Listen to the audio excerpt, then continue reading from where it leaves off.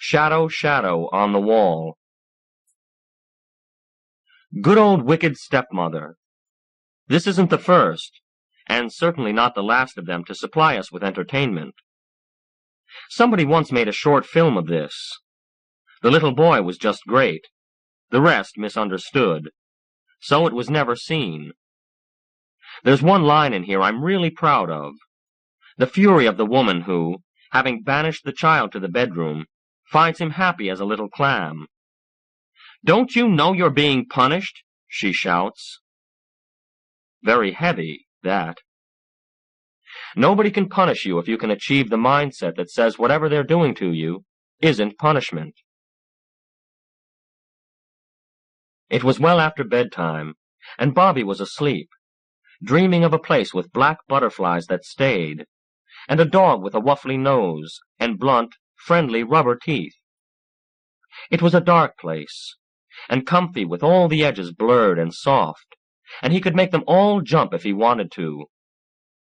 But then there was a sharp scythe of light that swept everything away, except in the shaded smoothness of the blank wall beside the door. Someone always lived there. And Mommy Gwen was coming into the room with a blaze of hallway behind her. She clicked the high-up switch, the one he couldn't reach, and room light came cruelly. Mommy Gwen changed from a flat, black, light-rimmed set of cardboard triangles to a night-lit, daytime sort of Mommy Gwen. Her hair was wide, and her chin was narrow. Her shoulders were wide, and her waist was narrow. Her hips were wide, and her skirt was narrow, and under it all were her two hard, silky sticks of legs. Her arms hung down from the wide tips of her shoulders, straight and elbowless when she walked. She never moved her arms when she walked. She never moved them at all unless she wanted to do something with them. "You're awake."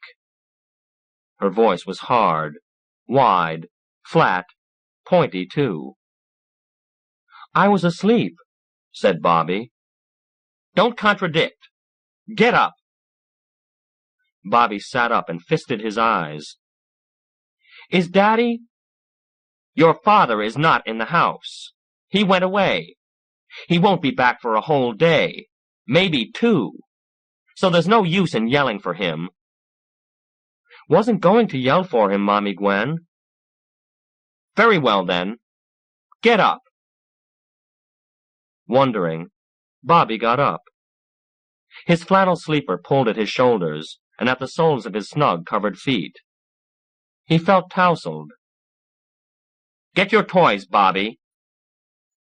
"What toys, Mommy Gwen?" Her voice snapped like wet clothes on the line in a big wind. "Your toys! All of them!" He went to the playbox and lifted the lid. He stopped, turned, stared at her. Her arms hung straight at her sides, as straight as her 2 level eyes under the straight shelf of brow. He bent to the playbox. Gollywick, Humpty Doodle, and the blocks came out. The starry, wormy piece of the old phonograph, the cracked sugar egg with the peephole girl in it, the cardboard kaleidoscope, and the magic set with the 7 silvery rings that made a trick he couldn't do, but Daddy could. He took them all out and put them on the floor. "Here," said Mommy Gwen. She moved one straight-line arm to point to her feet with one straight-line finger.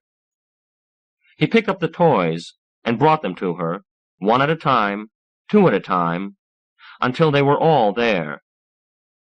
"Neatly, neatly," she muttered. She bent in the middle like a garage door, and did brisk things with the toys, so that the scattered pile of them became a square stack. "Get the rest," she said. He looked into the playbox, and took out the old wood-framed slate, and the mixed-up box of crayons, the English annual storybook, and an old candle, and that was all for the playbox. In the closet were some little boxing gloves, and a tennis racket with broken strings, and an old ukulele with no strings at all, and that was all for the closet. He brought them to her, and she stacked them with the others. "Those things, too," she said, and at last bent her elbow to point around. From the dresser came the 2 squirrels, and a monkey that Daddy had made from pipe cleaners, a small square of plate glass he had found on Henry Street, a clockwork top that sounded like a church talking, and the broken clock Jerry had left on the porch last week.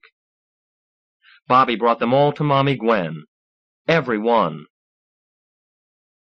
"Are you going to put me in another room?" "No, indeed." Mommy Gwen took up the neat stack of toys. It was tall in her arms. The top fell off and thunked on the floor, bounced, chased around in a tilted circle. "Get it," said Mommy Gwen. Bobby picked it up and reached it toward her. She stooped until he could put it on the stack, snug between the tennis racket and the box of crayons. Mommy Gwen didn't say thank you, but went away through the door, leaving Bobby standing, staring after her. He heard her hard feet go down the hall, heard the bump as she pressed open the guest room door with her knee. There was a rattle and click as she set his toys down on the spare bed, the one without a spread, the one with dusty blue ticking on the mattress. Then she came back again. "Why aren't you in bed?" She clapped her hands. They sounded dry, like sticks breaking. Startled, he popped back into bed and drew the covers up to his chin. There used to be someone who had a warm cheek and a soft word for him when he did that, but that was a long time ago. He lay with his eyes round in the light, looking at Mommy Gwen. "You've been bad," she said. "You broke a window in the shed, and you tracked mud into my kitchen, and you've been noisy and rude. So you'll stay right here in this room without your toys until I say you can come out. Do you understand me?" "Yes," he said. He said quickly because he remembered in time, "Yes, ma'am." She struck the switch swiftly, without warning, so that the darkness dazzled him, made him blink. But right away it was the room again, with the scythe of light, and the shaded something hiding in the top corner of the wall by the door.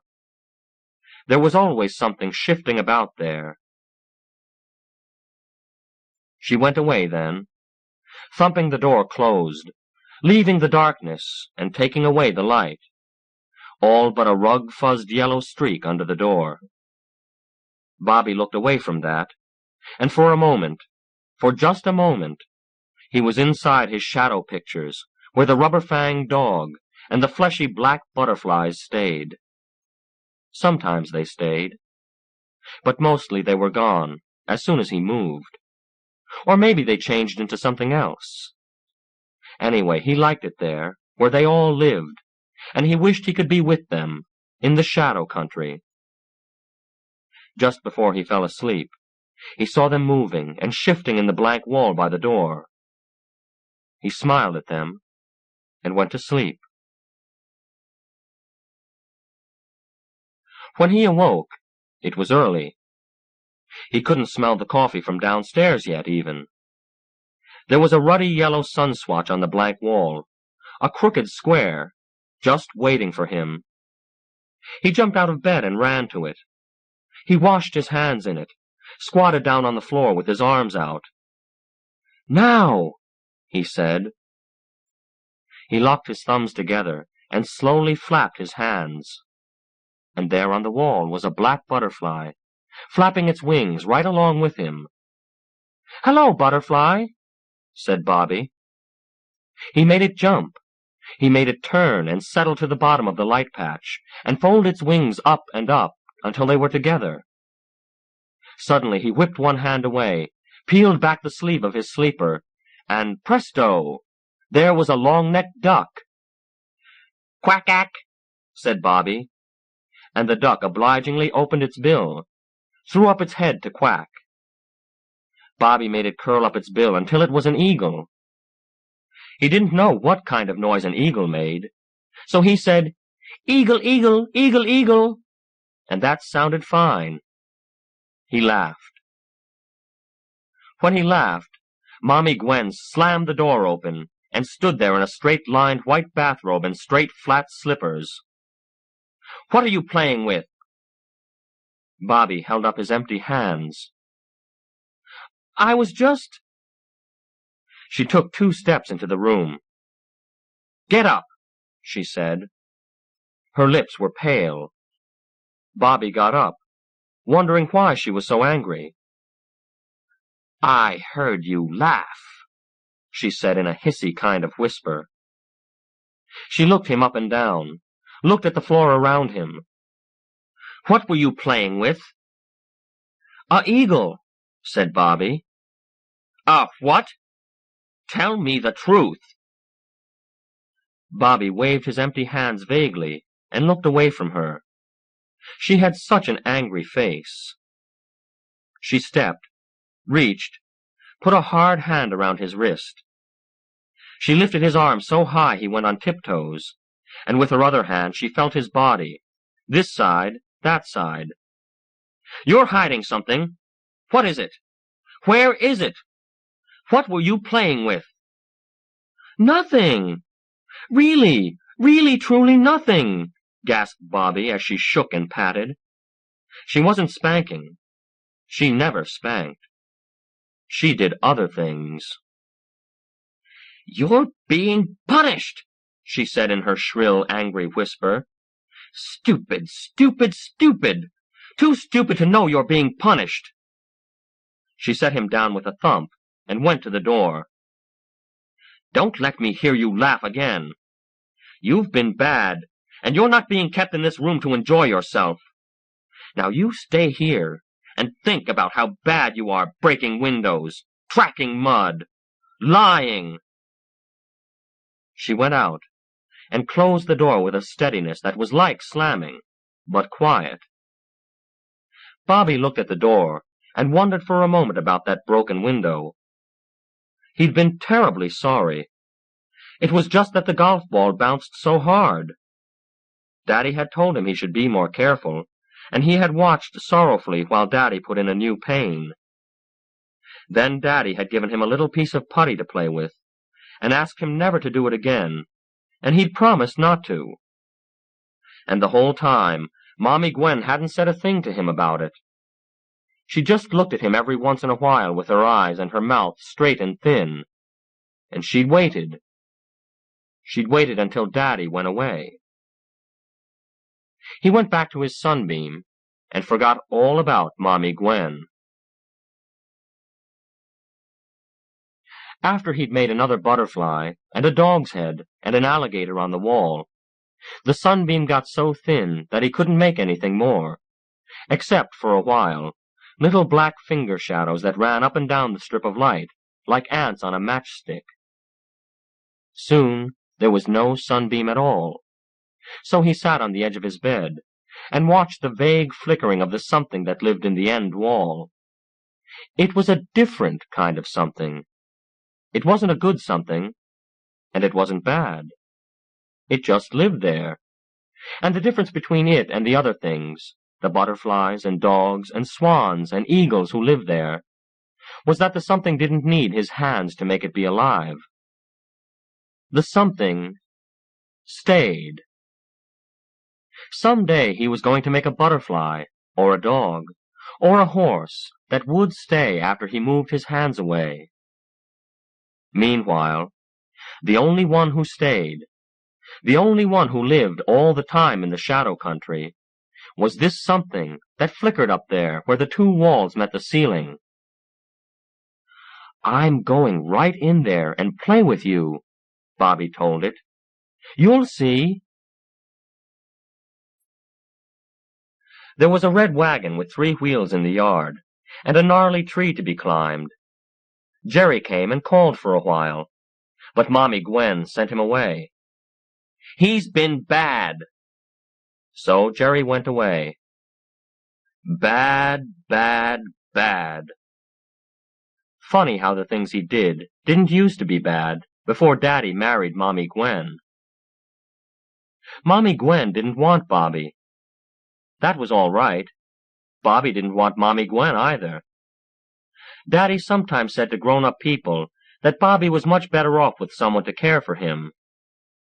Bobby could remember way back when he used to say that with his arm around Mommy Gwen's shoulders and his voice ringing. He could remember when Daddy said it quietly, from the other side of the room, with a voice like an angry, "I'm sorry." And now, Daddy hadn't said it at all for a long time.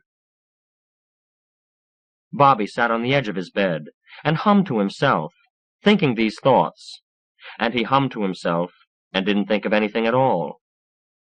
He found a ladybug crawling up the dresser and caught it the careful way, circling it with his thumb and finger so that it crawled up on his hand by itself. Sometimes when you pinched them up, they got busted. He stood on the windowsill and hunted until he found the little hole in the screen that the ladybug must have used to come in. He let the bug walk on the screen and guided it to the hole. It flew away, happy. The room was flooded with warm, dull light, reflected from the sparkly black shed roof, and he couldn't make any shadow country people at all, so he made them in his head until he felt sleepy. He lay down then and hummed softly to himself until he fell asleep. And through the long afternoon, the thing in the wall flickered and shifted and lived. At dusk, Mommy Gwen came back. Bobby may have heard her on the stairs. Anyway, when the door opened on the dim room, he was sitting up in bed, thumbing his eyes. The ceiling blazed. "What have you been doing?" "Was asleep, I guess. Is it night time?" "Very nearly. I suppose you're hungry." She had a covered dish. "What kind of an answer is that?" she snapped. "Yes, ma'am, I'm hungry, Mommy Gwen," he said rapidly. "That's a little better. Here." She thrust the dish at him. He took it, removed the top plate, and put it under the bowl. Oatmeal. He looked at it, at her. "Well?" "Thank you, Mommy Gwen." He began to eat with the teaspoon he had found hilt-deep in the gray-brown mess. There was no sugar on it. "I suppose you expect me to fetch you some sugar," she said after a time. "No'm," he said truthfully, and then wondered why her face went all angry and disappointed. "What have you been doing all day?" "Nothing. Playin'. Then I was asleep." "Little sluggard." Suddenly she shouted at him. "What's the matter with you? Are you too stupid to be afraid? Are you too stupid to ask me to let you come downstairs? Are you too stupid to cry? Why don't you cry?" He stared at her, round-eyed. "You wouldn't let me come down if I asked you," he said wonderingly. "So I didn't ask." He scooped up some oatmeal. "I don't feel like crying, Mommy Gwen. I don't hurt." "You're bad, and you're being punished, and it should hurt," she said furiously.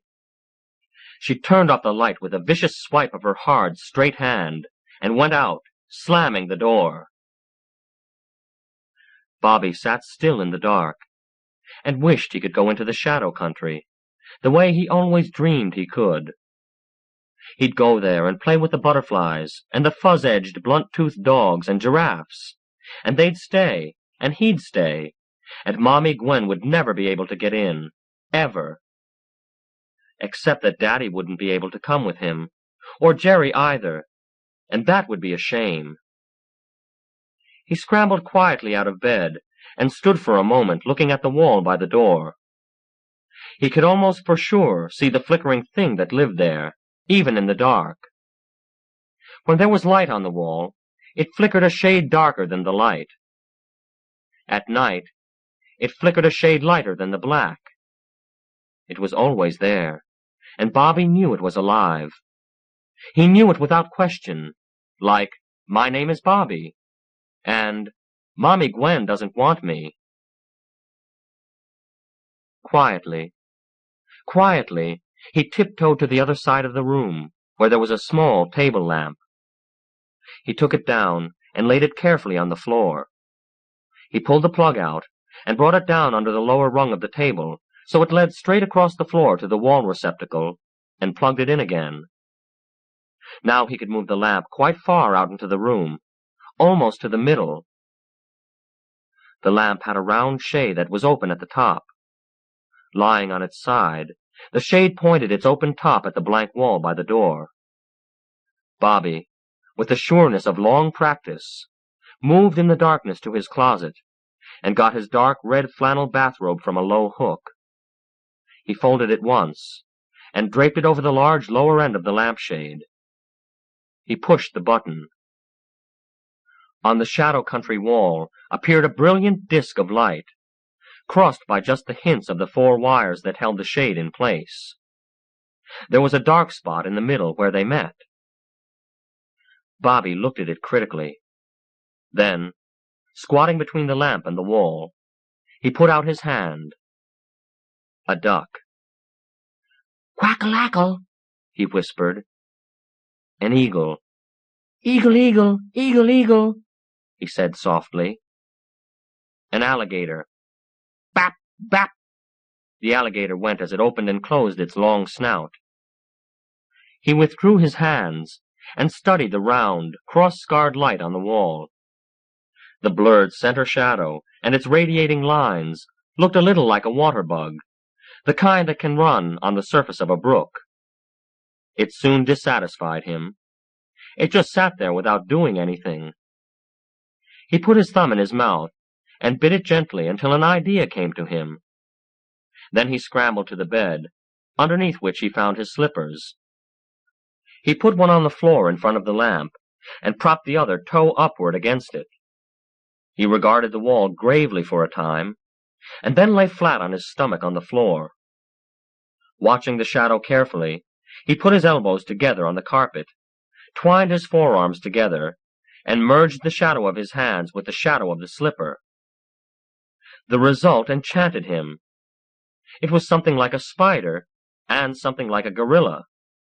It was a brand new something that no one had ever seen before. He writhed his fingers, and then held them still, and now the thing's knobby head had triangular, luminous eyes, and a jaw that swung, gaping. It had long arms for reaching, and a delicate whirl of tentacles. He moved the least little bit, and it wagged its great head and blinked at him. Watching it, he felt suddenly that the flickering thing that lived in the high corner had crept out and down toward the beast he had made, closer and closer to it until, whoosh! It noiselessly merged with the beast, an act as quick and complete as the marriage of raindrops on a window pane. Bobby crowed with delight. "Stay! Stay!" he begged. "Oh, stay there! I'll pet you. I'll give you good things to eat. Please stay! Please!" The thing glowered at him. He thought it would stay, but he didn't chance moving his hands away just yet. The door crashed open. The switch clicked. The room filled with an explosion of light. "What are you doing?" Bobby lay frozen, his elbows on the carpet in front of him, his forearms together, his hands twisted oddly. He put his chin on his shoulder so he could look at her standing there stiff and menacing. "I was just—" She swooped down on him. She snatched him up off the floor and plumped him down on the bed. She kicked and scattered his slippers. She snatched up the lamp, pulling the cord out of the wall with the motion. "You were not to have any toys," she said in a hissing voice. "That means you were not to make any toys. For this, you'll stay in here for— What are you staring at?" Bobby spread his hands and brought them together ecstatically, holding tight. His eyes sparkled, and his small white teeth peeped out so they could see what he was smiling at. "He stayed!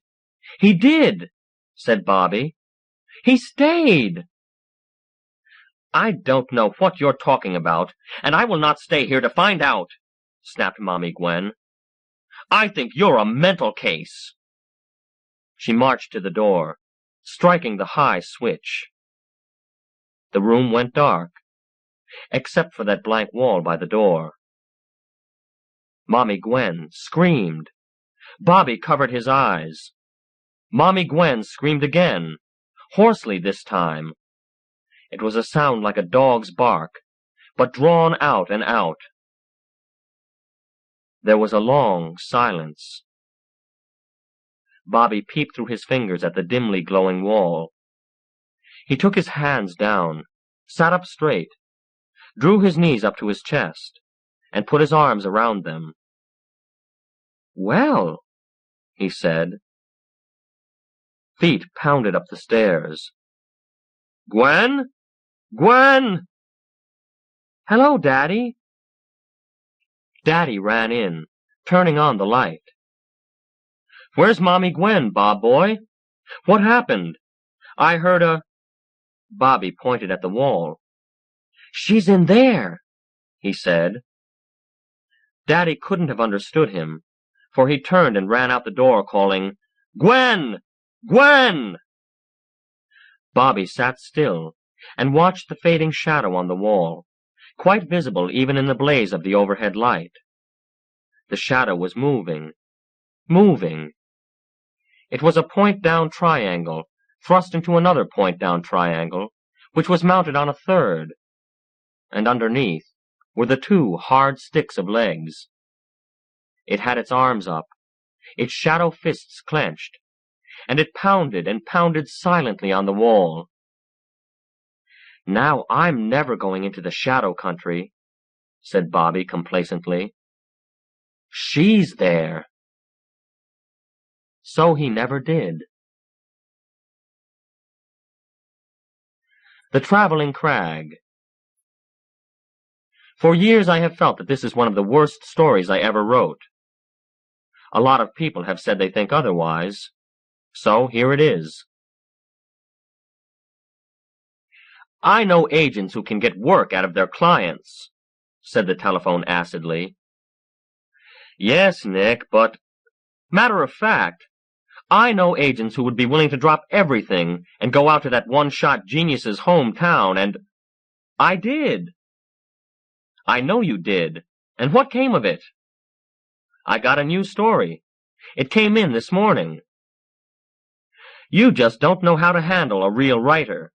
All you have to do is—" "You what?" "I got a new story. I have it right here." A pause. "A new Sig Weiss story? No kidding?" "No kidding." The telephone paused a moment again, as if to lick its lips. "I was saying to Joe just yesterday that if there's an agent in town who can pry work out of a prima donna like Weiss, it's good old Chrisley Post. Yes, sir. Joe thinks a lot of you, Chris. Says you can take a joke better than— How long is the story?" 9,000. 9,000. I've got just the spot for it. By the way, did I tell you I can pay an extra cent a word now? For Weiss, maybe a cent and a half. You hadn't told me. Last time we talked rates, you were overstocked. You wouldn't pay more than— Aw, now, Chris, I was just— Goodbye, Nick. Wait! When will you send— Goodbye, Nick. It was quiet in the office of Chrisley Post. Articles, fiction, photographs. Then Naomi snickered. "What's funny?" "Nothing's funny. You're wonderful. I've been waiting 4 years to hear you tell an editor off, particularly that one. Are you going to give him the story?" "I am not." "Good. Who gets it? The slicks? What are you going to do? Sell it to the highest bidder?" Naomi, have you read it? No. I gave it to you as soon as it came in. I knew you'd want to. Read it. What? Now? Right now. She took the manuscript and carried it to her desk by the window. Corny title, she said. Corny title, he agreed. He sat glumly, watching her. She was too small to be so perfectly proportioned, and her hair was as soft as it looked, which was astonishing. She habitually kept him at arm's length, but her arms were short. She was loyal, arbitrary, and underpaid, and she ran the business, though neither of them would admit it aloud. He thought about Sig Weiss. Every agent has a Sig Weiss, as a rosy dream. You sit there day after day, paddling through oceans of slush, hoping one day to run across a manuscript that means something. Sincerity, integrity, high word rates, things like that. You try to understand what editors want, in spite of what they say they want, and then you try to tell it to writers who never listen unless they're talking. You lend them money, and psychoanalyze them, and agree with them when they lie to themselves. When they write stories that don't make it, it's your fault. When they write stories that do make it, they did it by themselves. And when they hit the big time, they get themselves another agent. In the meantime, nobody likes you. Real stiff opening, said Naomi. Real stiff, Chris nodded. And then it happens. In comes a manuscript with a humble little covering note that says, "This is my first story, so it's probably full of mistakes that I don't know anything about. If you think it has anything in it, I'll be glad to fix it up any way you say." And you start reading it, and the story grabs you by the throat, shakes your bones, puts a heartbeat into your lymph ducts, and finally slams you down gasping, weak, and oh so happy. So you send it out, and it sells on sight, and the editor calls up to say thanks in an awed voice, and tells an anthologist, who buys reprint rights even before the yarn is published, and rumors get around, and you sell radio rights, and TV rights, and Portuguese translation rights. And the author writes you another note, and that claims volubly that if it weren't for you, he'd never have been able to do it. That's the agent's dream. And that was Chris Post's boy, Sig Weiss, and the Traveling Crag. But, like all dream plots, this one contained a sleeper, a rude awakening. Offers came in, and Chris made promises, and waited. He wrote letters. He sent telegrams. He got on the long-distance phone. To a neighbor's house. Weiss had no phone. No more stories. So he went to see Weiss. He lost 6 days on the project. It was Naomi's idea. "He's in trouble," she announced, as if she knew for sure. "Anyone who can write like that is sensitive. He's humble, and he's generous, and he's probably real shy, and real good-looking. Someone's victimized him, that's what. Someone's taken advantage of him. Chris, go on out there and find out what's the matter." "All the way out to Turnville? My God, woman, do you know where that is? Besides, who's going to run things around here?" As if he didn't know. "I'll try, Chris. But you've got to see what's the matter with Sig Weiss. He's the greatest thing that ever happened around here." "I'm jealous," he said, because he was jealous. "Don't be silly," she said, because he wasn't being silly. So out he went. He missed connections, and spent one night in a depot, and had his portable typewriter stolen, and found he'd forgotten to pack the brown shoes that went with the brown suit. He brushed his teeth once with shaving cream, and took the wrong creaking rural bus, and had to creak into an impossibly authentic small town, and creak out again on another bus. Turnville was a general store with gasoline pumps outside, and an abandoned milk shed across the road, and Chris wasn't happy when he got there. He went into the general store to ask questions. The proprietor was a triumph of typecasting. "What can I do for you, young feller? Shay, you're from the city, ain't you? Hey!" Chris fumbled vaguely with his lapels, wondering if someone had pinned a sign on him. "I'm looking for someone called Sig Weiss. Know him?" "Sure do. Meanest bastard ever lived.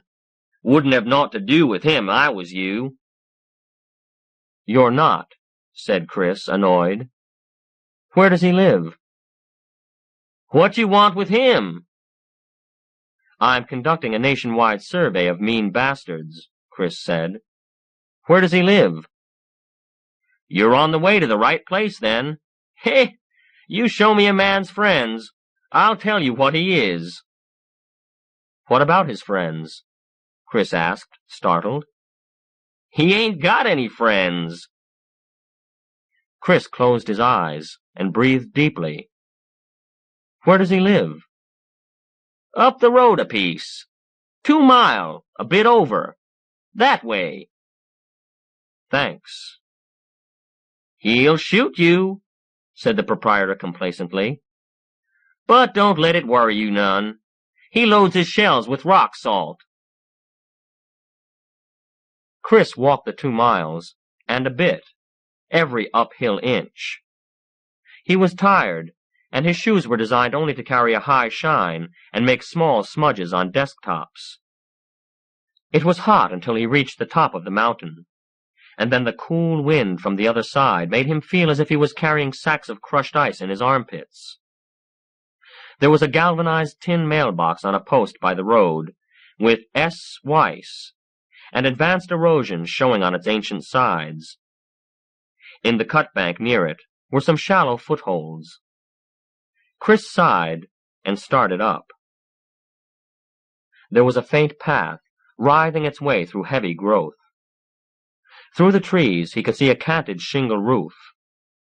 He had gone about 40 feet when there was a thunderous explosion, and shredded greenery settled about his head and shoulders. Sinking his teeth into his tongue, he turned and dove headfirst into a tree bole, and the lights went out. A fabulous headache was fully conscious before Chris was. He saw it clearly before it moved around behind his eyes. He was lying where he had fallen. A rangy youth with long, narrow eyes was squatting 10 feet away. He held a ready shotgun under his arm and on his wrist, while he deftly went through Chris's wallet. "Hey!" said Chris. The man closed the wallet and threw it on the ground by Chris's throbbing head. "So, you're Chrisley Post," said the man, in a disgusted tone of voice. Chris sat up and groaned. You're not Sig Weiss." "I'm not?" asked the man pugnaciously. Okay, said Chris tiredly. He picked up his wallet and put it away, and, with the aid of the tree trunk, got to his feet. Weiss made no move to help him, but watchfully rose with him. Chris asked, "Why the artillery?" "I got a permit," said Weiss. "This is my land. Why not? Don't go blaming me because you ran into a tree. What do you want?" "I just wanted to talk to you. I came a long way to do it. If I'd known you'd welcome me like this, I wouldn't have come." "I didn't ask you to come." "I'm not going to talk sense if I get sore," said Chris quietly. "Can't we go inside? My head hurts." Weiss seemed to ponder this for a moment. Then he turned on his heel, grunted, "Come," and strode toward the house. Chris followed painfully. A gray cat slid across the path and crouched in the long grass. Weiss appeared to ignore it, but as he stepped by, his right leg lashed out sidewise and lifted the yowling animal into the air. It struck a tree trunk and fell to lie dazed. Chris let out an indignant shout and went to it. The cat cowered away from him, gained its feet, and fled into the woods, terrified. "Your cat?" asked Weiss coldly. "No, but damn if it isn't your cat, why worry?" Weiss walked steadily on toward the house. Chris stood for a moment, shock and fury roiling in and about his headache, and then followed. Standing there or going away would accomplish nothing. The house was old, small, and solid. It was built of fieldstone, and the ceilings were low and heavy-beamed. Overlooking the mountainside was an enormous window, bringing in a breathtaking view of row after row of distant hills. The furniture was rustic and built to be used. There was a fireplace with a crane, also more than ornamental. There were no drapes, no couch covers, or flamboyant upholstery. There was comfort, but austerity was the key note. "May I sit down?" Chris asked caustically. "Go ahead," said Weiss. "You can breathe, too, if you want to." Chris sat in a large, split-twig chair that was infinitely more comfortable than it looked. "What's the matter with you, Weiss?" "Nothing the matter with me." "What makes you like this? Why the chip on your shoulder? Why this shoot first, ask questions afterward attitude? What's it get you?" "Gets me a life of my own. Nobody bothers me but once. They don't come back. You won't." "That's for sure," said Chris fervently. "But I wish I knew what's eating you. No normal human being acts like you do." "That's enough," said Weiss very gently, and Chris knew how very seriously he meant it. "What I do, and why, is none of your business. What do you want here, anyhow?" "I came to find out why you're not writing. That's my business. You're my client, remember?" "You're my agent," he said. "I like the sound of it better that way." Chris made an Olympian effort and ignored the remark. "The Traveling Crag churned up quite a stir. You made yourself a nice piece of change. Write more, you'll make more. Don't you like money?" "Who doesn't? You got no complaints out of me." "Fine. Then what about some more copy?" "You'll get it when I'm good and ready." "Which is how soon?" "How do I know?" Weiss barked. "When I feel like it, whenever that is." Chris talked then at some length. He told Weiss some of the ins and outs of publishing. He explained how phenomenal it was that a pulp sale should have created such a turmoil, and pointed out what could be expected in the slicks and Hollywood. "I don't know how you've done it, but you've found a short line to the heavy sugar. But the only way you'll ever touch it is to write more." All right, Weiss said at last. "You've sold me. You'll get your story. Is that what you wanted?" "Not quite." Chris rose. He felt better, and he could allow himself to be angry now that the business was taken care of.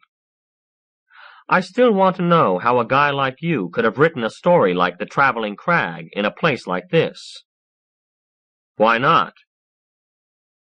Chris looked out at the rolling blue distance. "That story had more sheer humanity in it than anything I've ever read. It was sensitive and, damn it, it was a kind story. I can usually visualize who writes the stuff I read. I spend all my time with writing and writers. That story wasn't written in a place like this. And it wasn't written by a man like you." "Where was it written?" asked Weiss in his very quiet voice. "And who wrote it?" "Aw, put your dukes down," said Chris tiredly, and with such contempt that he apparently astonished Weiss. "If you're going to jump salty over every little thing that happens, what are you going to do when something big comes along, and you've already shot your bolt?" Weiss did not answer, and Chris went on. "I'm not saying you didn't write it. All I'm saying is that it reads like something dreamed up in some quiet place that smelled like flowers and good clean sweat. Some place where everything was right, and nothing was sick or off balance. And whoever wrote it suited that kind of a place. It was probably you, but you sure have changed since." "You know a hell of a lot, don't you?" The soft growl was not completely insulting, and Chris felt that in some obscure way he had scored. Then Weiss said, "Now get the hell out." "Real glad to," said Chris. At the door he said, "Thanks for the drink." When he reached the cut bank, he looked back. Weiss was standing by the corner of the house, staring after him. Chris trudged back to the crossroads called Turnville, and stopped in at the general store. "Shay," said the proprietor, "looks like a tree reached down and whopped you. Hey!" "Hey," said Chris. "One did. I called it a son of a beach." The proprietor slapped his knee and wheezed, "Shay, that's a good 'un. Come out back, young feller, while I put some snake oil on your head. Like some cold beer?" Chris blessed him noisily. The snake oil turned out to be a benzocaine ointment that took the pain out instantly, and the beer was a transfusion. He looked at the old man with new respect. "Had a bad time up on the hill?" asked the oldster. "No worse than sharing an undershirt with a black widow spider," said Chris. "What's the matter with that character?" "Nobody rightly knows," said the proprietor. "Came up here about 8 years ago. Always been that way. Some say the war did it to him, but I knew him before he went overseas, and he was the same. He just don't like people is all. Old Tom Sackett drives the RFD wagon. He says Weiss was weaned off a gallbladder to a bottle of vinegar. Hey!" "Hey," said Chris. "How's he live?" "Gets a check every month. Some trust company. I cash 'em. Not much, but enough. He don't do nothin'. Hunts a bit, roams these hills a whole lot. Reads. Heh! He's no trouble, though. Stays on his own reservation. Just don't want folks barreling in on him. Here comes your bus." "My God," said Naomi. "You're addressing me?" he asked. She ignored him. "Listen to this." Jets blasting, Bat Durston came screeching down through the atmosphere of Bliznaj, a tiny planet 7 billion light-years from Sol. He cut out his super-hyper drive for the landing, and at that point a tall, lean spaceman stepped out of the tail assembly, proton gun blaster in a space-tanned hand. "Get back from those controls, Bat Durston," the tall stranger lipped thinly. "You don't know it, but this is your last space trip." She looked up at him dazedly. "That's Sig Weiss?" "That's Sig Weiss." "The same Sig Weiss?" "The very same. Leaf through that thing, Naomi. 9 bloody 1,000 words of it, and it's all like that. Go on, read it." "No," she said. It was not a refusal, but an exclamation. "Are you going to send it out?" "Yes, to Sig Weiss. I'm going to tell him to roll it and stuff it up his shotgun. Honey, we have a one-shot on our hands. It's impossible, she blazed. Chris, you can't give him up just like that. Maybe the next one. Maybe you can. Maybe you're right at that, she finished, glancing back at the manuscript. He said tiredly, Let's go eat. No, you have a lunch. I have?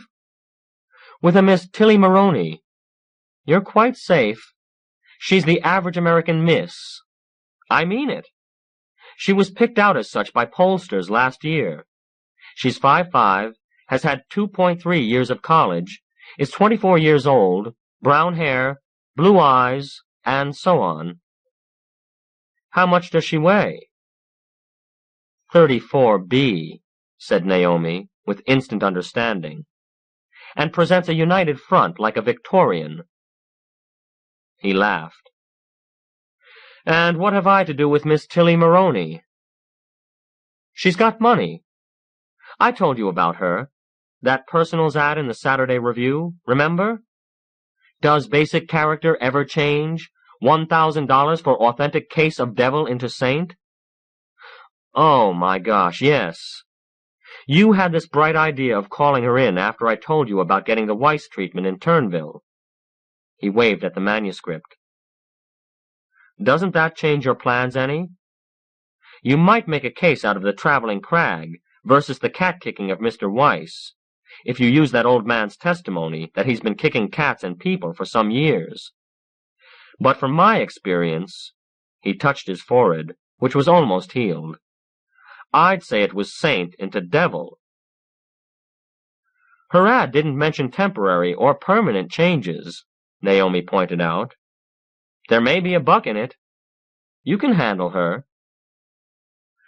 Thanks just the same. But let me see what she looks like before I do any such thing. Personally, I think she's a crank. A mystic, maybe.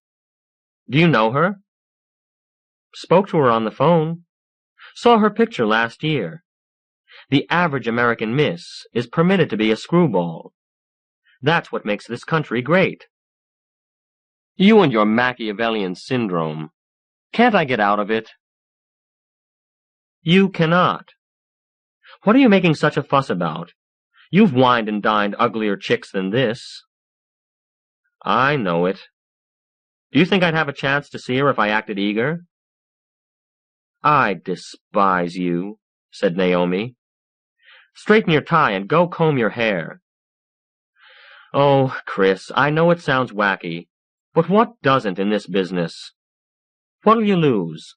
The price of a lunch? I might lose my honor. Authors' agents have no honor. As my friend in the general store is wont to remark, Hey! What protects you, little one? My honor, replied Naomi. The brown hair was neat, and so was the tailored brown suit that matched it so well. The blue eyes were extremely dark. The rest well befit her average miss title, except for her voice, which had the pitch of a husky one, while being clear as tropical shoals. Her general air was one of poised shyness. Chris pulled out a restaurant chair for her, which was a tribute. He felt impelled to do that about 1 time in 7. You think I'm a crank, she said when they were settled with a drink. Do I? You do, she said positively. He did, too. Well, he said, your ad did make it a little difficult to suspend judgment. She smiled with him. She had good teeth. I can't blame you, or the 800-odd other people who answered. Why is it $1,000 is so much more appealing than such an incredible thought as a change from basic character? I guess because most people would rather see the change from $1,000. He was pleased to find she had the rare quality of being able to talk coherently while she laughed. She said, You are right. One of them wanted to marry me so I could change his character. He assured me that he was a regular devil. But tell me about this case of yours. He did, in detail. Sig Weiss's incredible short story, its wide impact, its deep call on everything that is fine and generous in everyone who read it. And then he described the man who had written it. In this business, you run into all kinds of flukes, he said. A superficial, tone-deaf, materialistic character will sit down and write something that positively sings. You read the story, you know the guy, and you say he couldn't have written it. But you know he did. I've seen that time after time, and all it proves is that there are more facets to a man than you see at first. Not that there's any real change in him. But Weiss, I'll admit that in his case, the theory has got to be stretched to explain it. I'll swear a man like him simply could not contain the emotions and convictions that made the Traveling Crag what it is. I've read it, she said. He hadn't noticed her lower lip was so full. Perhaps it hadn't been a moment ago. It was a beautiful thing. Now, tell me about this ad of yours. Have you found such a basic change, devil into saint? Or do you just hope to? I don't know of any such case, she admitted, but I know it can happen. How? She paused. She seemed to be listening. Then she said, I can't tell you. I know something that can have that effect, that's all. I'm trying to find out where it is. I don't understand that. You don't think Sig Weiss was under such an influence, do you? I'd like to ask him. I'd like to know if the effect was at all lasting. Not so you'd notice it, he said glumly. He gave me that bouncing around after he wrote The Traveling Crag, not before. Not only that, he told her about the latest story. Do you suppose he wrote that under the same circumstances as The Traveling Crag? I don't see why not. He's a man of pretty regular habits. He probably— Wait a minute. Just before I left, I said something to him. Something about— He drummed on his temples. Something about the crag reading as if it had been written in a different place, by a different person. And he didn't get sore. He looked at me as if I were a swami. Seems I hit the nail right on the thumb. The listening expression crossed her smooth face again. She looked up, startled. Has he got any— She closed her eyes, straining for something. Has he a radio? I mean, a shortwave set, a transmitter, diathermy, a fever cabinet, any, RF generator of any kind? What in time made you ask that? She opened her eyes and smiled shyly at him. It just came to me. Saving your presence, Miss Moroney, but there are moments when you give me the creeps, he blurted. I'm sorry. I guess I shouldn't have said that, but— It's all right, she said warmly.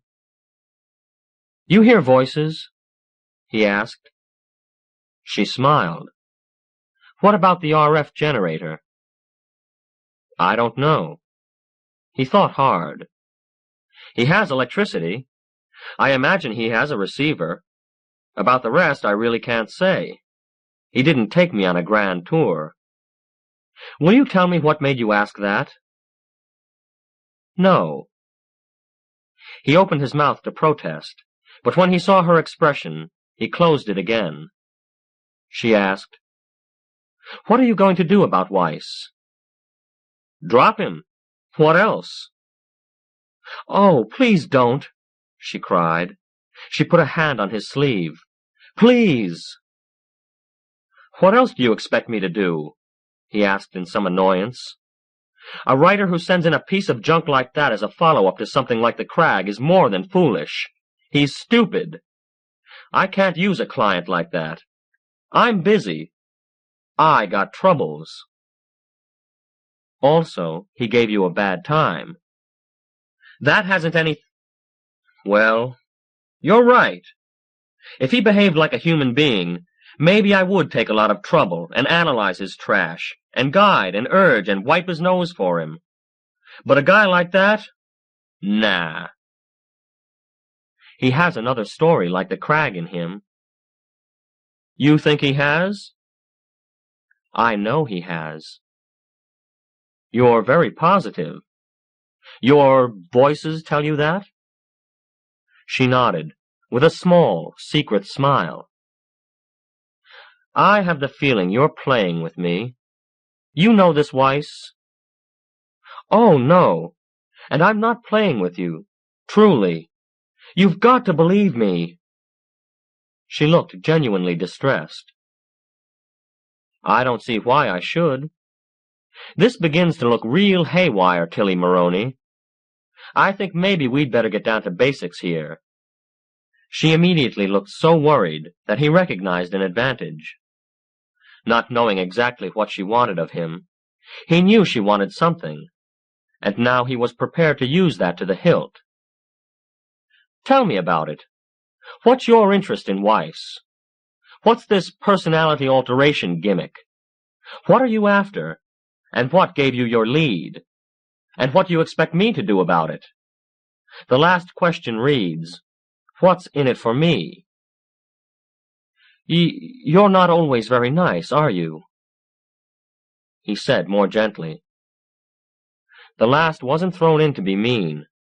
It was an appeal to your good sense to appeal to my sincerity. You can always judge sincerity, your own or anyone else's, by finding out what's in it for the interested party. Altruism and real sincerity are mutually exclusive. Now talk. I mean, talk, please. Again, that extraordinary harking expression. Then she drew a deep breath. I've had an awful time, she said. Awful. You can't know. I've answered letters and phone calls. I've met cranks and wolves and religious fanatics who have neat little dialectical capsules all packed and ready to make saints out of devils. They all yap about proof. Sometimes it's themselves, and sometimes it's someone they know.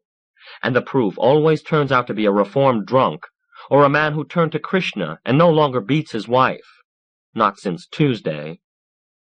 She stopped for breath, and half smiled at him, and angrily, he felt a warm surge of liking for her. She went on.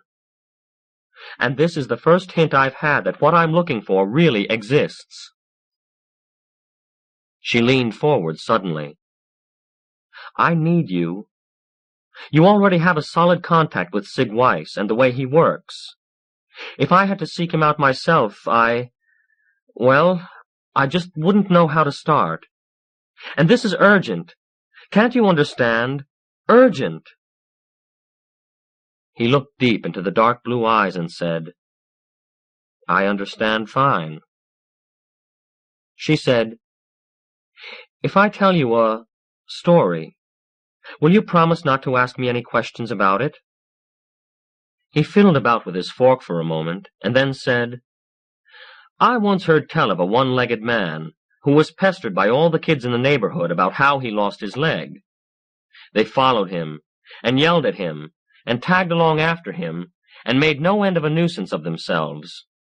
So one day he stopped and gathered them all around him, and asked if they really wanted to know how he lost his leg. And they all chorused, yes. And he wanted to know if he told them, would they stop asking him, and they all promised faithfully that they would stop. All right, he said. It was bit off. And he turned and stumped away. As to the promise you want, no. She laughed ruefully. All right. I'll tell you the story anyway. But you've got to understand that it isn't the whole story, and that I'm not at liberty to tell the whole story. So please don't pry too hard. He smiled. He had, he noticed in her eyes, a pretty nice smile. "I'll be good." "All right. You have a lot of clients who write science fiction, don't you?" "Not a lot. Just the best," he said modestly. She smiled again. Two curved dimples put her smile in parenthesis. He liked that. She said, "Let's say this is a science fiction plot. How to begin?" "Once upon a time?" he prompted.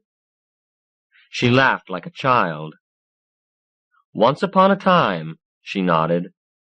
"There was a very advanced humanoid race in another galaxy. They had had wars, lots of them. They learned how to control them, but every once in a while things would get out of hand, and another, and worse, war would happen. They developed weapon after weapon, things which make the H-bomb like a campfire in comparison. They had planet smashers. They could explode a sun. They could do things we can only dimly understand. They could put a local warp in time itself, or unify the polarity in the gravitomagnetic field of an entire solar system." "Does this gobbledygook come easy to you?" he asked. "It does just now," she answered shyly. "Anyway, they developed the ultimate weapon, one which made all the others obsolete. It was enormously difficult to make, and only a few were manufactured. The secret of making it died out, and the available stocks were used at one time or another. The time to use them is coming again, and I don't mean on Earth. The little fuses we have are flea hops. This is important business." Now, a cargo ship was traveling between galaxies on hyperspatial drive. In a crazy, billion-to-1 odds accident, it emerged into normal space, smack in the middle of a planetoid. It wasn't a big one. The ship wasn't atomized, just wrecked. It was carrying one of these super weapons. It took thousands of years to trace it, but it has been traced. The chances are strong that it came down on a planet. It's wanted.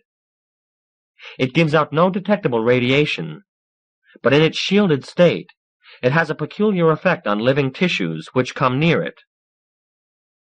Devils into saints? The effect is peculiar. Now, she held up fingers. If the nature of this object were known, and if it fell into the wrong hands, the effect here on Earth could be dreadful. There are megalomaniacs on Earth so unbalanced that they would threaten even their own destruction unless their demands were met. Point 2.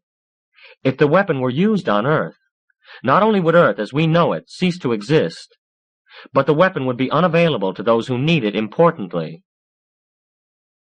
Chris sat staring at her, waiting for more. There was no more. Finally, he licked his lips and said, "You're telling me that Sig Weiss has stumbled across this thing?" "I'm telling you a science fiction plot." "Where did you get your information?" "It's a science fiction story." He grinned suddenly, widely. "I'll be good," he said again. "What do you want me to do?" Her eyes became very bright. "You aren't like most agents," she said. "When I was in a British colony, the English used to say to me, every once in a while, 'You aren't like most Americans.' I always found it slightly insulting." "All right. What do you want me to do?" She patted his hand. "See if you can make Weiss write another Traveling Crag. If he can, then find out exactly how and where he wrote it, and let me know." They rose.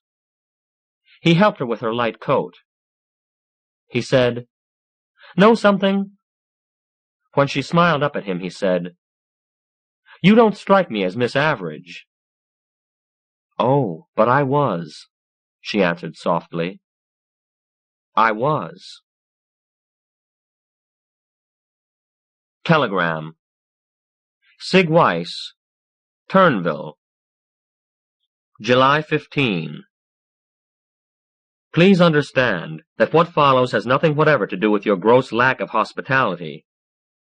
I realize that your way of life on your own property is justified in terms of me, an intruder. I am forgetting the episode. I assume you already have. Now to business. Your last manuscript is the most utterly insulting document I have seen in 14 professional years. To insult one's agent is standard operating procedure. To insult oneself is inexcusable, and brother, you've done it. Sit down and read the story through, if you can, and then reread the Traveling Crag. You will not need my criticism. My only suggestion to you is to duplicate exactly the circumstances under which you wrote your first story. Unless, and until you do this, we need have no further correspondence. I accept your sincere thanks for not submitting your second story anywhere. Chrisley Post. Naomi whistled. Really? A straight telegram? What about a night letter? Chris smiled at the place where the wall met the ceiling. Straight rate. Yes, master. She wielded a busy pencil. That's costing us $13.75, sir, she said at length, plus tax. Grand total, $17.46. Chris, you have a hole in your head. If you know of a better hole, go to it, he quoted dreamily. She glared at him, reached for the phone, and continued to glare as she put the telegram on the wire. In the next 2 weeks, Chris had lunch 3 times with Tilly Maroney, and dinner once. Naomi asked for a raise. She got it, and was therefore frightened. Chris returned from the third of these lunches, which was the day after the dinner, whistling. He found Naomi in tears. Hey, what's happening here? You don't do that kind of thing, remember? He leaned over her desk. She buried her face in her arms and boo-hooed lustily. He knelt beside her and put an arm around her shoulders. There, he said, patting the nape of her neck. Take a deep breath and tell me about it. She took a long, quavering breath, tried to speak, and burst into tears again. Fire. What? She swallowed with difficulty, then said, Fire of heaven, and wailed. What? He yelled. I thought you said fire of heaven. She blew her nose and nodded. I did, she whispered. Here. She dumped a pile of manuscript in front of him and buried her face in her arms again. Leave me alone. In complete bewilderment, he gathered up the typewritten sheets and took them to his desk. There was a covering letter. Dear Mr. Post, there will never be a way for me to express my thanks to you, nor my apologies for the way I treated you when you visited me. I am willing to do anything in my power to make amends. Knowing what I do of you, I think you would be most pleased by another story written the way I did the Crag. Here it is. I hope it measures up. If it doesn't, I earnestly welcome any suggestions you may have to fix it up. I am looking forward very much indeed to meeting you again under better circumstances. My house is yours when you can find time to come out, and I do hope it will be soon. Sincerely, S.W. With feelings of awe, well mixed with astonishment, Chris turned to the manuscript. Fire of Heaven, by Sig Weiss, it was headed. He began to read. For a moment, he was conscious of Naomi's difficult and diminishing sniffs, and then he became completely immersed in the story. 20 minutes later, his eyes, blurred and smarting, encountered the end. He propped his forehead on one palm and rummaged clumsily for his handkerchief. Having thoroughly mopped and blown, he looked across at Naomi. Her eyes were red-rimmed and still wet. "Yes?" she said. "Oh, my God, yes," he answered.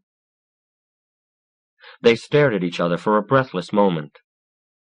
Then she said in a soprano near whisper, "Fire of—" and began to cry again. "Cut it out," he said hoarsely. When he could, he got up and opened the window. Naomi came and stood beside him. "You don't read that," he said after a time. "It happens to you." She said, "What a tragedy! What a beautiful, beautiful tragedy!"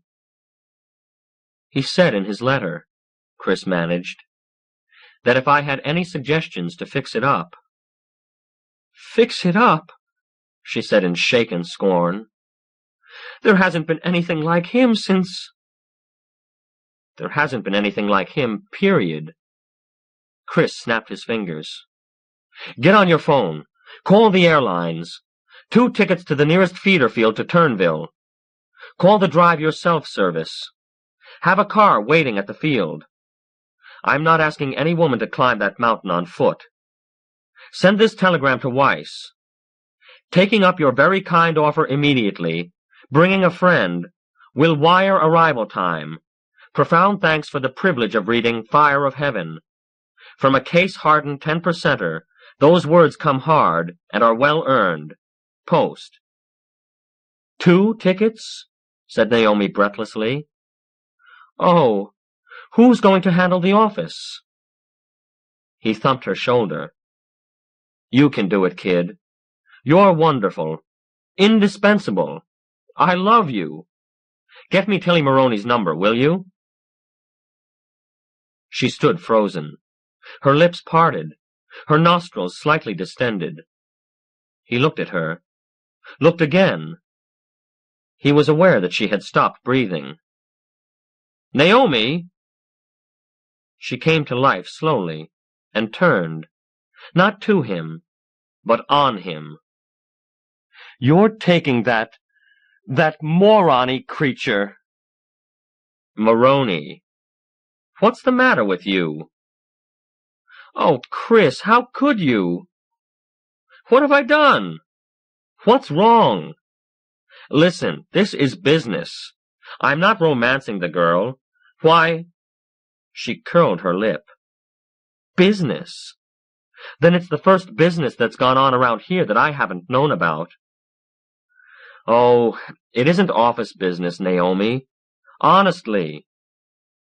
"Then there's only one thing it could be." Chris threw up his hands. "Trust me this once." "Say, why should it eat you so much, even if it was monkey business, which it isn't?" "I can't bear to see you throw yourself away." "You? I didn't know you felt—" "Shut up!" she roared. "Don't flatter yourself. It's just that she's average, and so are you. And when you add an average to an average, you've produced nothing." He sat down at his desk with a thump and reached for the phone, very purposefully. But his mind was in such a tangle at the moment that he didn't know what to do with the phone once it was in his hands, until Naomi stormed over and furiously dropped a paper in front of him. It had Tilly's number on it. He grinned at her stupidly and sheepishly, and dialed. By this time, Naomi was speaking to the airline's office, but he knew perfectly well she could talk and listen at the same time.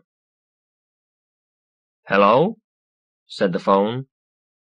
I'll, he said, watching Naomi's back stiffen. He spun around in his swivel chair so he could talk facing the wall. "Hello?" said the phone again. "Tilly, Weiss found it, he wrote another story, it's a dream, he invited me down and I'm going and you're coming with me, he blurted. I beg your... Chris, is anything the matter? You sound so strange. Never mind that, he said. He repeated the news more coherently, acutely conscious of Naomi's attention to every syllable. Tilly uttered a cry of joy and promised to be right over. He asked her to hang on and forced himself to get the plane departure from Naomi. Pleading packing and business odds and ends, he asked her to meet him at the airport. She agreed, for which he was very thankful. The idea of her walking into the office just now was more than he could take. Naomi had done her phoning and was in a flurry of effort involving her files, which had always been a mystery to Chris. She kept bringing things over to him. Sign these. You promised to drop Rogers a note about this. What do you want done about Barilla's scripts? Until he was snowed under. Hold it! These things can wait. No, they can't, she said icily. I wouldn't want them on my conscience. You see, this is my last day here. You're... Naomi! You can't quit! You can't! I can, and I am, and I do. Check this list. Naomi, I won't listen. My mind's made up. All right, then. I'll manage. But it's a shame about Fire of Heaven. Such a beautiful job. And here it must sit until I get back. I did want you to market it. You'd trust me to market that story? Her eyes were huge. No one else. There isn't anyone who knows the market better, or who would make a better deal. I trust you with it absolutely. After you've done that one last big thing for me, go then, if you'll be happier somewhere else. Chrisley Post, I hate you and despise you. You're a fiend and a spider. Thank you. I'll never forget you for this. I'll type up 4 originals and sneak them around. Movies, of course. What a TV script! And radio, let's see, 3 British outfits can bid against each other. You're doing this on purpose to keep me from leaving.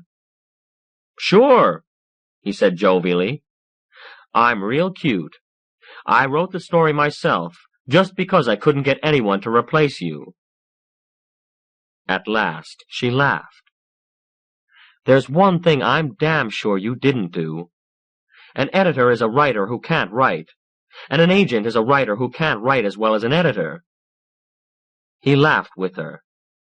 He bled, too, but it was worth it, to see her laughing again. The plane trip was pleasant. It lasted a long time. The ship set down every 45 minutes or so all the way across the country. Chris figured it was the best Naomi could do on short notice. But it gave them lots of time to talk, and talking to Tilly was a pleasure. She was intelligent and articulate, and had read just as many of his favorite books as he had of hers.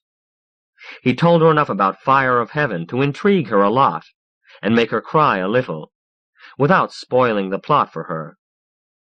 They found music to disagree about, and shared a view of a wonderful lake down through the clouds, and all in all, it was a good trip.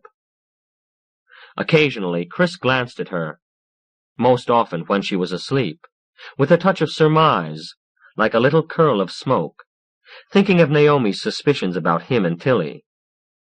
He wasn't romancing Tilly. He wasn't. Was he? They landed at last, and again he blessed Naomi. The drive-yourself car was at the airfield. They got a road map from a field attendant, and drove off through the darkest morning hours. Again, Chris found himself glancing at the relaxed girl beside him, half asleep in the cold glow of the dash lights. A phrase occurred to him. undivided front like a Victorian. Naomi's remark. He flushed. It was true. An affectation of Tilly's, probably, but everything she wore was high-necked and full-cut. The sky had turned from gray to pale pink when they pulled up at the Turnville store. Chris honked, and in due course the screen door slammed, and the old proprietor ambled down the wooden steps, and came to peer into his face. "Hey, if 'tain't that city feller! How are you, son? Didn't know you folks ever got up and about this early." "We're up late, Dad. Got some gas for us?" "Reckon there's a drop left." Chris got out and went back with the old man to unlock the gas tank. "Seen Weiss recently?" he asked. "Same as usual. Put through some big orders. Seen him do that before. Usually means he's holding up for 5-6 months. Though why he bought so much liquor and drape material and that, I can't figure." "How'd he behave?" "Same as ever. Friendly as a wet wildcat with fleas." Chris thanked him and paid him, and they turned up the rocky hill road. As they reached the crest, they gasped together at the sun-flood valley that lay before them. "Memories are the only thing you ever have that you always keep," said Tilly softly. "And this is one for both of us. I'm glad you're in it for me, Chris." "I love you, too," he said in the current idiom, and found himself hot-faced, looking into a face as suffused as his. They recoiled from each other, and started to chatter about the weather, stopped, and roared together with laughter. He took her hand and helped her up the cut bank. They paused at the top. "Listen," he said in a low voice. "That old character in the store has seen Weiss recently, and he says there's no change. I think we'd better be just a little careful." He looked at her, and again caught that listening expression. "No," she said at length. "It's all right. The store's outside the influence he's under. He's bound to revert when it's gone. But he'll be all right now. You'll see." "Will you tell me how you know these things?" he demanded, almost angry. "Of course," she smiled. Then the smile vanished. "But not now." "That's more than I've gotten so far," he grumbled. "Well, let's get to it." Hand in hand, they went up the path. The house seemed the same, and yet there was a difference, an intensification. The leaves were greener, the early sun warmer. There were 3 gray kittens on the porch. "Ahoy, the house!" Chris called self-consciously. The door opened, and Weiss stood there, peering. He looked for a moment, exactly as he had when he watched Chris stride off on the earlier visit. Then he moved out into the sun. He scooped up one of the kittens and came swiftly to meet them. "Mr. Post! I got your wire. How very good of you to come." He was dressed in a soft sports shirt and gray slacks, a startling difference from his grizzled boots and khaki appearance before. The kitten snuggled into the crook of his elbow, made a wild grab at his pocket button, caught its tail instead. He put it down, and it fawned and purred and rubbed against his shoe. Weiss straightened up and smiled at Tilly. "Hello." "Tilly, this is Sig Weiss, Miss Moroney." "Tilly," she said, and gave him her hand. "Welcome home," Weiss said. He turned to Chris. "This is your home, for as long as you want it, whenever you can come." Chris stood slack-jawed. "I ought to be more tactful," he said at length, "but I just can't believe it.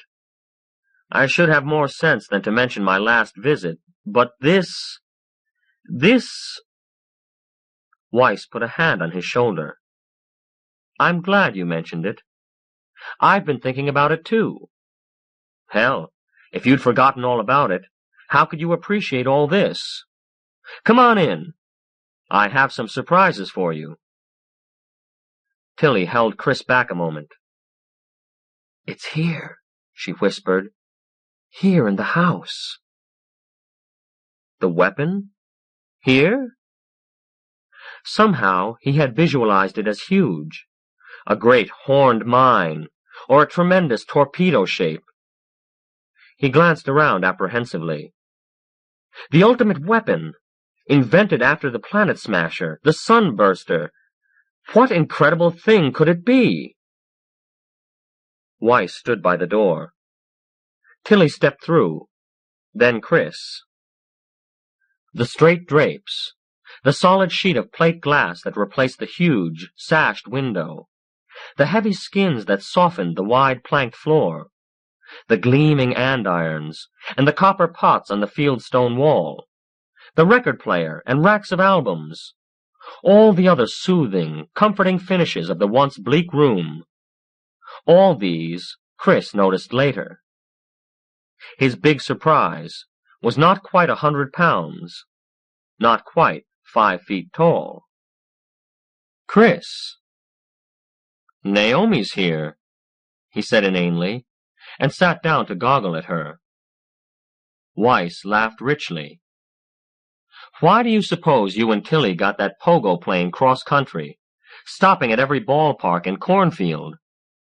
Naomi got a non-stop flight to within 50 miles of here, an air taxi to the bottom of the mountain, and came up by cab.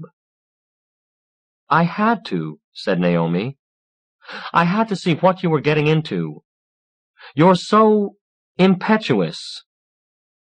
She came smiling to Tilly. I am glad to see you. Why, you idiot, said Chris to Naomi. What could you have done if...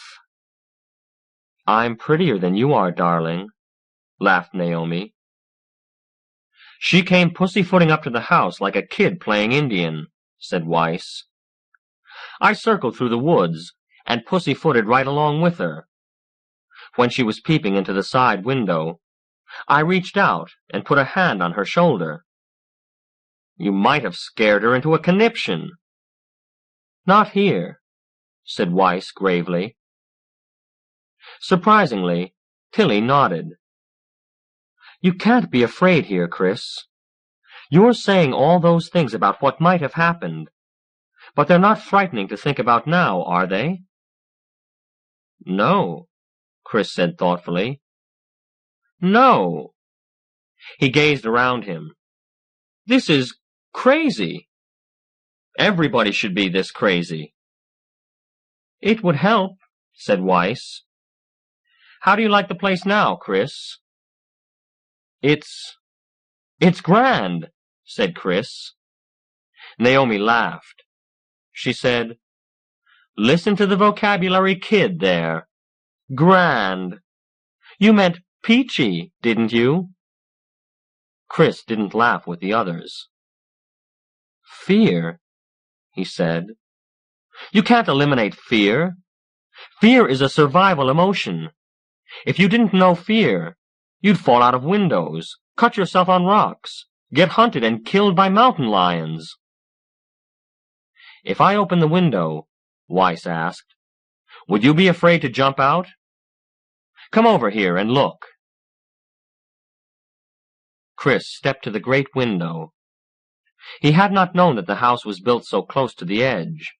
Crag on crag, fold after billow, the land fell down and away to the distant throat of the valley. Chris stepped back respectfully. Open it if you like, he said and swallowed. And somebody else can jump.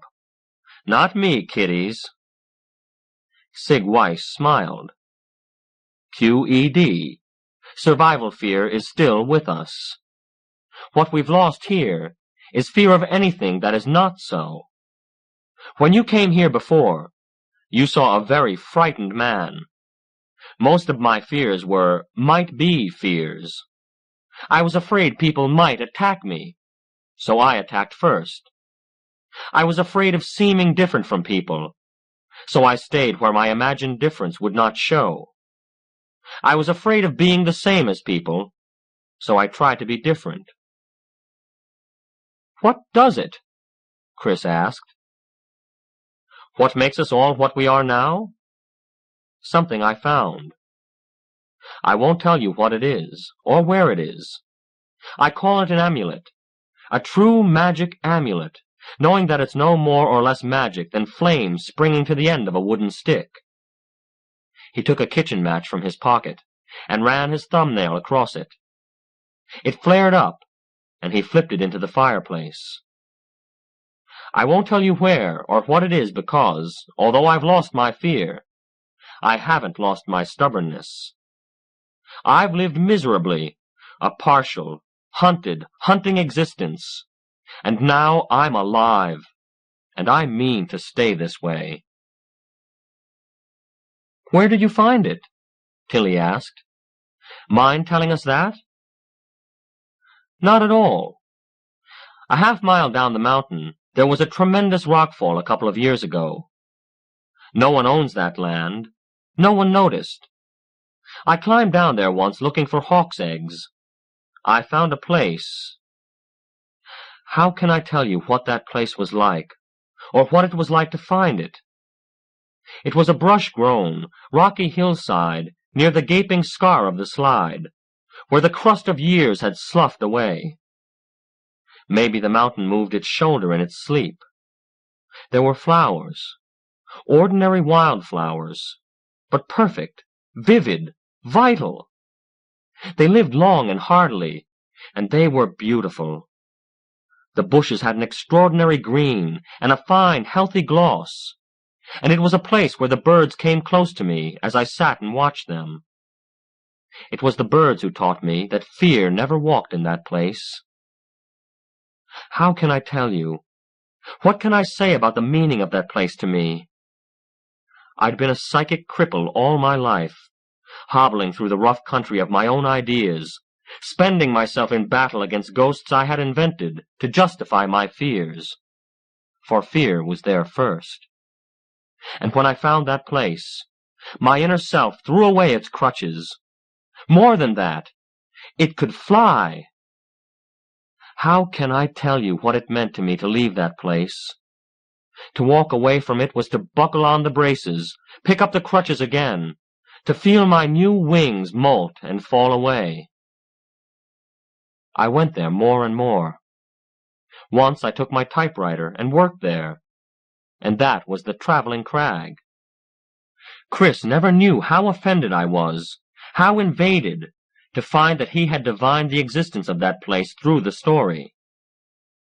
That was why I turned out that other abortion, out of stubbornness, a desire to prove to Chris and to myself that my writing came from me, and not from the magic of that place. I know better now. I don't know what another writer would do here, better than anything he could conceivably do anywhere else. But it wouldn't be the crag, or fire, because they could only have been mine.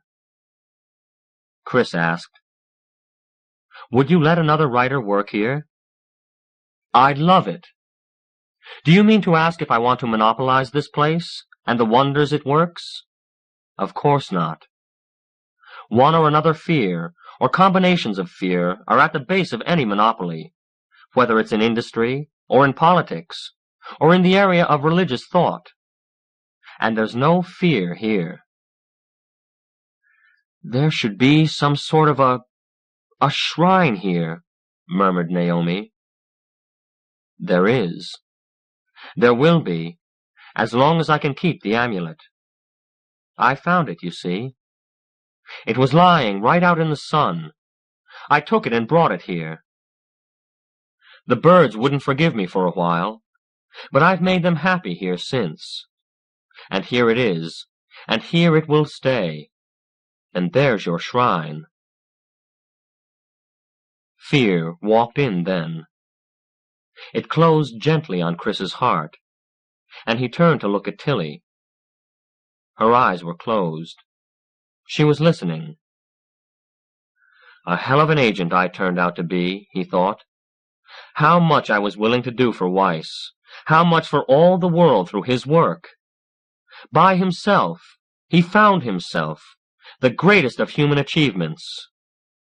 And I have done the one thing that will take that away from him and from us all, leaving only the dwindling memory of this life without fear, and 2 great short stories.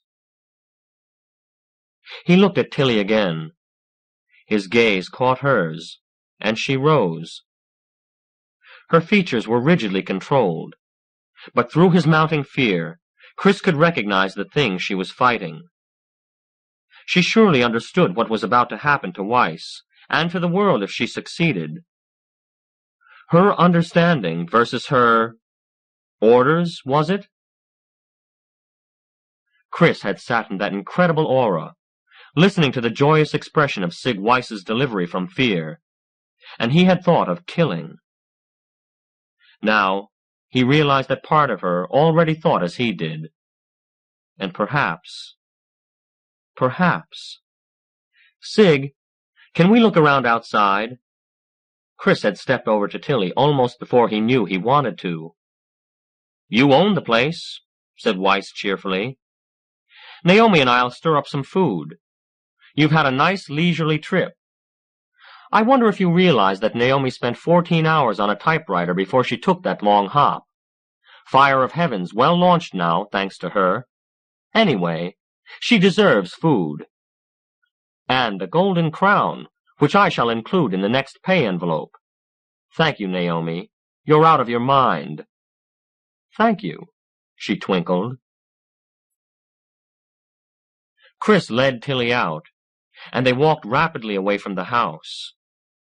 Not too far, she cautioned. Let's stay where we can think. We're in a magic circle, you know, and outside we'll be afraid of each other, and of ourselves, and of all our ghosts. He asked her, What are you going to do? I shouldn't have got you into this. I should have come by myself.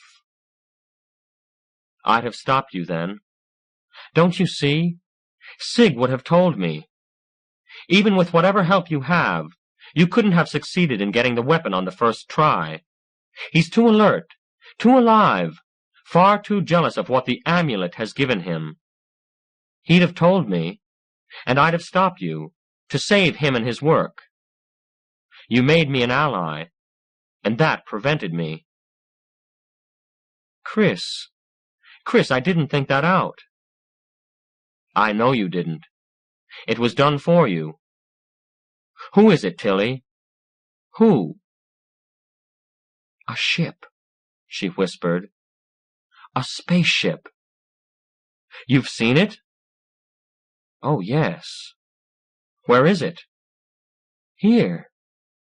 Here in Turnville? She nodded. And they communicate with you? Yes. He asked her again, What are you going to do? If I tell you I'll get the weapon, you'll kill me to save Weiss, and his work, and his birds, and his shrine, and all they can mean to the world. Won't you, Chris? I will certainly try. And if I refuse to get it for them, would they kill you? They could. If they did, could they then get the weapon? I don't know. I don't think so. They've never forced me, Chris. Never. They've always appealed to my reason. I think if they could control me, or anyone else, they'd have done it. They'd have to find another human ally, and start the persuading process all over again.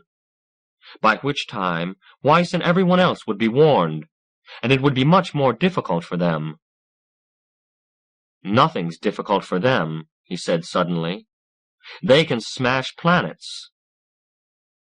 Chris, we don't think as well as they do, but we don't think the way they do either. And from what I can get, I'm sure that they're good, that they will do anything they can to spare this planet and the life on it. That seems to be one of the big reasons for their wanting to get that weapon away from here. And what of their other aims, then? Can we take all this away from humanity in favor of some cosmic civilization that we don't know and have never seen, which regards us as a dust fleck in a minor galaxy? Let's face it, Tilly. They'll get it sooner or later. They're strong enough. But let's keep it while we can. A minute, a day of this aura is a minute or a day in which a human being can know what it's like to live without fear. Look at what it's done for Weiss.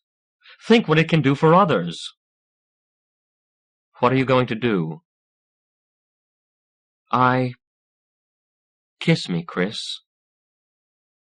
His lips had just touched hers when there was a small giggle behind them. Chris whirled. Bless you, my children. Naomi! I didn't mean to bust anything up. I mean that. She skipped up to them. You can go right back to it after I've finished interrupting. But I've just got to tell you. You know the fright Sig tried to throw into me when I got here last night? I'm getting even. I found his amulet. I really did. It was stuck to the underside of a shelf in the linen closet. You'd have to be my size to see it. I swiped it.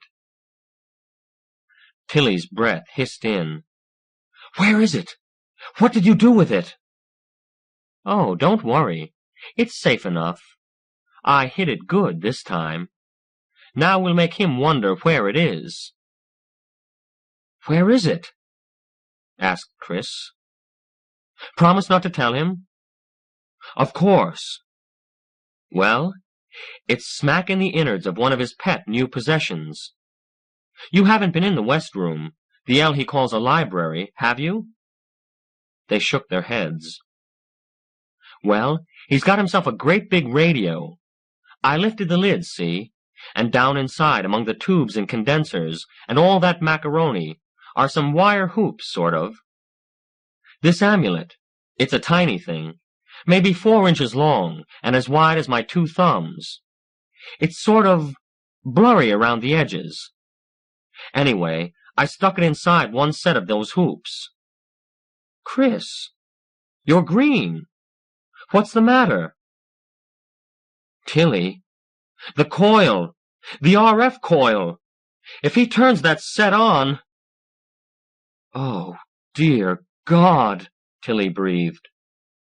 What's the matter with you two? I didn't do anything wrong, did I? They raced into the house, through the living room. In here, bellowed Chris. They pounded to the West Room, getting into each other's way as they went in. Sig Weiss was there, smiling. Just in time. I want to show you the best damn transceiver in... Don't! Don't touch it! Oh, a little hamming won't hurt, said Sig. He threw the switch. There was a loud click and a shower of dust. And silence. Naomi came all the way in, went like a sleepwalker to the radio, and opened the lid. There was a hole in the gray, crinkle-finished steel, roughly rectangular. Weiss looked at it curiously, touched it, looked up. There was a similar hole in the ceiling. He bent over the chassis. Now how do you like that? A coil torn all to hell. Something came down through the roof, see? And smashed right through my new transmitter. It didn't go down, said Chris hoarsely. It went up. Naomi began to cry. What the hell's the matter with you people? Sig demanded. Chris suddenly clutched Tilly's arm. The ship. The spaceship. They wouldn't let it go off while they're here. They did, said Tilly in a flat voice. Will somebody please tell me what gives here? Asked Sig plaintively. Through a thick silence, Tilly said, "I'll tell it." She sank down on her knees, slowly sat on the rug. "Chris knows most of this," she said. "Don't stop to wonder if it's all true. It is." She told about the races, the wars, the weapons of greater and greater destructiveness, and finally, the ultimate weapon, and its strange effect on living tissue. 8 months ago, the ship contacted me. There was a connection made with my nerve endings. I don't understand it. It wasn't telepathy. They were artificial neural currents. They talked to me. They've been talking ever since. "My amulet!" Sig suddenly cried. "Sit down," said Tilly flatly. He sat. Chris said, "I thought you required some physical contact for them to communicate with you. But I've been with you while you were communicating, and you had no contact." "I hadn't?" She began to unbutton her blouse at the throat. She stopped with the 4th button, and gently drew out a metal object shaped somewhat like a bulbous spearhead with a blunt point. It glittered strangely with a color not quite that of gold, and not quite of polished brass. It seemed to be glazed with a thin layer of clear crystal. "Oh," breathed Naomi, in a revelatory tone. Tilly smiled suddenly at her. "You minx! You always wondered why I never wore a V-neck. Come here. All of you. Down on the rug." Mystified, they gathered around. "Put your hands on it." They did so, and stared at each other, and at their hands, waiting like old maids over a Ouija board. It hurts a tiny bit at first, as the probes go in, but it passes quickly. Be very still. A strange, not unpleasant prickling sensation came and went. There was a slight shock. Another, more prickling. "Testing. Testing. Naomi, Chris, Sig, Tilly." "Everybody get that?" asked Tilly calmly. Naomi squeaked, "It's like someone talking inside my sinuses." "It said our names," said Sig tautly. Chris nodded, fascinated. The silent voice spoke. "Sig, your amulet is gone, and you have lost nothing. Tilly, you have been faithful to your own. Naomi, you have been used, and you have done no wrong. Chris, we have observed that it takes superhuman understanding to guide and direct work you cannot do yourself. Reorient your thinking, all of you. You insist that what is lethal or cosmically important must be huge. You insist that anything which transcends a horror must be greater horror." The amulet was indeed the ultimate weapon. Its effect is not to destroy, but to stop useless conflict. At this moment, there is a chain reaction occurring throughout this planet's atmosphere, affecting only one rare isotope of nitrogen. In times to come, your people will understand its radiochemistry. It is enough for you now to know that its most significant effect is to turn on the full analytical powers of the mind whenever fear is experienced. Panic occurs when analysis is shut off. Embarrassment occurs when fear is not analyzed. Hereafter, no truck driver will fear to use the word exquisite. No propagandist will create the semblance of truth by repeating falsehoods. No human group will be able to instill fears about any other human group which are not common to the respective individuals of the groups. There will be no fear-ridden movements of securities, and no lovers will be with each other and afraid to state their love. In large issues and in small ones, the greater the emergency, the greater will be the stimulation of the analytical powers. That is the meaning and purpose and constitution of the ultimate weapon. To you, it is a gift. There are few races in cosmic history with a higher potential than yours, or with a more miserable expression of it. The gift is yours because of this phenomenon.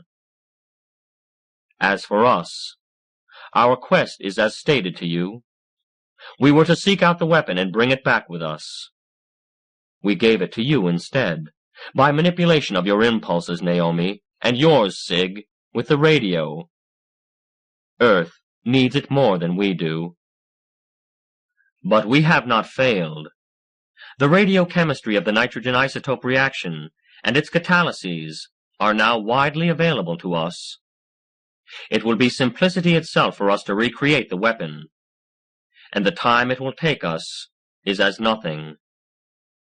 For we are a race which commands the fluxes of time, and we can braid a distance about our fingers, and hold Alpha and Omega together in the palms of our hands. The probes are gone, said Tilly, after a long silence. Reluctantly, they removed their hands from the communicator and flexed them. Chris said, "Tilly, where is the ship?" She smiled. "Remember? You insist that what is cosmically important must be huge." She pointed. "That is the ship." They stared at the bulbous arrowhead. It rose and drifted toward the door. It paused there, tilted toward them in an obvious salute, and then, like a light extinguished, it was gone. Naomi sprang to her feet. "Is it all true about the propaganda, the panic, the lovers who can speak their minds?" "All true," smiled Tilly. Naomi said, "Testing, testing. Sig Weiss, I love you." Sig picked her up and hugged her. "Come on, all of you. I want to talk clear down to the corners and have a beer with the old man. I want to tell him something I've never said before, that he's my neighbor." Chris helped Tilly up. "I think he stocked some real V-type halters." Outside, it was a greener world, and all over it the birds sang.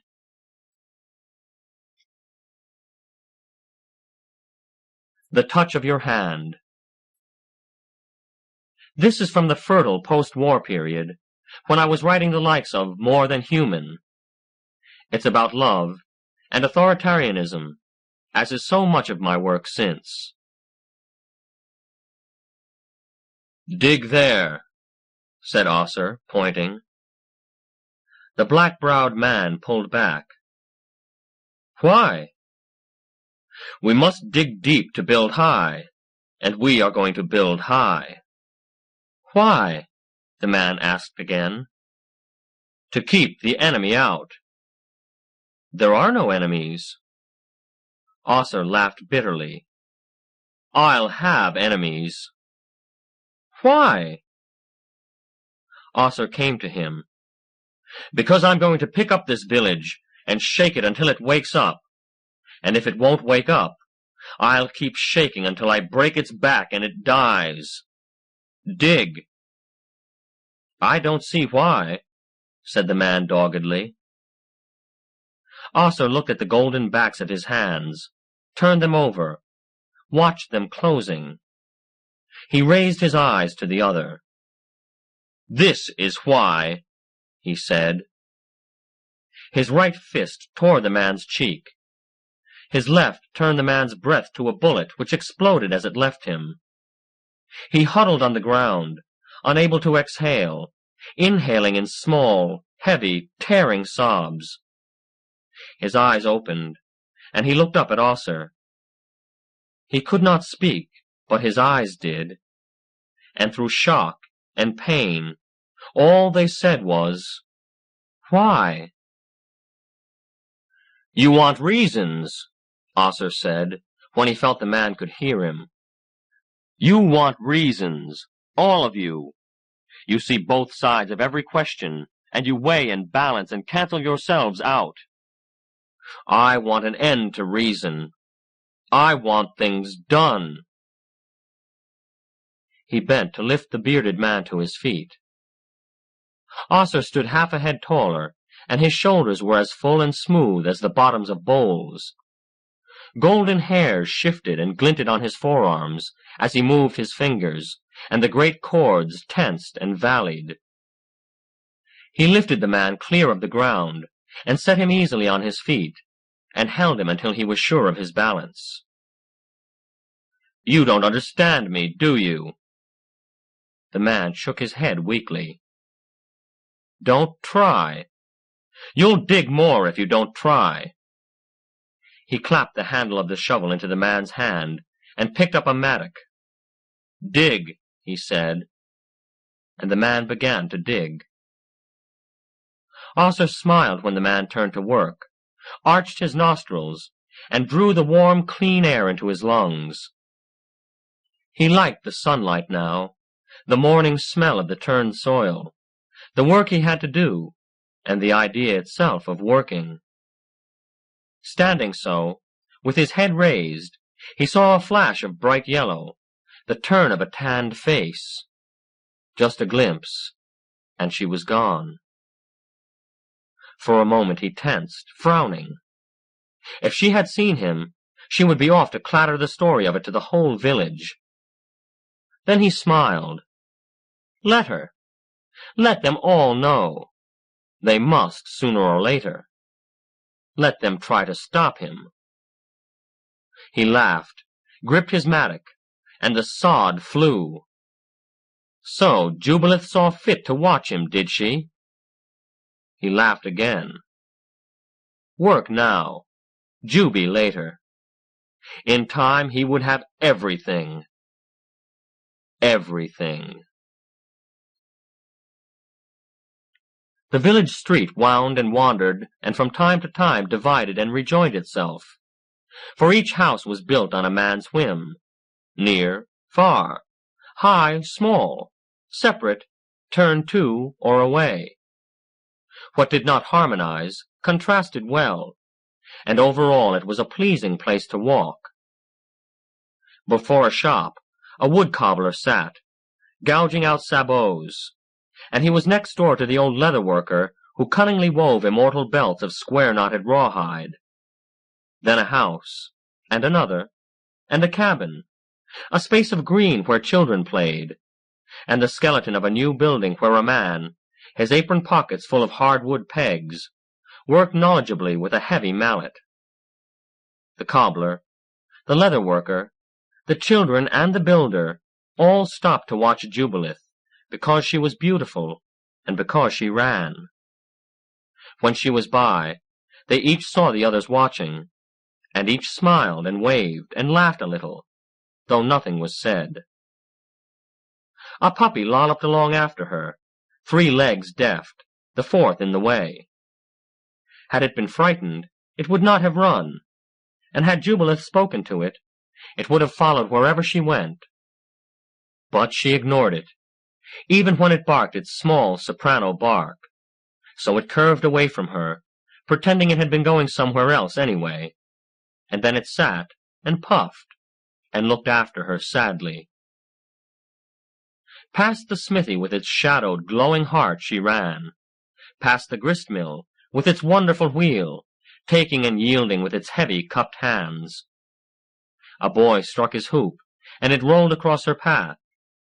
Without breaking stride, she leaped high over it and ran on, and the glass-blower's lips burst away from his pipe, for a man can smile or blow glass, but not both at the same time.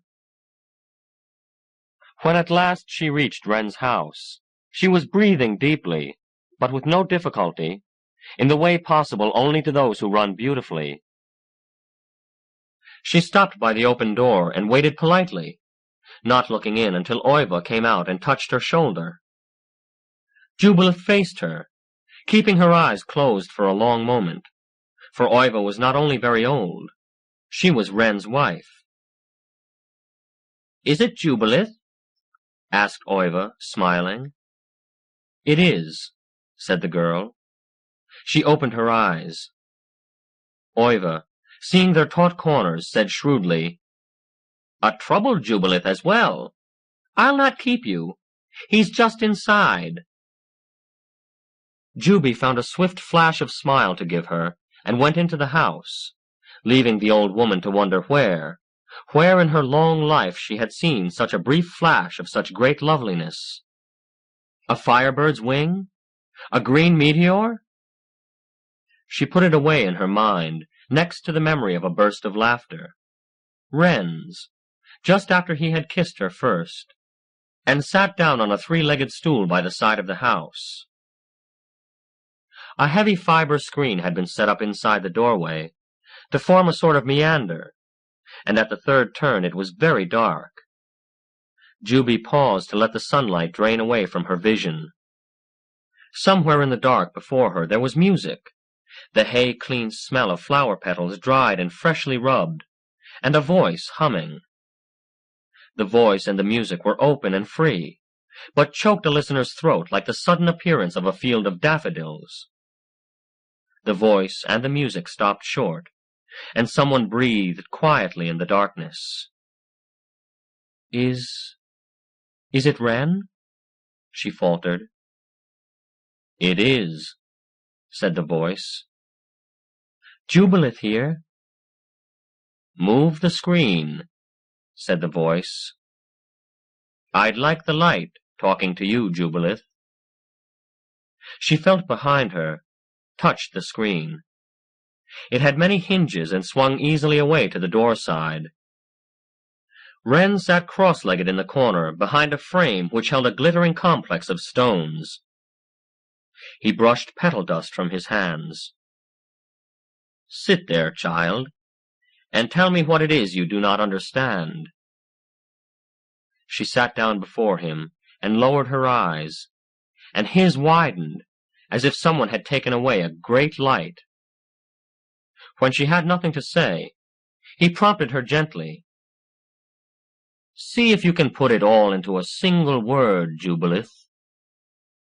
She said immediately, "Ossir."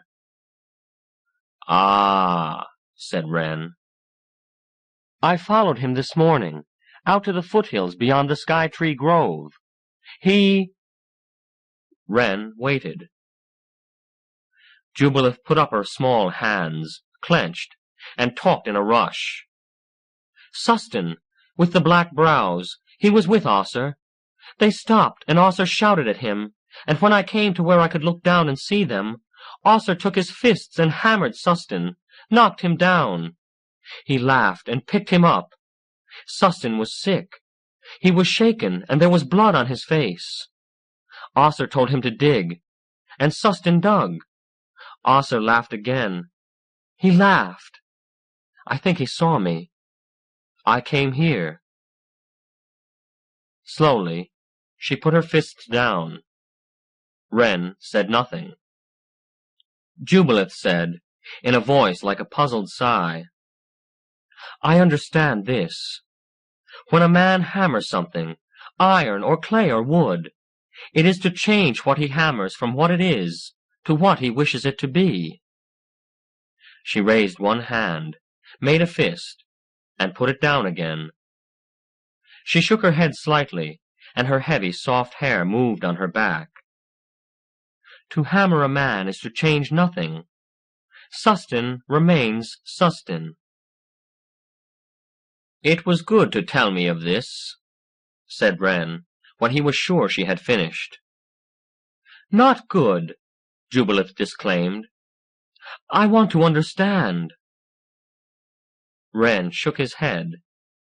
Juby cocked her head on one side like a wondering bright bird.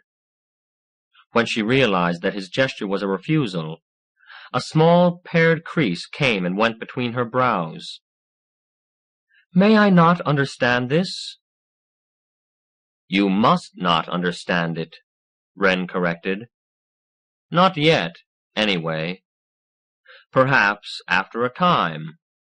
Perhaps never. Ah, she said. I didn't know.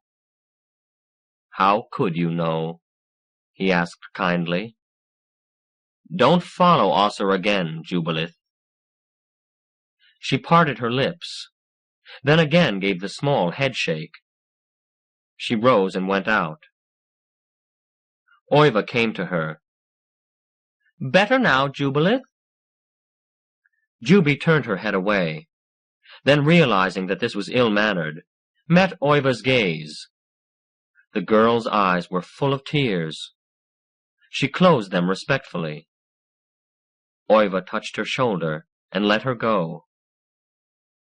Watching the slim, bright figure trudge away, bowed with thought, drag-footed, unseeing, Oiva grunted and stumped into the house.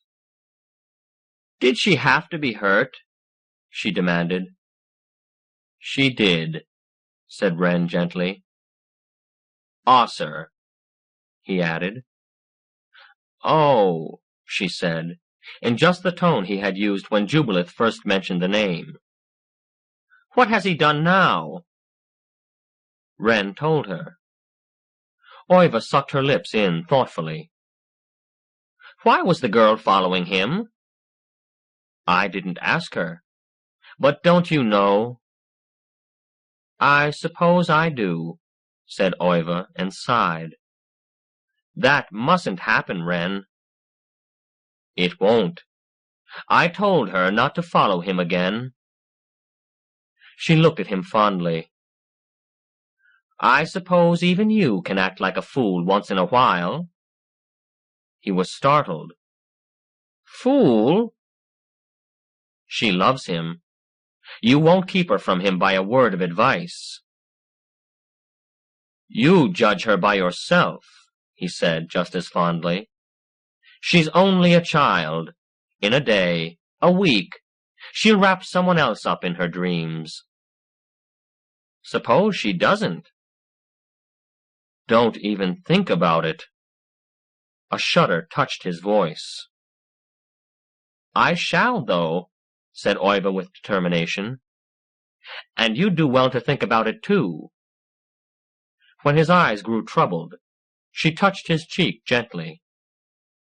Now, play some more for me.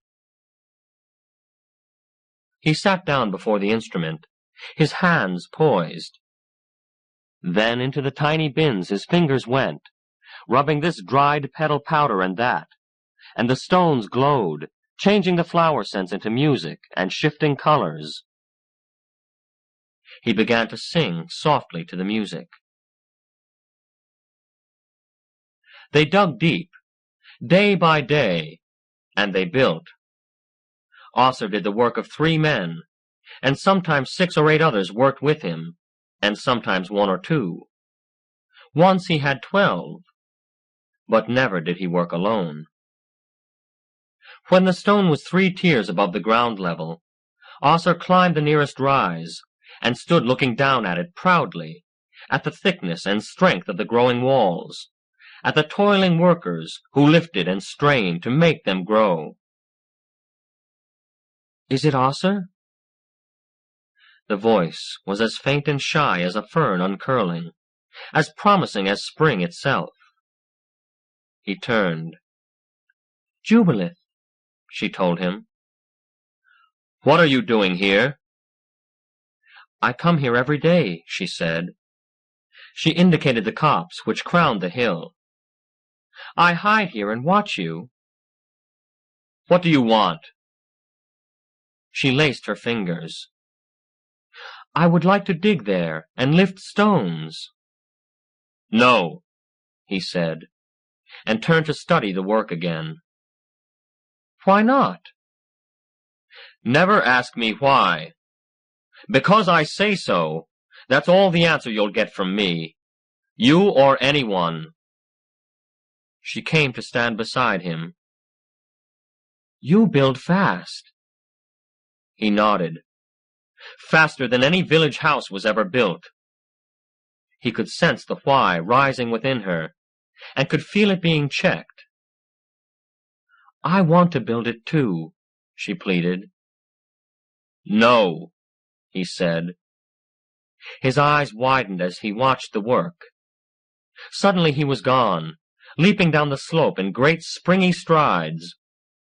He turned the corner of the new wall, and stood, saying nothing. The man who had been idling turned quickly and lifted a stone. Ossur smiled a quick, taut smile and went to work beside him. Jubilith stood on the slope, watching, wondering. She came almost every day as the tower grew. Ossur never spoke to her. She watched the sunlight on him, the lithe strength, the rippling gold. He stood like a great tree, squatted like a rock, moved like a thundercloud. His voice was a whip, a bugle, the roar of a bull. She saw him less and less in the village. Once it was a fearsome thing to see. Early in the morning he appeared suddenly, overtook a man, lifted him and threw him flat on the ground. "I told you to be out there yesterday," he growled, and strode away.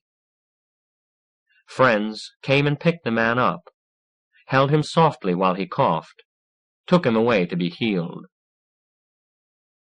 No one went to Wren about it. The word had gone around that Ossur and his affairs were not to be understood by anyone. Wren's function was to explain those few things which could not be understood. But certain of these few were not to be understood at all. So Ossur was left alone to do as he wished, which was a liberty, after all, that was enjoyed by everyone else. Twilight came, when Jubilith waited past her usual time. She waited until by ones and twos the workers left the tower, until Ossur himself had climbed the hill, until he had paused to look back and be proud and think of tomorrow's work, until he, too, had turned his face to the town. Then she slipped down to the tower and around it, and carefully climbed the scaffolding on the far side. She looked about her. The tower was now 4 stories high, and seemed to be shaping toward a roof. Circular in cross-section, the tower had 2 rooms on each floor, an east-west wall between them on the ground floor, a north-south wall on the next, and so on up. There was a central well into which was built a spiral staircase, a double spiral, as if one helix had been screwed into the other. This made possible 2 exits to stairs on each floor at the same level, though they were walled off one from the other. Each of the 2 rooms on every floor had one connecting doorway. Each room had 3 windows in it, wide on the inside, tapering through the thick stone wall to form the barest slit outside. A portion of the castellated roof was already built. It overhung the entrance, and had slots in the overhang through which the whole entrance face of the tower could be covered by one man lying unseen on the roof, looking straight down. Stones lay in a trough, ready for placing, and there was some leftover mortar in the box. Jubilith picked up a trowel, and worked it experimentally in the stuff, then lifted some out, and tipped it down on the unfinished top of the wall, just as she had seen Ossur do so many times. She put down the trowel, and chose a stone. It was heavy, much heavier than she had expected, but she made it move, made it lift, made it seat itself to suit her on the fresh mortar. She ticked off the excess from the join, and stepped back to admire it in the fading light. 2 great clamps, hard as teeth, strong as a hurricane, caught her right thigh and her left armpit. She was swung into the air and held helpless over the unfinished parapet. She was utterly silent, shocked past the ability even to gasp. "I told you were not to work here," said Ossur between his teeth. So tall he was, so long were his arms as he held her high over his head, that it seemed almost as far to the parapet as it was to the ground below. He leaned close to the edge and shook her. I'll throw you off. This tower is mine to build, you hear? If she had been able to breathe, she might have screamed or pleaded with him. If she had screamed or pleaded, he might have dropped her. But her silence apparently surprised him. He grunted and set her roughly on her feet. She caught at his shoulder to keep her balance, then quickly transferred her hold to the edge of the parapet. She dropped her head between her upper arms. Her long, soft hair fell forward over her face, and she moaned. "I told you," he said, really seeing her at last. His voice shook. He stepped toward her and put out his hand. She screamed. "Be quiet!" he roared. A moan shut off in mid-breath. "Ah, I told you, Juby. You shouldn't have tried to build here." He ran his great hands over the edge of the stonework, found the one she had laid, the one that had cost her such effort to lift. With one hand, he plucked it up and threw it far out into the shadows below. "I wanted to help you with it," she whispered. "Don't you understand?" he cried. "No one builds here who wants to help." She simply shook her head. She tried to breathe deeply, and a long shudder possessed her. When it passed, she turned weakly and stood, her back partly arched over the edge of the parapet, her hands behind her to cushion the stone. She shook the hair out of her face. It fell away on either side like a dawn-lit bow wave. She looked up at him with an expression of such piteous confusion that his dwindling rage vanished altogether. He dropped his eyes and shuffled one foot like a guilty child. "Juby, leave me alone." Something almost like a smile touched her lips. She brushed her bruised arm, then walked past him to the place where the scaffolding projected above the parapet. "Not that way," he called. "Come here." He took her hand and led her to the spiral staircase at the center of the tower. It was almost totally dark inside. It seemed like an age to her as they descended. She was alone in a black universe consisting of a rhythmic drop and turn, and a warm, hard hand in hers, holding and leading her. When they emerged, he stopped in the strange twilight, a darkness for all the world but a dazzle to them, so soaked with blackness were their eyes. She tugged gently, but he would not release her hand. She moved close to see his face. His eyes were wide and turned unseeing to the far slopes. He was frowning, yet his mouth was not fierce, but irresolute. Whatever his inward struggle was, it left his face gradually and transferred itself to his hand. Its pressure on hers became firm, hard, intense, painful. "Ah, sir!" He dropped the hand and stepped back, shamed. "Juby, I will take you to... Juby, do you want to understand?" He waved at the tower. She said, "Oh, yes." He looked at her closely, and the angry, troubled diffidence came and went.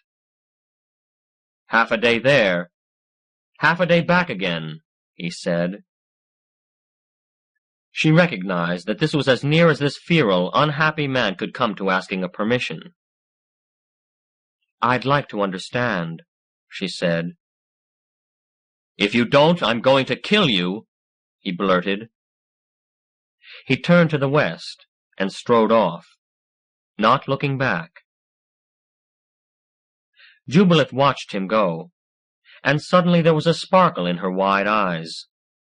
She slipped out of her sandals, caught them up in her hand, and ran lightly and silently after him. He planted his feet strongly, like the sure, powerful teeth of the mill-wheel gears, and he would not look back. She sensed how immensely important it was to him not to look back. She knew that right-handed men look back over their left shoulders, so she drifted along close to him, a little behind him, a little to his right. How long until he looked to see if she was coming? Up and up the slope, to its crest, over, down. Ah, just here, just at the last second where he could turn and look without stopping, and still catch a glimpse of the tower's base, where they had stood. So he turned, and she passed around him like a wind-blown feather, unseen. And he stopped, looking back, craning. His shoulders slumped, and slowly he turned to his path again, and there was Jubilith before him. She laughed. His jaw dropped, and then his lips came together in a thin, angry seal. For a moment he stared at her, and suddenly, quite against his will, there burst from him a single, harsh bark of laughter. She put out her hand, and he came to her, took it, and they went their way together. They came to a village when it was very late and very dark, and Ossur circled it. They came to another, and Jubilith thought he would do the same, for he turned south.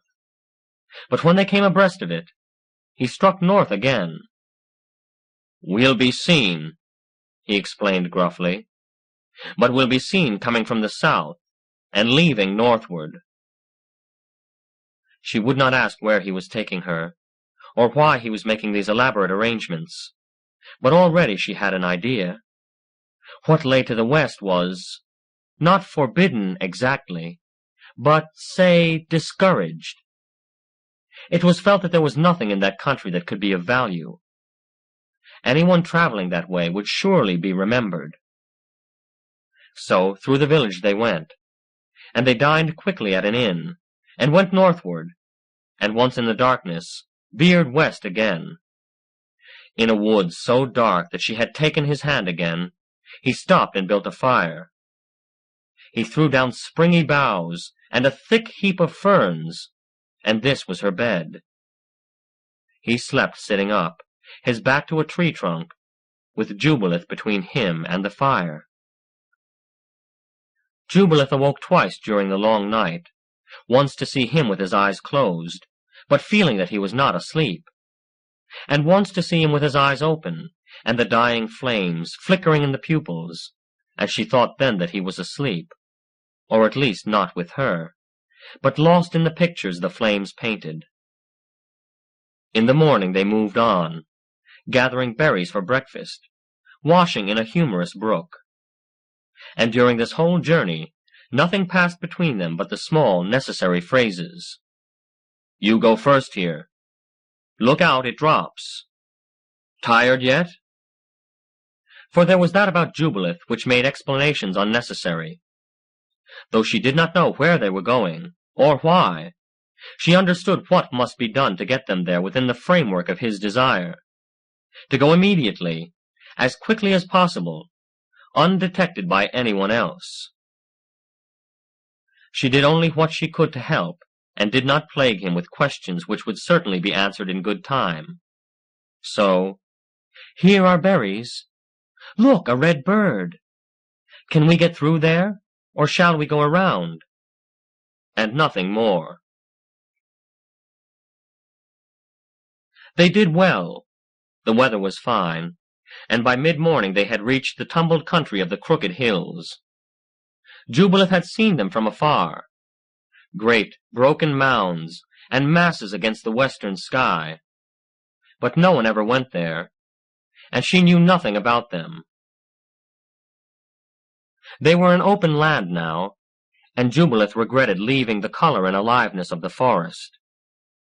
The grasses here were strange, like, yet unlike those near her village. They were taller, sickly, and some had odd, ugly flowers. There were bald places, scored with ancient rain gullies, as if some mighty hand had dashed acid against the soil. There were few insects, and no animals that she could see, and no birds sang.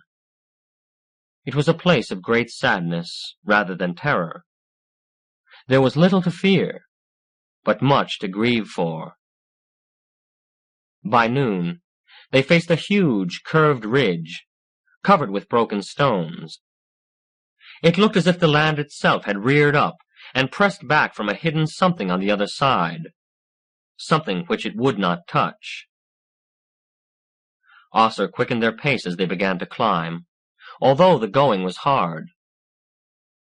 Jubilith realized that they were near the end of their journey, and uncomplainingly struggled along at the cruel pace he set. At the top they paused, giving their first attention to their wind, and gradually to the scene before them. The ridge on which they stood was nearly circular, and perhaps 1.5 miles in diameter. In its center was a small round lake with unnaturally bare shores. Mounds of rubble sloped down toward it on all sides, and farther back was broken stone. But it was the next zone which caught and held the eye. The weed-grown wreckage there was beyond description. Great twisted webs and ribs of gleaming metal wove in and out of the slumped heaps of soil and masonry. Nearby, a half-acre of laminated stone stood on the edge like a dinner plate in a clay bank. What could have been a building, taller than any Jubilith had ever heard about, lay on its side, smashed and bulging. Gradually, she began to realize the peculiarity of this place. All the larger wreckage lay in lines directly to and from the lake in a monstrous radiation of ruin. "What is this place?" she asked at last. "Don't know," he grunted, and went over the edge to slip down the steep slope. When she caught up with him near the bottom, he said, "There's miles of this, west and north of here, much bigger. But this is the one we came to see. Come." He looked to right and left, as if to get his bearings, then plunged into the tough and scrubby underbrush that vainly tried to cover those tortured metal bones. She followed as closely as she could, beating at the branches, which he carelessly let whip back. Just in front of her, he turned the corner of a sharp block of stone, and when she turned it no more than a second later, he was gone. She stopped, turned again. Dust, weeds, lonely and sorrowful ruins. No Ossur. She shrank back against the stone, her eyes wide. The bushes nearby trembled, then lashed. Ossur's head emerged. "What's the matter? Come on," he said gruffly. She checked an impulse to cry out and run to him, and came silently forward. Ossur held the bushes briefly, and beside him she saw a black hole with broken steps leading downward. She hesitated, but he moved his head impatiently, and she passed him and led the way downward. When he followed, his wide, flat body blocked out the light. The darkness was so heavy, her eyes ached. He prodded her in the small of the back. "Go on! Go on!" The foot of the steps came sooner than she expected, and her knees buckled as she took the downward step that was not there. She tripped, almost fell, then somehow got to the side wall and braced herself there, trembling. "Wait," he said, and the irrepressible smile quirked the corners of her mouth. As if she would go anywhere. She heard him fumbling about somewhere, and then there was a sudden, aching blaze of light that made her cry out and clap her hands over her face. "Look," he said. "I want you to look at this. Hold it." Into her hands he pressed a cylinder about half the length of her forearm. At one end was a lens from which the blue-white light was streaming. "See this little thing here?" he said, and touched a stud at the side of the cylinder. The light disappeared, came on again. She laughed delightedly, took the cylinder and played its light around, switching it on and off. "It's wonderful!" she cried. "Oh, wonderful!" "You take this one," he said, pleased. He handed her another torch, and took the first from her. "It isn't as good, but it will help. I'll go first." She took the second torch and tried it. It worked the same way, but the light was orange and feeble. Osser strode ahead down a slanting passageway. At first there was a great deal of rubble underfoot, but soon the way was clear as they went farther and deeper. Osser walked with confidence, and she knew he had been here before, probably many times. "Here," he said, stopping to wait for her.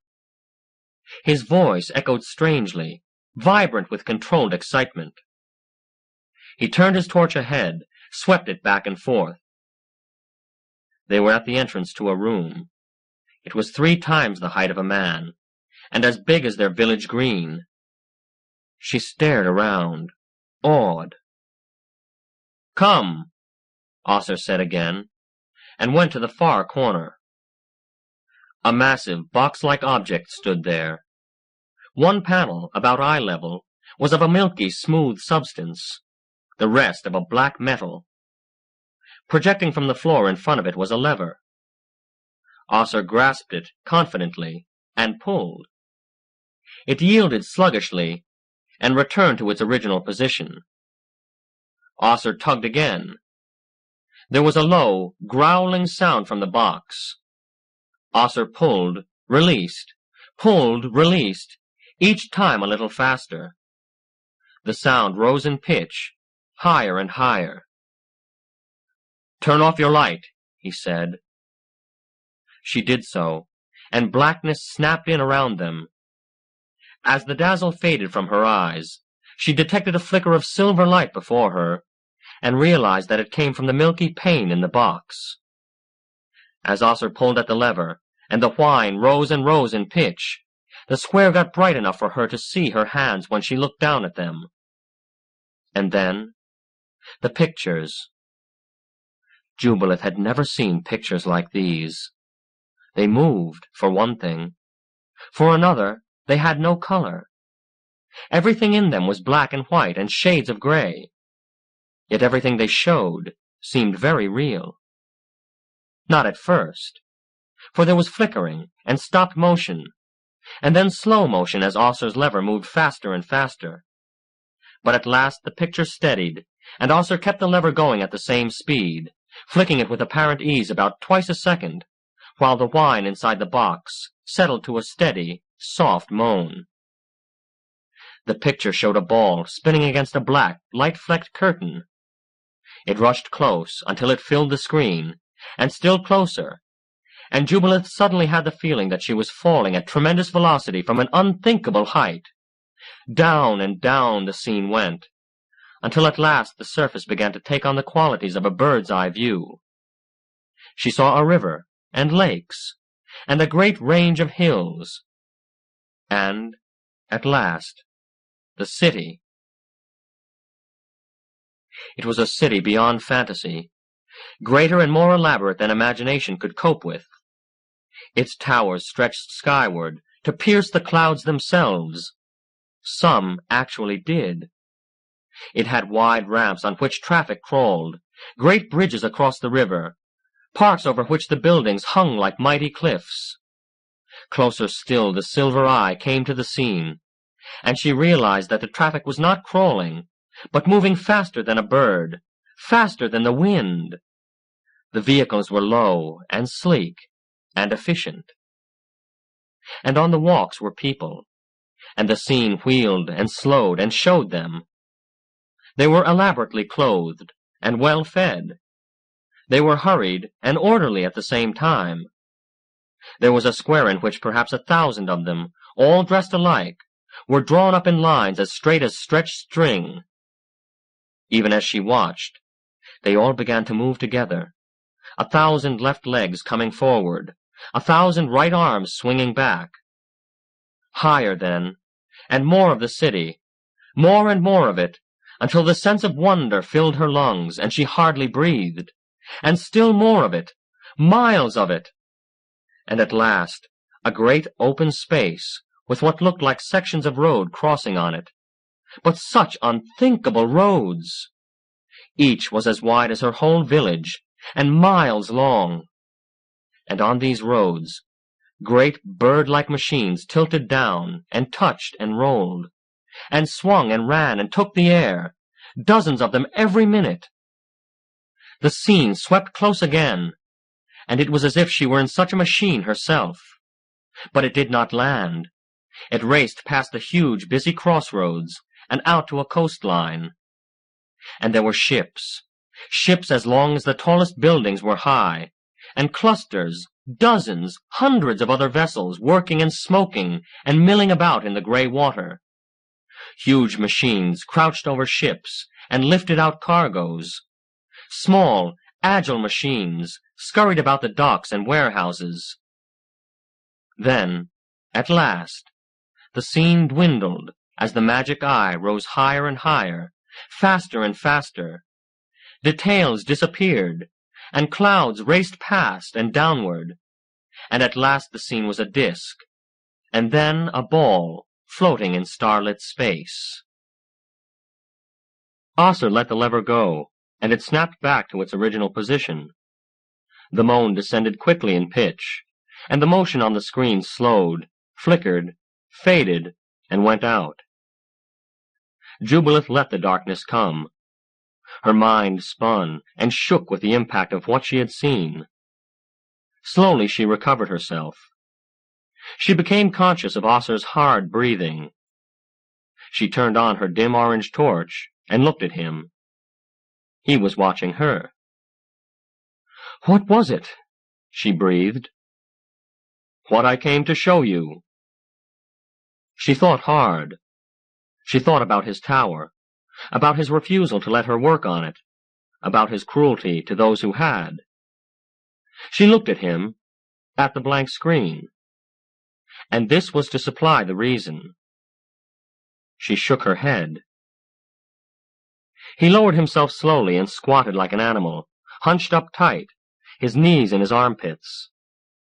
This lifted and crooked his heavy arms. He rested their knuckles on the floor. He glowered at her and said nothing. He was waiting. On the way here he had said, "I'll kill you if you don't understand." But he wouldn't really, would he? Would he? If he had towered over her, ranted and shouted, she would not have been afraid. But squatting there, waiting, silent, with his great arms bowed out like that, he was like some patient, praying beast. She turned off the light to blot out the sight of him, and immediately became speechless with terror at the idea of his sitting there in the dark, so close, waiting. She might run. She was so swift. But no, crouched like that, he could spring and catch her before she could tense a muscle. Again she looked at the dead screen. "Will you tell me something?" she quavered. "I might." "Tell me then. When you first saw that picture, did you understand? The very first time?" His expression did not change, but slowly he relaxed. He rocked sidewise, sat down, extended his legs. He was man again, not monster. She shuddered, then controlled it. He said, "It took me a long time and many visits. I should not have asked you to understand at once." She again accepted the timid half-step toward an apology, and was grateful. He said, "Those were men and women just like us. Did you see that? Just like us." "Their clothes—" "Just like us," he insisted. "Of course they dressed differently, lived differently. In a world like that, why not? Ah, how they built! How they built!" Yes, she whispered. Those towers, the shining, swift vehicles, the 1,000 who moved like one. Who were they? She asked him. Don't you know? Think! Think! Ah, sir, I want to understand. I truly want to. She hunted frantically for the right thing to say, the right way to catch at this elusive thing which was so frighteningly important to him. All her life, she had had the answers to the questions she wanted to understand. All she had ever had to do was to close her eyes and think of the problem, and the answers soon came. But not this problem. Ah, sir, she pleaded, where is it, the city, the great complicated city? Say, where was it? He growled. She caught his thought and gasped. This? These ruins, ah, sir? Ah, he said approvingly.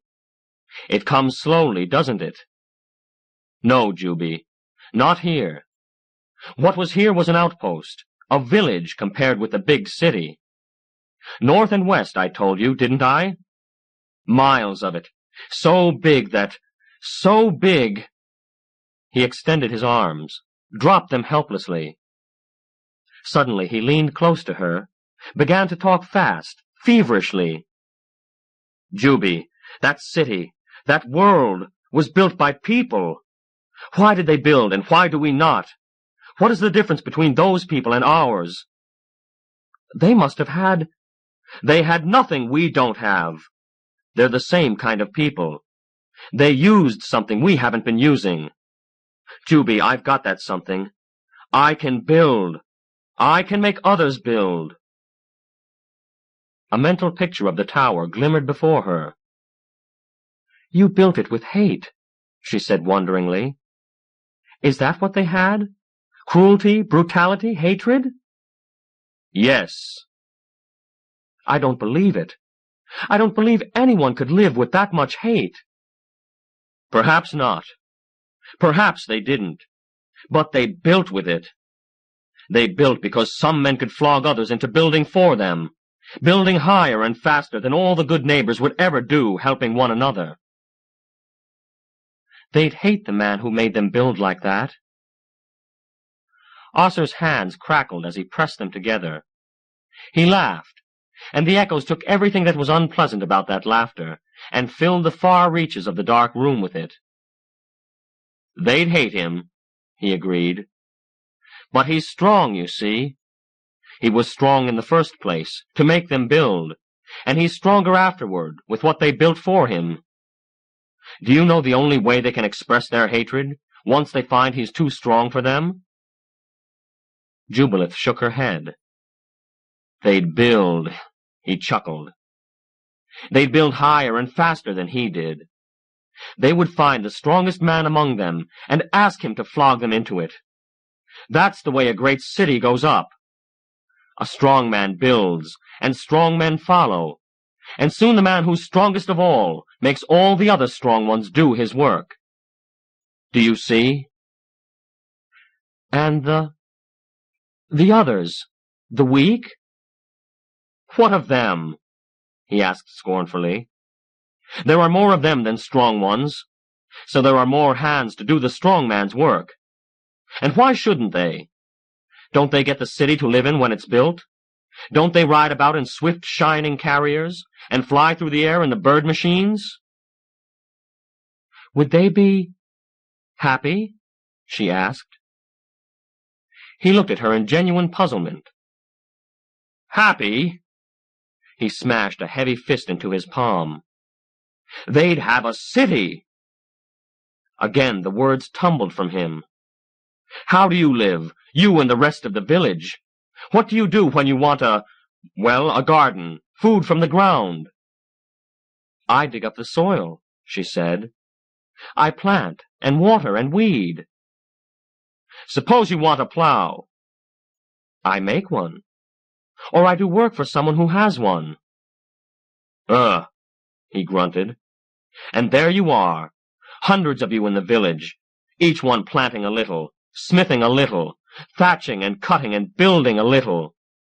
Everyone does everything except for how many? 4, 5?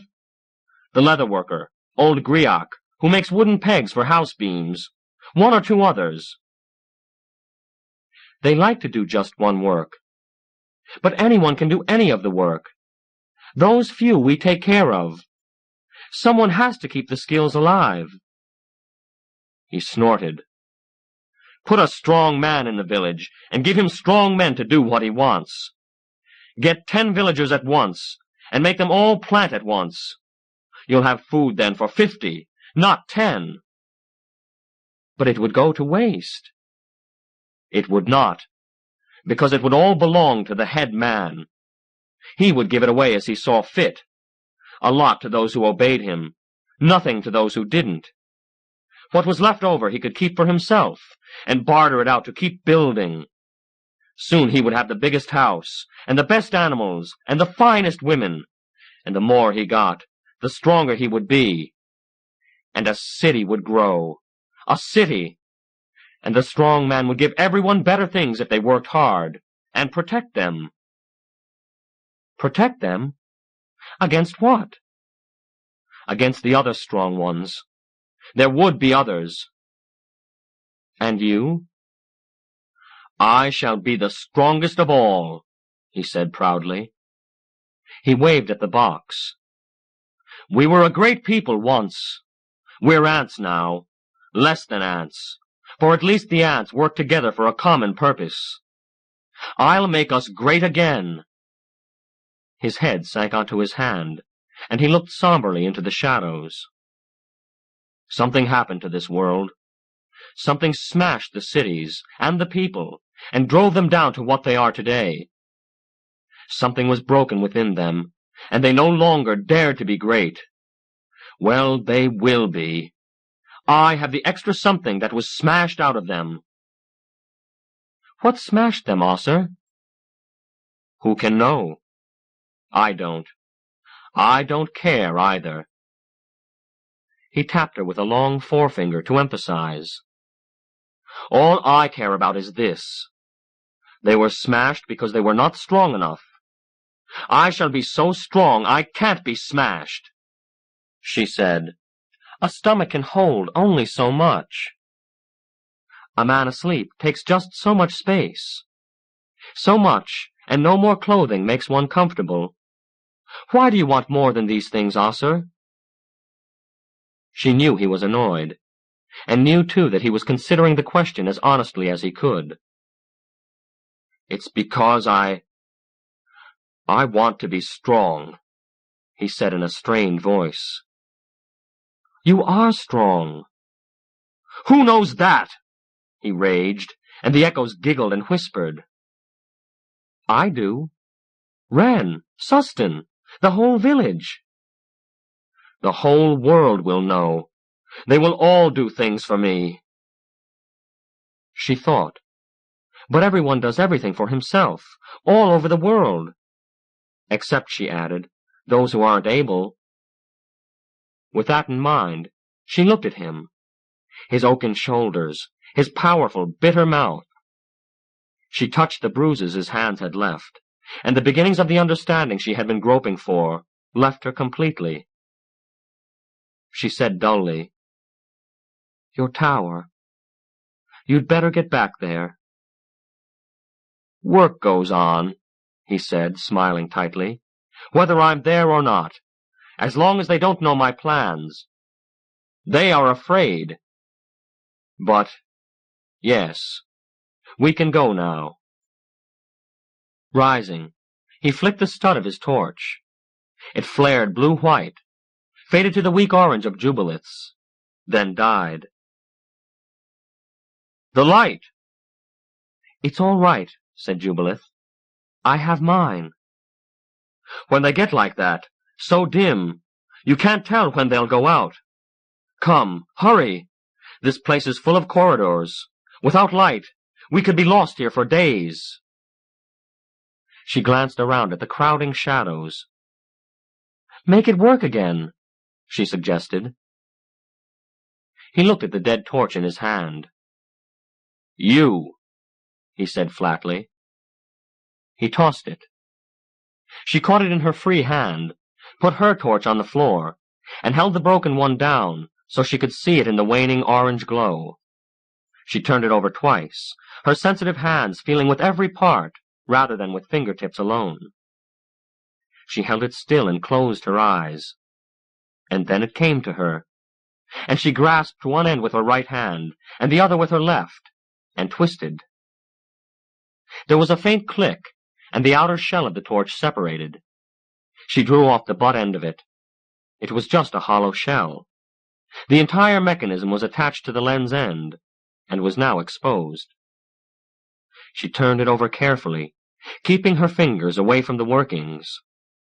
Again she closed her eyes and thought, and at last she bent close and peered.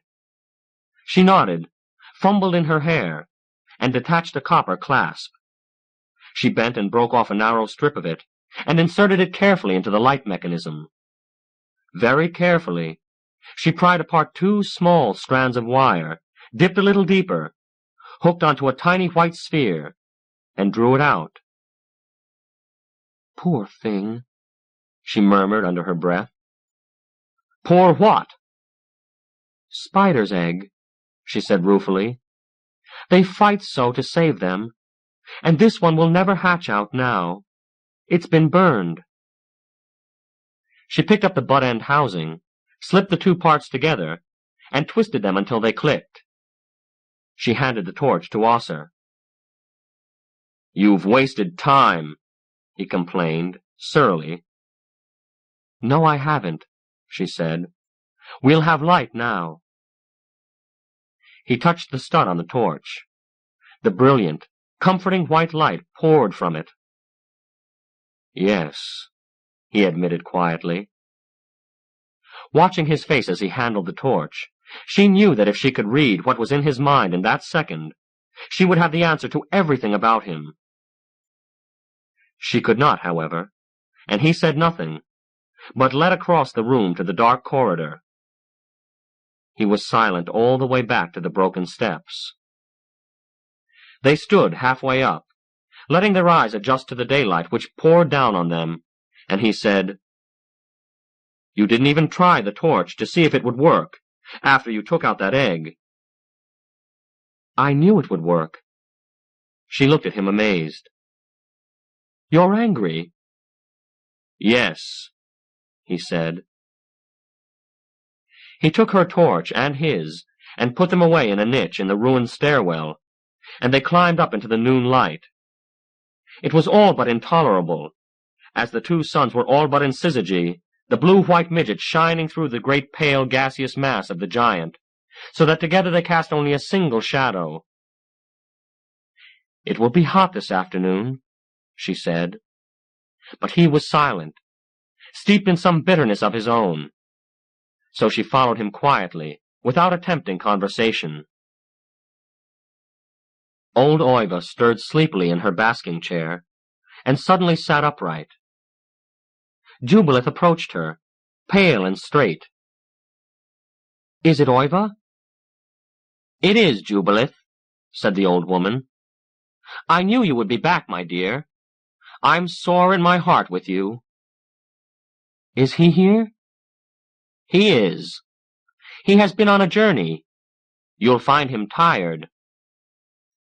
"He should have been here, with all that has happened," said Jubilith.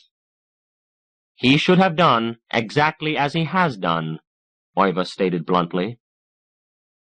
Jubilith recognized the enormity of her rudeness, and the taste of it was bad in her mouth.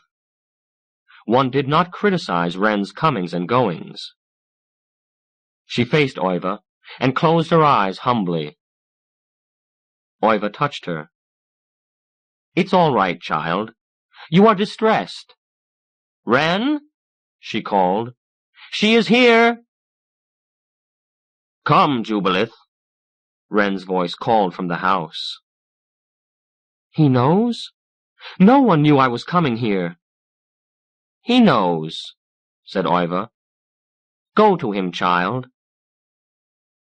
Jubilith entered the house. Wren sat in his corner. The musical instrument was nowhere in sight. Aside from his cushions, there was nothing in the room. Wren gave her his wise, sweet smile. "Jubilith," he said, "come close." He looked drawn and pale, but quite untroubled.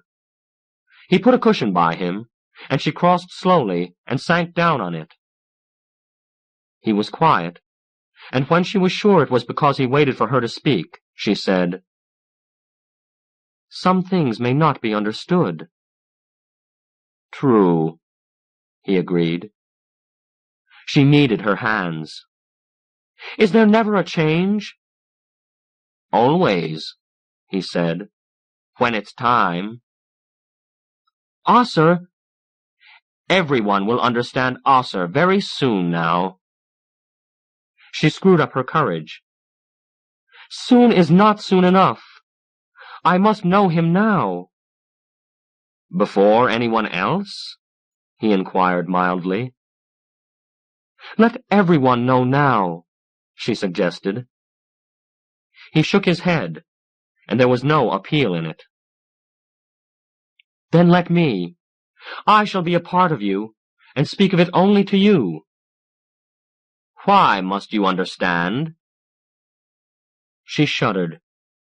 It was not cold or fear, but simply the surgings of a great emotion.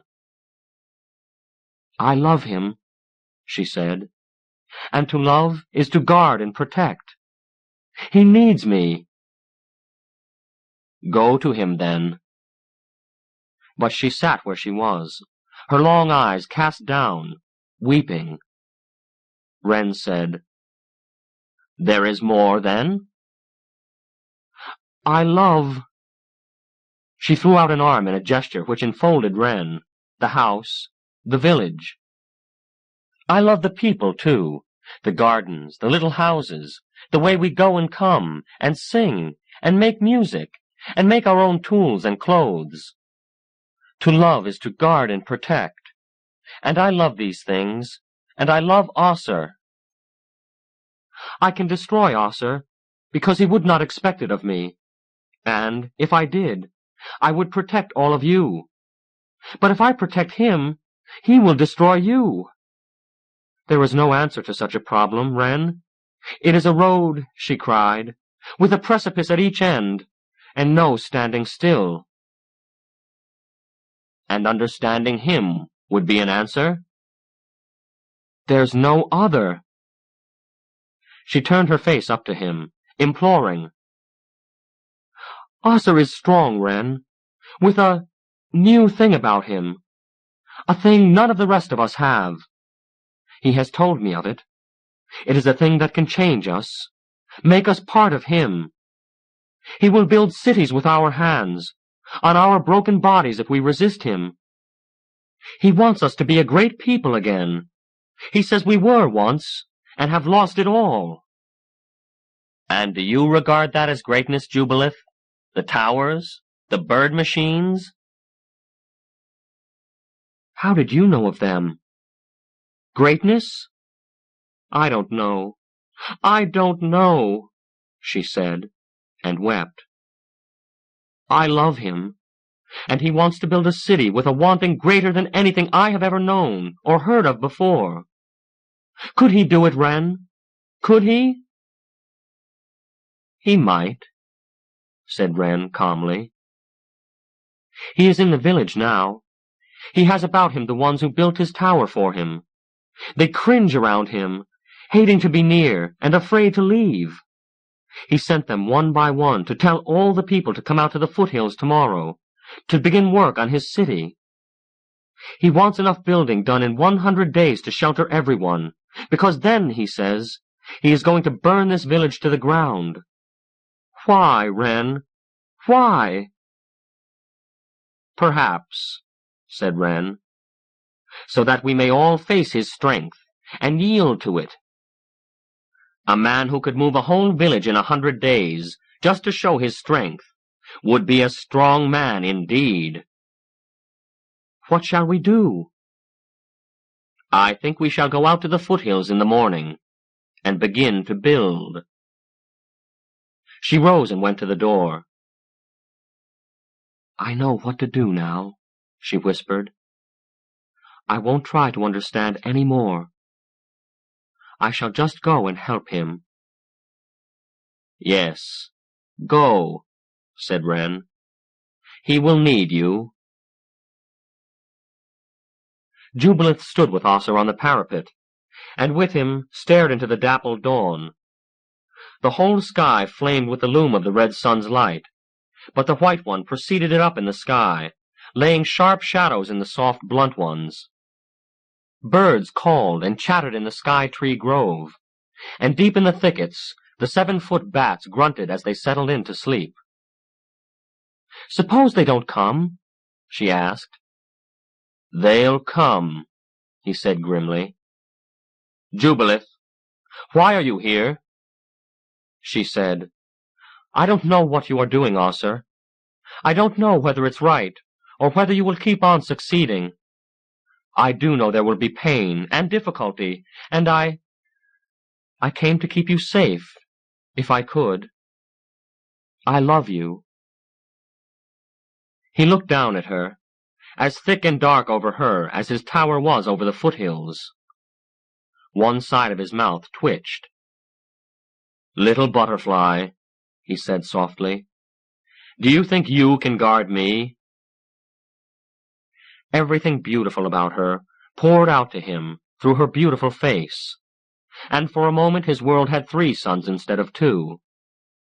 He put his arms around her. Then his great voice exploded with 2 syllables of a mighty laugh. He lifted her and swung her behind him and leaped to the parapet. Deeply shaken, she came to follow his gaze. The red sun's foggy limb was above the townward horizon, and silhouetted against it came the van of a procession. On they came, and on, the young men of the village, the fathers. Women were with them, too, and everything on wheels that the village possessed, flatbed wagons, 2-wheeled rickshaw carts, children's and vendors' and pleasure vehicles. A snorting team of 4 tiger oxen clawed along before a heavily laden stone boat, and men shared packs that swung in the center of long poles. Ossur curled his lip. "You see them?" he said as if to himself, "doing the only thing they can think of. Push them, they yield. The clods!" He spat. "Well, one day one will push back, and when he does, I'll break him, and after that I'll use him. Meantime, I have 1,000 hands and a single mind.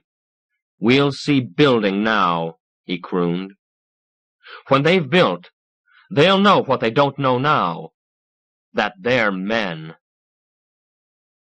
"They're all come," breathed Jubilith. "All of them. Ossur." "Be quiet," he said, leaning into the wind to watch, floating. With the feel of his hard hands still on her back, she discovered with a crushing impact that there was no room in his heart for her when he thought of his building.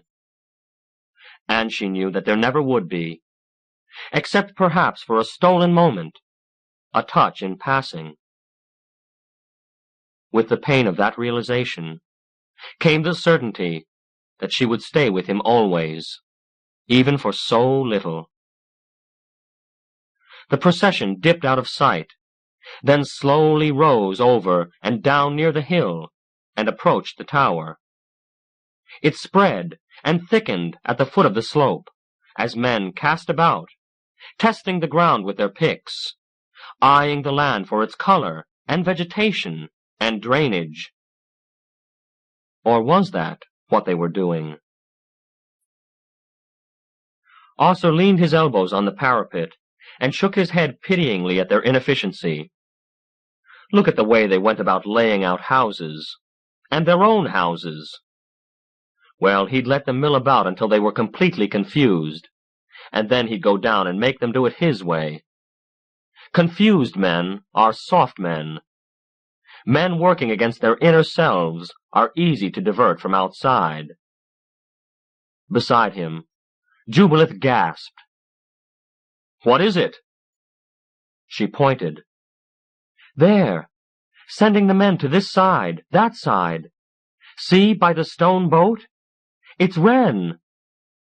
"Nonsense," said Osser. "He'd never leave his house. Not to walk around among people who are sweating. He deals only with people who tell him he's right before he speaks."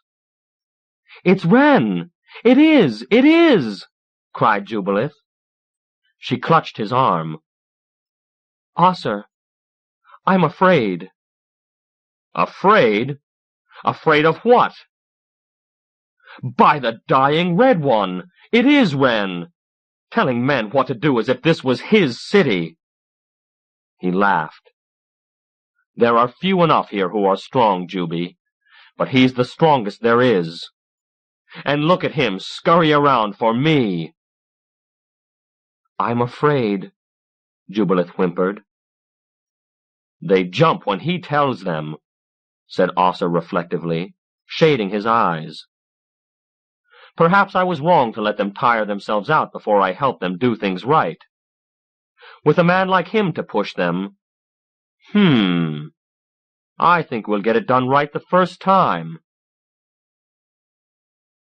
He pushed himself away from the parapet and swung down to the stairway. "Osser, don't! Please don't!" she begged. He stopped just long enough to give her a glance, like a stone thrown. "You'll never change my mind, Juby, and you'll be hurt if you try too often." He dropped into the opening, went down 3 steps, 5 steps. He grunted, stopped. Jubilith came slowly over to the stairwell. Osser stood on the 6th step, on tiptoe. Impossibly on tiptoe. The points of his sandals barely touched the step at all. He set his jaw and placed his massive hands, one on each side of the curved wall. He pressed them out and up, forcing himself downward. His sandals touched more firmly. His toes bent. His heels made contact. His face became deep red, and the cords at the sides of his neck ridged like a weathered fallow field. A strained crackle came from his shoulders, and then the pent breath burst from him. His hands slipped, and he came up again just the height of the single stair-riser, to bob ludicrously like a boat at anchor, his pointed toe touching and lifting from the 6th step. He gave an inarticulate roar, bent double, and plunged his hands downward, as if to dive head-first down the stairs. His wrists turned under, and he yelped with the pain. More cautiously, he felt around and down, from wall to wall. It was as if the air in the stairway had solidified, become at once viscous and resilient. Whatever was there was invisible, and completely impassable. He backed slowly up the steps. On his face there was fury and frustration, hurt, and a shaking reaction. Jubilith wrung her hands. "Please, please, Osser, be care—" The sound of her voice gave him something to strike out at, and he spun about, raising his great bludgeon of a fist. Jubilith stood frozen, too shocked to dodge the blow. "Osser!" Osser stopped, tensed high, fist up, like some terrifying monument to vengeance. The voice had been Wren's. Wren speaking quietly, even conversationally, but magnified beyond belief. The echoes of it rolled off and were lost in the hills. "Come watch men building, Osser!" Dazed, Osser lowered his arm and went to the parapet. Far below, near the base of the hill, Wren stood, looking up at the tower. When Osser appeared, Wren turned his back and signaled the men by the stone boat. They twitched away the tarpaulin that covered its load. Osser's hands gripped the stone as if they would powder it. His eyes slowly widened, and his jaw slowly dropped. At first, it seemed like a mound of silver on the rude platform of the ox-drawn stone boat. Gradually he perceived that it was a machine so finished, so clean-lined, and so businesslike, that the pictures he had shown Jubilith were clumsy toys in comparison. It was Sustin, a man Osser had crushed to the ground with 2 heavy blows, who sprang lightly up on the machine and settled into it. It backed off the platform, and Osser could hear the faintest of whines from it. The machine rolled, and yet it stepped. It kept itself horizon level as it ran, its long, endless treads dipping and rising with the terrain, its sleek body moving smooth as a swan. It stopped, and then went forward, out to the first of a field of stakes that a crew had been driving. The flat, gleaming sides of the machine opened away and forward and locked, and became a single blade twice the width of the machine. It dropped until its sharp lower edge just touched the ground, checked for a moment, and then sank into the soil. Dirt mounted up before it, until flakes fell back over the wide mold board. The machine slid ahead, and dirt ran off the sides of the blade to make 2 straight windrows. And behind the machine as it labored, the ground was flat and smooth, and it was done as easily as a smoothing hand in a sandbox. Here it was cut, and there it was filled, but everywhere the swath was like planed wood, all done just as fast as a man can run. Osser made a sick noise, far back in his tight throat. Guided by the stakes, the machine wheeled and returned. One end of the blade now curved forward to catch up the windrow and carry it across the new parallel cut. And now the plain soil was twice as wide. As it worked, men worked, and Osser saw that, shockingly, they moved with no less efficiency and certainty than the machine. For Osser, these men had plodded and sweated, drudged, each a single, obstinate unit to be flogged and pressed. But now they sprinted, sprang. They held, drove, measured, and carried as if to swift and intricate music. A cart clattered up, and from it men took metal spikes, as thick as a leg, twice as tall as a man. 4 men to a spike, they ran with them to staked positions on the new cut ground, set them upright. A man flung a metal clamp around the spike. 2 men, one on each side, drove down on the clamp with heavy sledges until the spike would stand alone. And already those 4 were back with another spike. 26 such spikes were set, but long before they were all out of the wagon, Sustin spun the machine on its own length and stopped. The moldboard rose, hinged, folded back to become the silver sides of the machine again. Sustin drove forward, nosed the machine into the first of the spikes, which fitted into a slot at the front of the machine. There was the sound of a frantic giant wringing a metal triangle, and the spikes sank as if the ground had turned to bread. Leaving perhaps 2 hands-breadths of the spike showing, the machine slid to the next, and the next, sinking the spike so quickly that it had almost a whole minute to wait while the spike crew set the very last one. At that, a sound rolled out of the crowd, a sound utterly unlike any that had ever been heard during the building of the tower, a friendly, jeering roar of laughter at the crew who had made the machine wait. Men unrolled heavy cable along the lines of the spikes.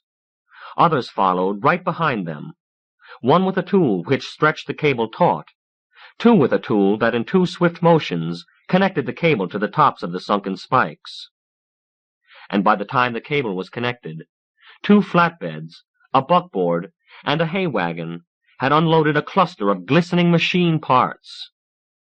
Men and women swarmed over them, wrenches, pliers and special tools in hand, bolting, fitting, clamping, connecting. 3 heavy leads from the great ground cable were connected. A great parabolic wire basket was raised and guyed. Wren ran to the structure and pulled a lever. A high-pitched scream of force dropped sickeningly in pitch to a jarring subsonic, and rose immediately high out of the audible range. A rosy haze enveloped the end of the new machine, opposite the ground array and under the basket. It thickened, shimmered, and steadied, until it was a stable glowing sphere with an off-focus muzziness, barely showing all around its profile. The crowd, not a group now, but a line, cheered, and the line moved forward. Every conceivable village conveyance moved in single file toward the shining sphere, and, as each stopped, heavy metal was unloaded. Cast iron stove legs could be recognized, and long strips of tinning solder, a bell, a kettle, the framing of a bench. The blacksmith's anvil was there, and parts of his forge, pots and skillets, a ratchet and pawl from the grist mill, the weights and pendulum from the big village clock. As each scrap was unloaded, exactly the number of hands demanded by its weight were waiting to catch it, swing it from its conveyance into the strange sphere. They went in without resistance, and without sound, and they did not come out. Wagon after wagon, pack after handsack were unloaded, and still the sphere took and took. It took heavy metal, and more mass than its own dimensions. Had the metal been melted down into a sphere, it would have been a third again, half again, twice as large as the sphere, and still it took. But its color was changing. The orange went to burned sienna, and then to a strident brown. Imperceptibly, this darkened until at last it was black. For a moment, it was a black of impossible glossiness, but this softened. Blacker and blacker it became, and at length it was not a good thing to look into. The blackness seemed to be hungry for something more intimate than metal. And still the metals came, and the sphere took. A great roar came from the crowd. Men fell back to look upward. High in the west was a glowing golden spark, which showed a long blue tail. It raced across the sky, and was gone. And moments later the human roar was answered by thunder from above. If the work had been swift before, it now became a blur. Men no longer waited for the line of wagons to move, but ran back along it to snatch metal, and stagger forward again to the sphere. Women ripped off bracelets and hammered earrings, and threw them to the implacable melanosphere. Men threw in their knives, even their buttons. A rain of metal was sucked silently into the dazzling black. Another cry from the crowd, and now there was hurried anguish in it. Again the craning necks, the quick gasp. The golden spark was a speed-blurred ovoid now, the blue tail a banner half a horizon long. The roar, when it came, was a smashing thunder, and the blue band hung where it was, long after the thing had gone. A moan of urgency, caught and maintained by one exhausted throat after another, rose and fell, and would not leave. Then it was a happy shout, as Sustin drove in, shouldering the beautiful cutting machine through the scattering crowd. Its blade unfolded as it ran, latched high, and stayed there like a shining forearm flung across the machine's silver face. As the last scrambling people dove for safety, Sustin brought the huge blade slashing downward, and at the same time threw the machine into its highest speed. It leaped forward, as Sustin leaped back. Unmanned, it rushed at the sphere as if to sweep it away, crashed the structure that contained it. But at the last microsecond, the blade struck the ground, the nose of the machine snapped upward, and the whole gleaming thing literally vaulted into the sphere. No words exist for such a black. Some people fell to their knees, their faces covered. Some turned blindly away, unsteady on their feet. Some stood trembling, fixed on it, until friendly hands took and turned them and coaxed them back to reality. And at last, a man staggered close, squinting, and threw in the heavy wrought-iron support for an in sign. And the sphere refused it. Such a cry of joy rose from the village that the sleeping bats in the thickets of Skytree Grove, 2 miles away, stirred and added their porcine grunting to the noise. A woman ran to Wren, screaming, elbowing, unnoticed and unheard in the bedlam. She caught his shoulder roughly, spun him half around, pointed up at the tower, at Osser. Wren thumbed a small disk out of a socket in his belt and held it near his lips. "Osser!" The great voice rang and echoed, crushing the ecstatic noises of the people by its sheer weight. "Osser, come down, or you're a dead man!" The people, suddenly silent, all stared at the tower. One or two cried, "Yes, come down, come down!" But the puniness of their voices was ludicrous after Wren's magnified tones, and few tried again. Osser stood holding the parapet, legs wide apart, eyes wide, too wide, open. His hands curled over the edge, and blood dripped slowly from under the cuticles. "Come down! Come down!" He did not move. His eyeballs were nearly dry, and unnoticed saliva lay in a drying streak from one corner of his mouth. "Jubilith! Bring him down!" She was whimpering, begging, murmuring little urgencies to him. His biceps were as hard as the parapet, his face as changeless as the stone. "Jubilith! Leave him! Leave him and come!" Wren, wise Wren, sure, unshakable, imperturbable Wren, had a sob in his voice. And under such amplification, the sob was almost big enough to be voice for the sobs that twisted through Jubilith's tight throat. She dropped to one knee, and put one slim, firm shoulder under Osser's wrist. She drove upward against it with all the lithe strength of her panicked body. It came free, leaving a clot of fingertip on the stone. Down she went again, and up again at the other wrist. But this was suddenly flaccid, and her tremendous effort turned to a leap. She clutched at Osser, who tottered forward. For one endless second they hung there, while their mutual center of gravity made a slow deliberation.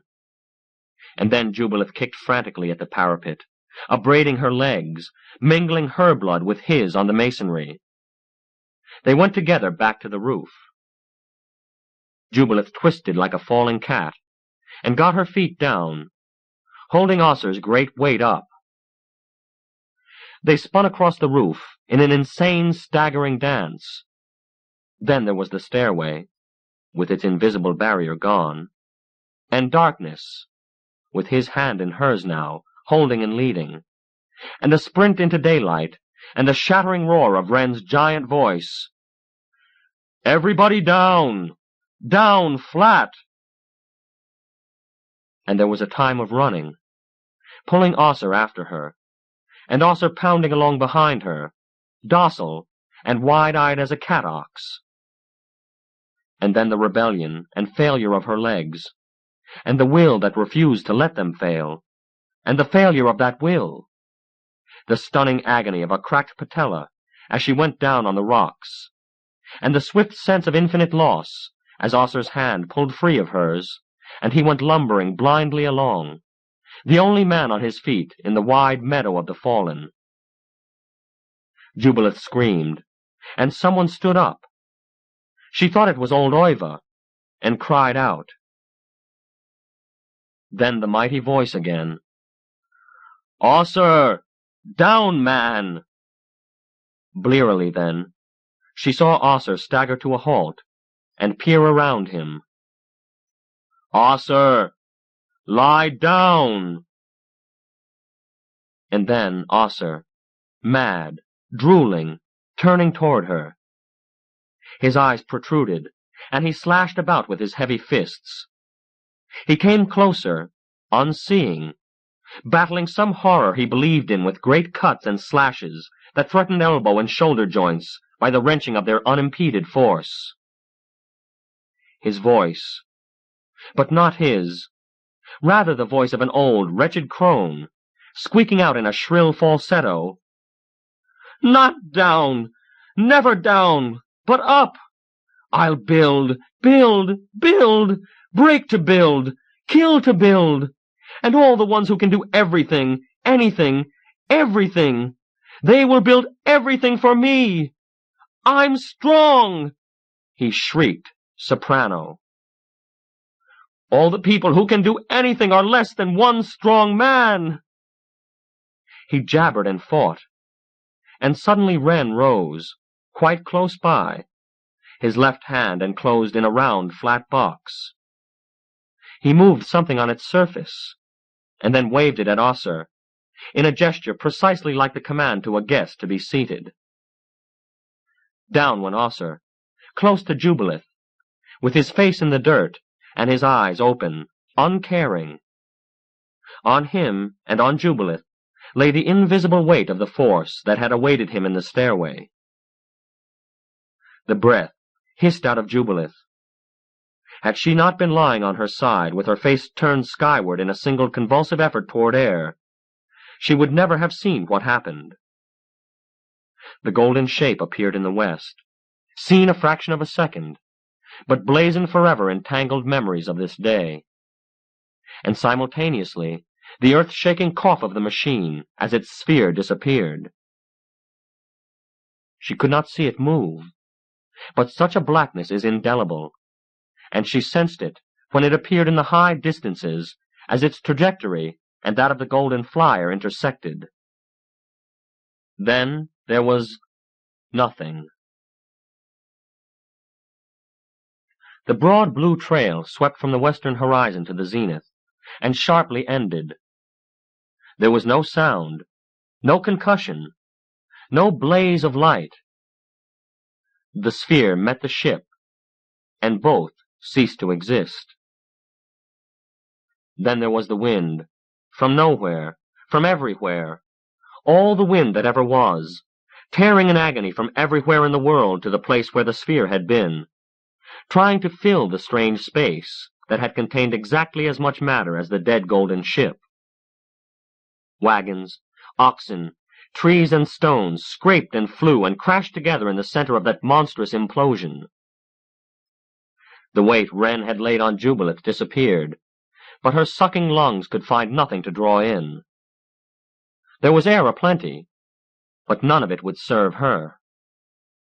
Finally, she realized there was unconsciousness waiting for her, if she wanted it.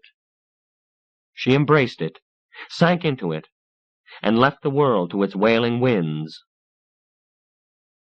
Ages later, there was weeping. She stirred and raised her head.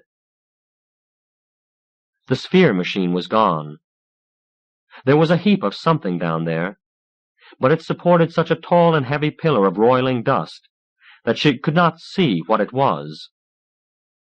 There, and over yonder, in twos and threes, silent, shaken people sat up, some staring about them, some just sitting, waiting for the shock-stopped currents of life to flow back in.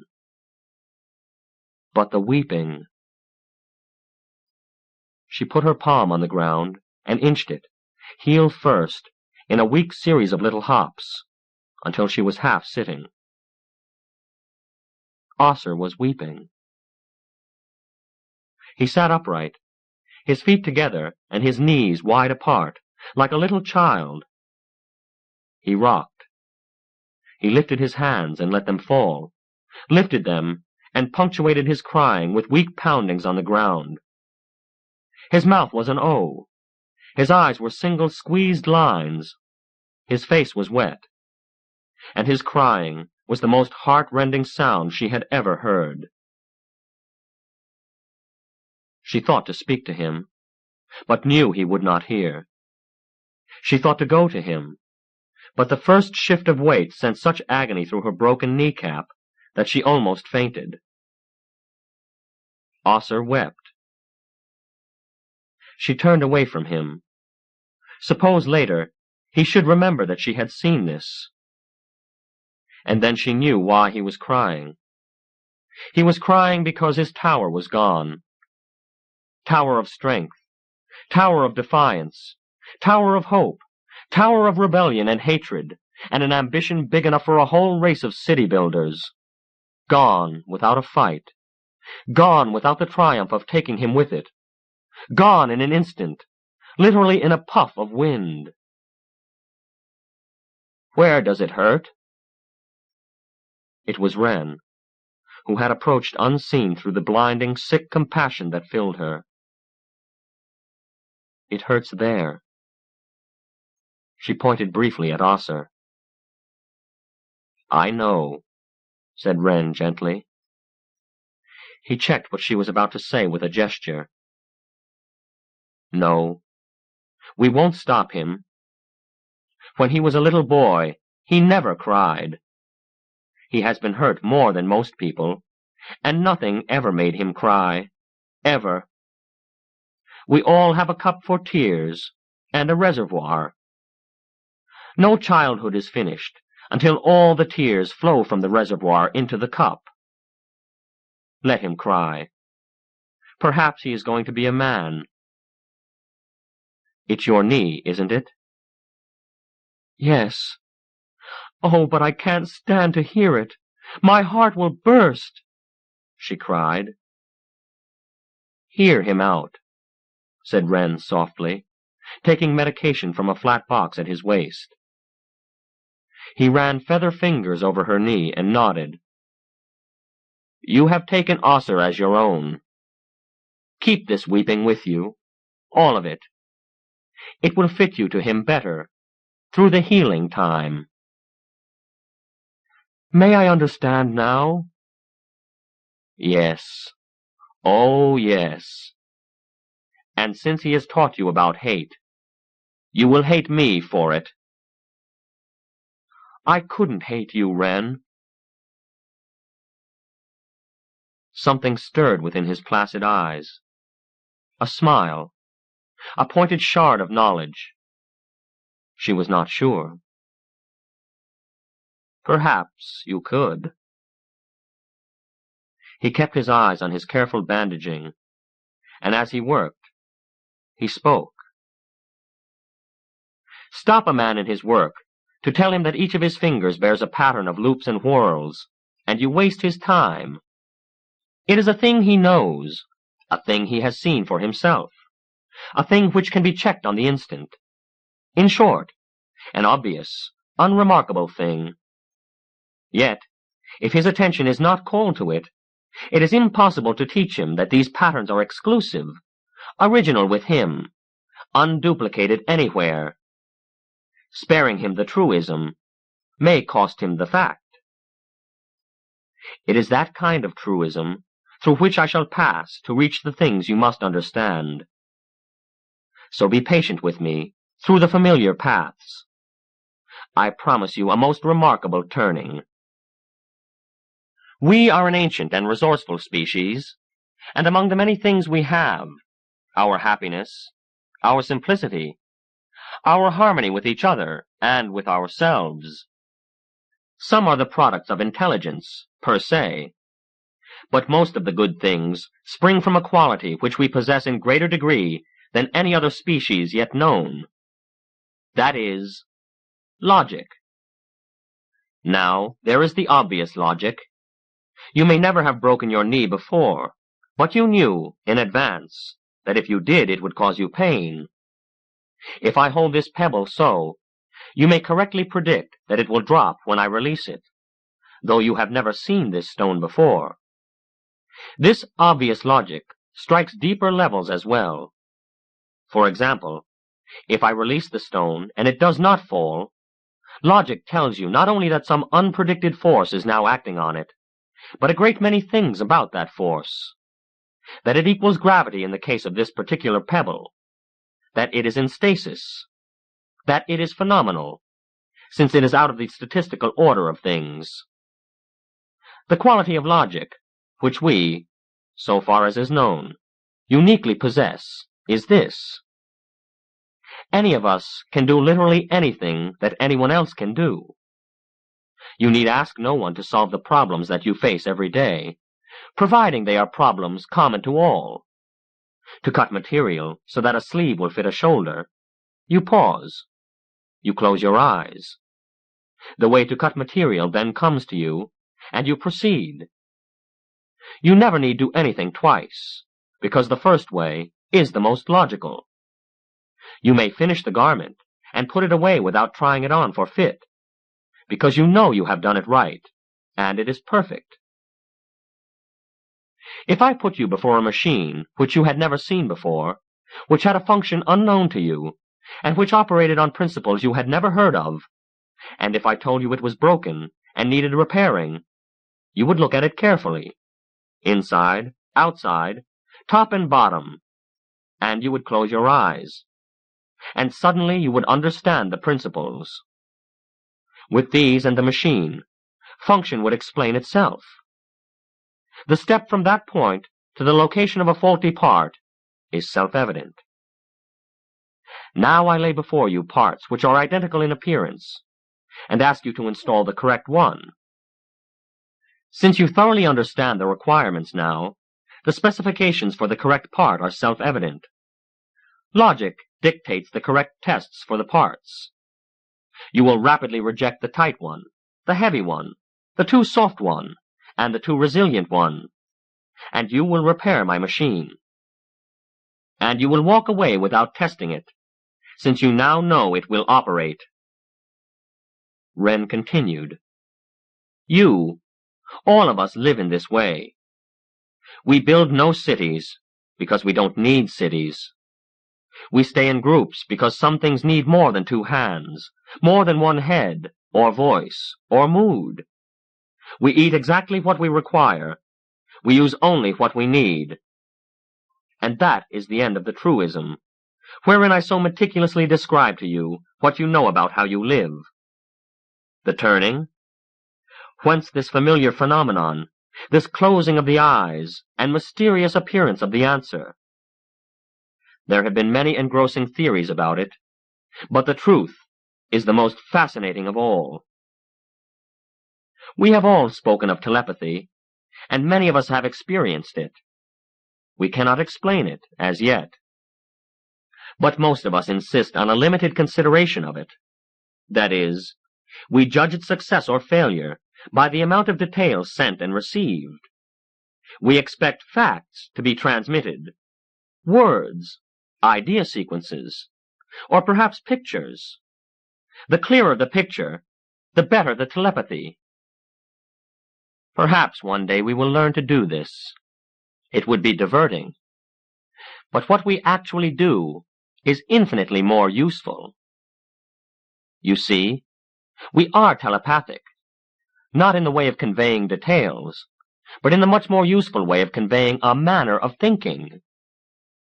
Let us try to envisage a man who lacks this quality. Faced with your broken machine, he would be utterly at a loss, unless he had been specially trained in this particular field. Do not overlook the fact that he lacks the conditioning of a whole life of the kind of sequence thinking which is possible to us. He would probably bumble through the whole chore in an interminable time, trying one thing and then another, and going forward from whatever seems to work. You can see the tragic series of pitfalls possible for him in a situation in which an alternate 3 or 4 or 5 consecutive steps are possible, forcing step 6, which is wrong in terms of the problem. Now, take the same man and train him in this one job. Add a talent, so that he learns quickly and well. Add years of experience, terrible, drudging thought, to his skill. Face him with the repair problem, and it is obvious that he will repair it with a minimum of motion. Finally, take this skilled man and equip him with a device which constantly sends out the habit patterns of his thinking. Long practice has made him efficient in the matter. In terms of machine function, he knows better than to question whether a part turns this way or that, whether a rod or tube larger than X diameter is to be considered. Furthermore, imagine a receiving device which absorbs these sendings whenever the receiver is faced with an identical problem. The skilled sender controls the unskilled receiver as long as the receiver is engaged in the problem. Anything the receiver does which is counter to the basic patterns of the sender is automatically rejected as illogical. And now, I have described our species. We have an unmatchable, unitary existence, each of us with a natural bent. The poets, the musicians, the mechanics, the philosophers. Each gives of his basic thinking method every time anyone has an application for it. The expert is unaware of being tapped, which is why it has taken hundreds of centuries to recognize the method. Yet, in spite of what amounts to a veritable race intellect, we are all very much individuals. Because each field has many experts, and each of those experts has his individual approach, only that which is closest both to the receiver and his problem comes in. The ones without special talents live fully and richly with all the skills of the gifted. The creative ones share with others in their field as soon as it occurs to any expert to review what he knows. The one step forward then instantly presents itself. So much for the bulk of our kind. There remain a few, specializing, non-specialists. When you are faced with a problem to which no logical solution presents itself, you come to one of these few for help. The reason no solution presents itself is that this is a new line of thinking, or, which is very likely, the last expert in it has died. The non-specialist hears your problem and applies simple logic to it. Immediately, others of his kind do the same. But since they come from widely divergent backgrounds and use a vast variety of methods, one of them is almost certain to find the logical solution.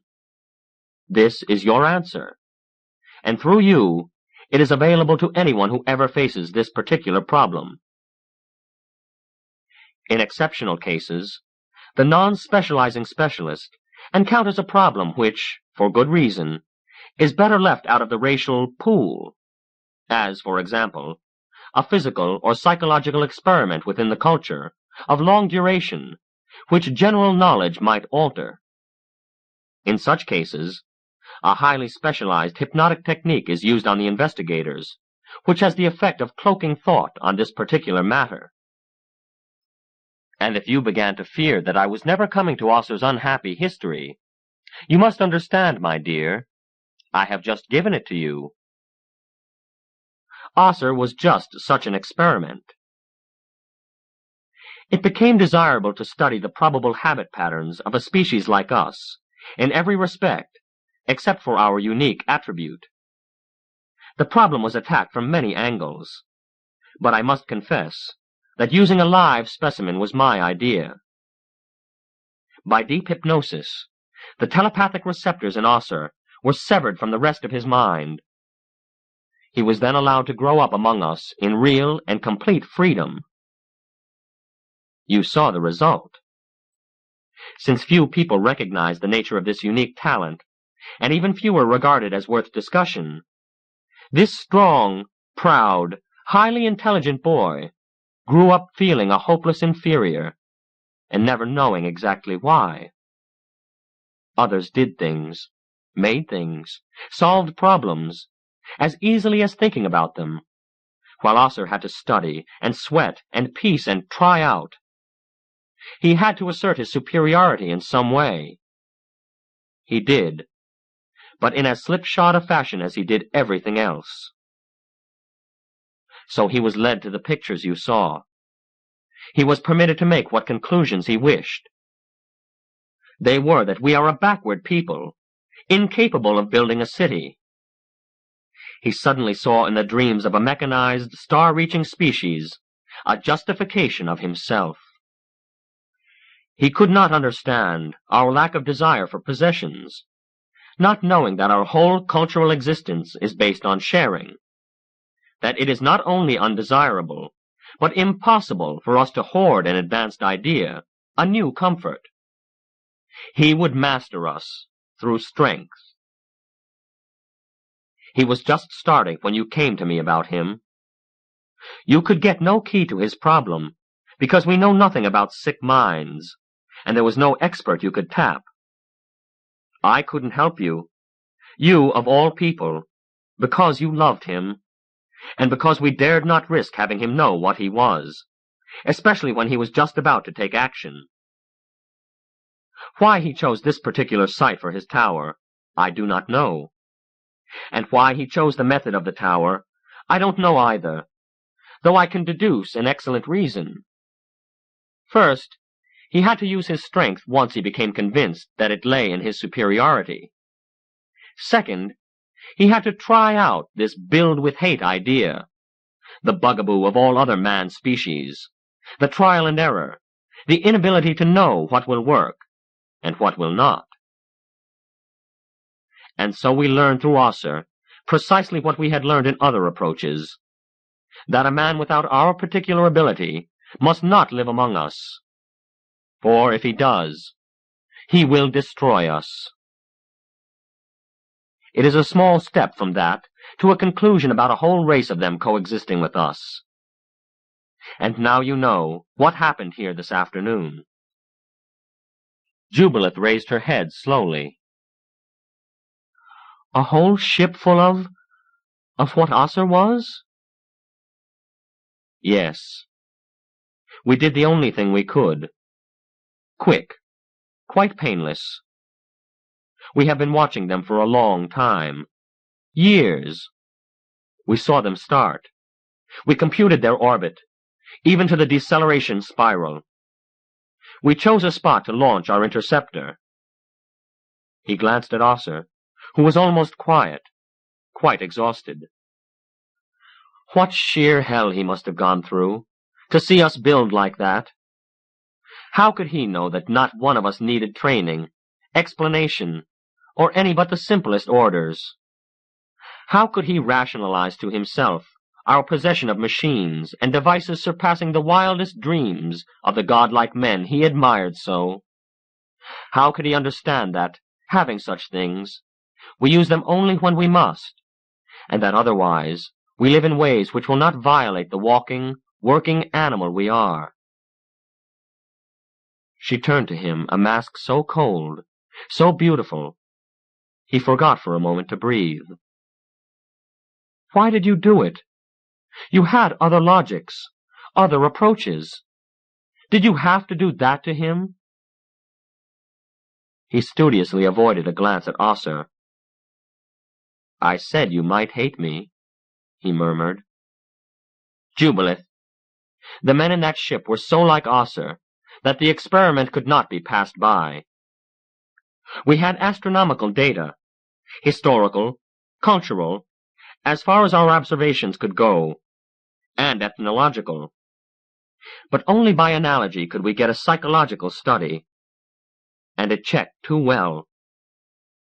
As for having him see this thing today, building, Jubilith, is sometimes begun by tearing down. He looked at her with deep compassion. This was not the site chosen for the launching of the interceptor.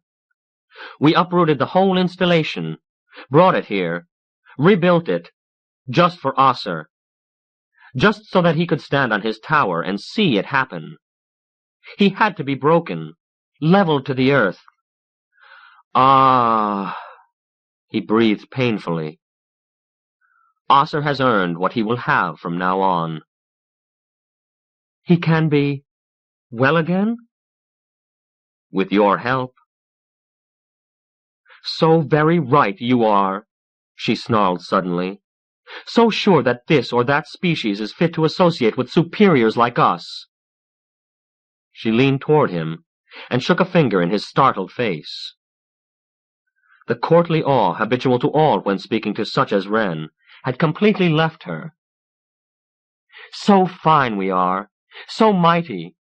And didn't we build cities? Didn't we have giant bird machines and shiny carts on our streets? Didn't we let our cities be smashed? Haven't you seen the ruins in the West? Tell me, she sparked. Did we ruin them ourselves, because one superior city insisted on proving its superiority over another superior city? She stopped abruptly, to keep herself from growling like an animal, for he was smiling blandly, and his smile got wider as she spoke. She turned furiously, half away from him, cursing the broken knee that held her so helpless. Jubilith. His voice was so warm, so kind, and so startling in these surroundings, held such a bubbling overtone of laughter, that she couldn't resist it. She turned grudgingly. In his hand, he held a pebble. When her eye fell to it, he rolled it, held it between thumb and forefinger, and let it go. It stayed motionless in mid-air. Another factor, Jubilith. She almost smiled. She looked down at his other hand, and saw it aiming the disc-shaped force field projector at low power. He lifted it, and with the field, tossed the pebble into the air, and batted it away. We have no written history, Jubilith. We don't need one, but once in a while it would be useful. Jubilith, our culture is one of the oldest in the galaxy. If we ever had such cities, there are not even legends about it. But I saw. A ship came here once. We had never seen a humanoid race. We welcomed them and helped them. We gave them land and seeds. Then they called a flotilla, and the ships came by the hundreds. They built cities, and, at that, we moved away and left them alone, because we don't need cities. Then they began to hate us. They couldn't hate us until they had tall buildings to do it in. They hated our quiet. They hated our understanding. They sent missionaries to change our ways. We welcomed the missionaries, fed them, and laughed with them. But when they left us glittering tools and humble machines to amuse us, we let them lie where they were until they rotted.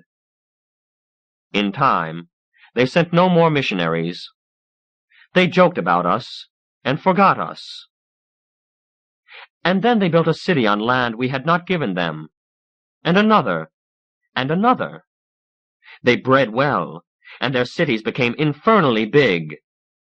And finally they began to build that one city too many, and we turned a river and drowned it. They were pleased. They could now rid themselves of the backward natives. Jubilith closed her eyes, and saw the tumbled agony of the mounds, radiating outward from a lake with its shores too bare. All of them? She asked. Wren nodded. Even one might be enough to destroy us. He nodded toward Osser, who had begun to cry again. They seemed good, she said reflectively. Too fast, too big, and it must have been noisy, but— Wait, he said. You mean the people in the picture Osser showed you? Of course. They were the city builders we destroyed, weren't they? They were not.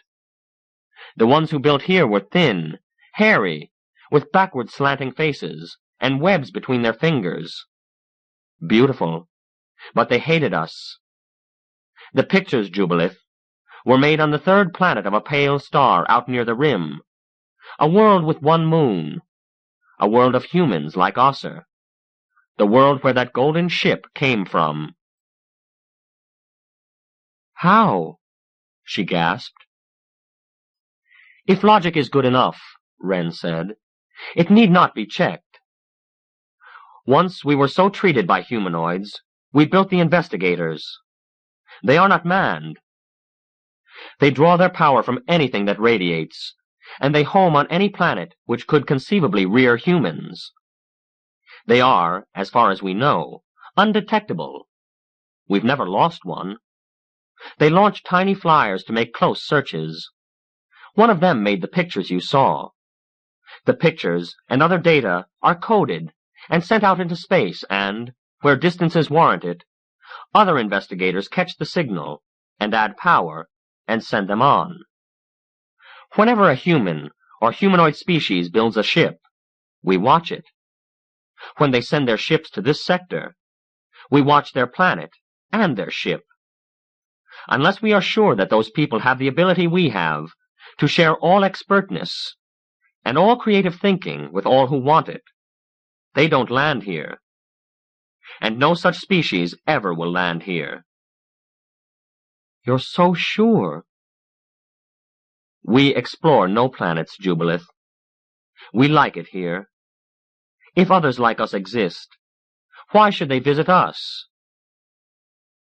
She thought about it, and slowly she nodded. I like it here, she breathed.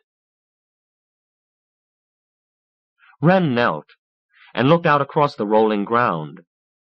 It was late, and most of the villagers had gone home. A few picked at the mounds of splinters at the implosion center. Their limbs were straight, and their faces clear.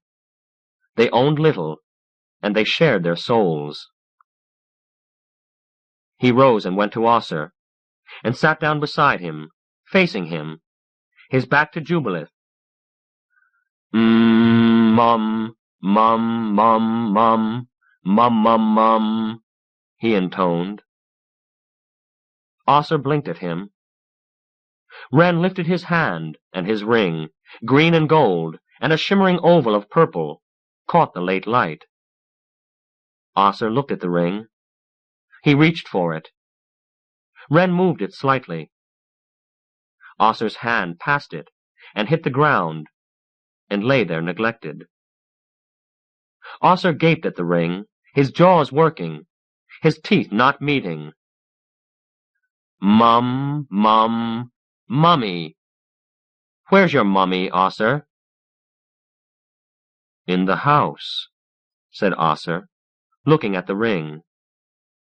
Wren said, You're a good little boy. When we say the word, you won't be able to do anything but what you can do. When we say the key, you'll be able to do anything anybody can do. All right, Osser said. Before I give the word, tell me the key. You must remember the key. That ring. And last and lost. Good, Osser. Now listen to me. Can you hear me? Sure. He grabbed at the ring.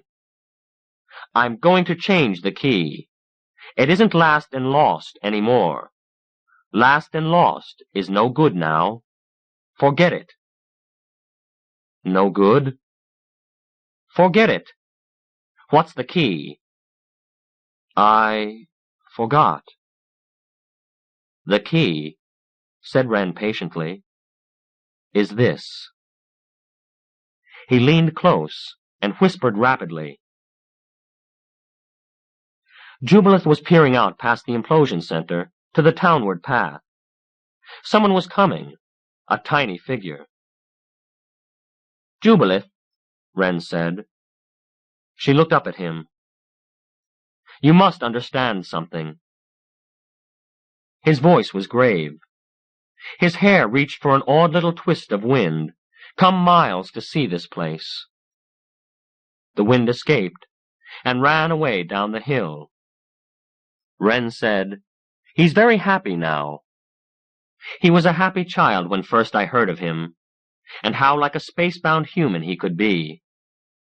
Well, he's that child again. He always will be, until the day he dies. I'll see he's cared for. He'll chase the sunbeams, a velvet red one, and a needle of blue-white. He'll eat, and he'll love, and be loved, just as is right for him. They looked at Osser. There was a blue insect on his wrist. He raised it slowly, slowly, close to his eyes, and through its gauze wings he saw the flame and silver sunset. He laughed. All his life? All his life, said Wren.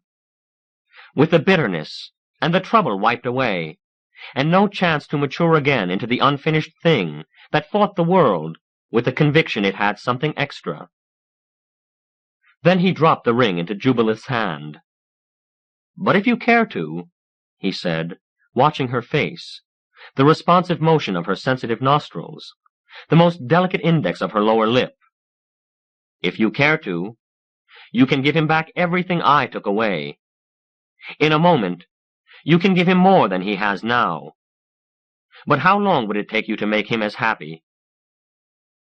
She made no attempt to answer him. He was Wren. He was old and wise. He was a member of a unique species whose resources were incalculable. And yet he was asking her to do something he could not do himself. Perhaps he was asking her to correct a wrong. She would never know that.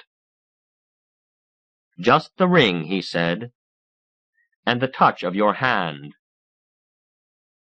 He went away, straight and tall, quickening his pace as, far away, the patient figure she had been watching earlier rose and came to meet him. It was Oiva. Jubilith thought, he needs her. Jubilith had never been needed by anyone. She looked at her hand, and in it she saw all she was, all she could ever be in her own right. And with it, the music of ages, never the words, but all the pressures of poetry. And she saw the extraordinary privacy of love in a world which looked out through her eyes, placed all of its skills in her hands, to do with as she alone wished. With a touch of her hand. What a flood of sensation, what a bursting in of voices and knowledge, for a child! How long a child? She closed her eyes, and quietly the answer came, full of pictures. The lute picked up and played. The instant familiarity with the most intricate machine. The stars seen otherwise, and yet again otherwise, and every seeing an honest beauty. 1,000 discoveries, and manhood with a rush. She slipped the ring on her finger, and dragged herself over to him. She put her arms around him, and his cheek came down to the hollow of her throat, and burrowed there. He said sleepily, "Is it night time, Mummy?" "For just a little while," said Jubilith. Twink.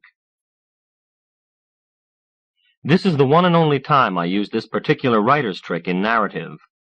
I wonder if you can divine what it is. Otherwise, I must express pride at the insightful look at society's insensitivities toward the unusual person. The disabled are unusual. Special gifts are unusual. Too many people don't know the difference. The slow learners are unusual. Psychopaths are unusual. Too many people think they're suffering from the same thing. These, among other things, are what this story's about. So I hope you will forgive the trickery. Feeling numb, I put the phone down. I've got to get out of here, I thought. I've got to go ask old Frozen Face. I've got to get home. But there was the old man, just that minute coming out of his office.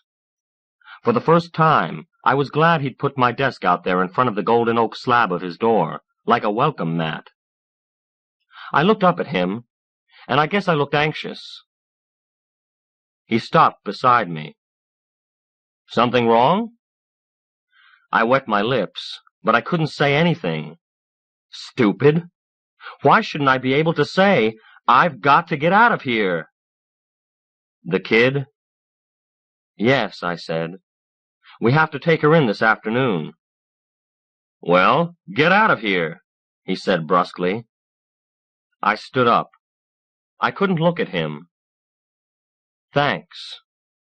Shut up, he said gruffly.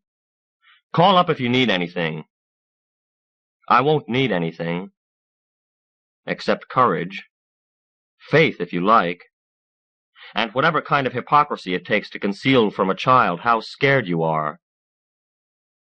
I reached for my hat. Old Frozen Face just stood there.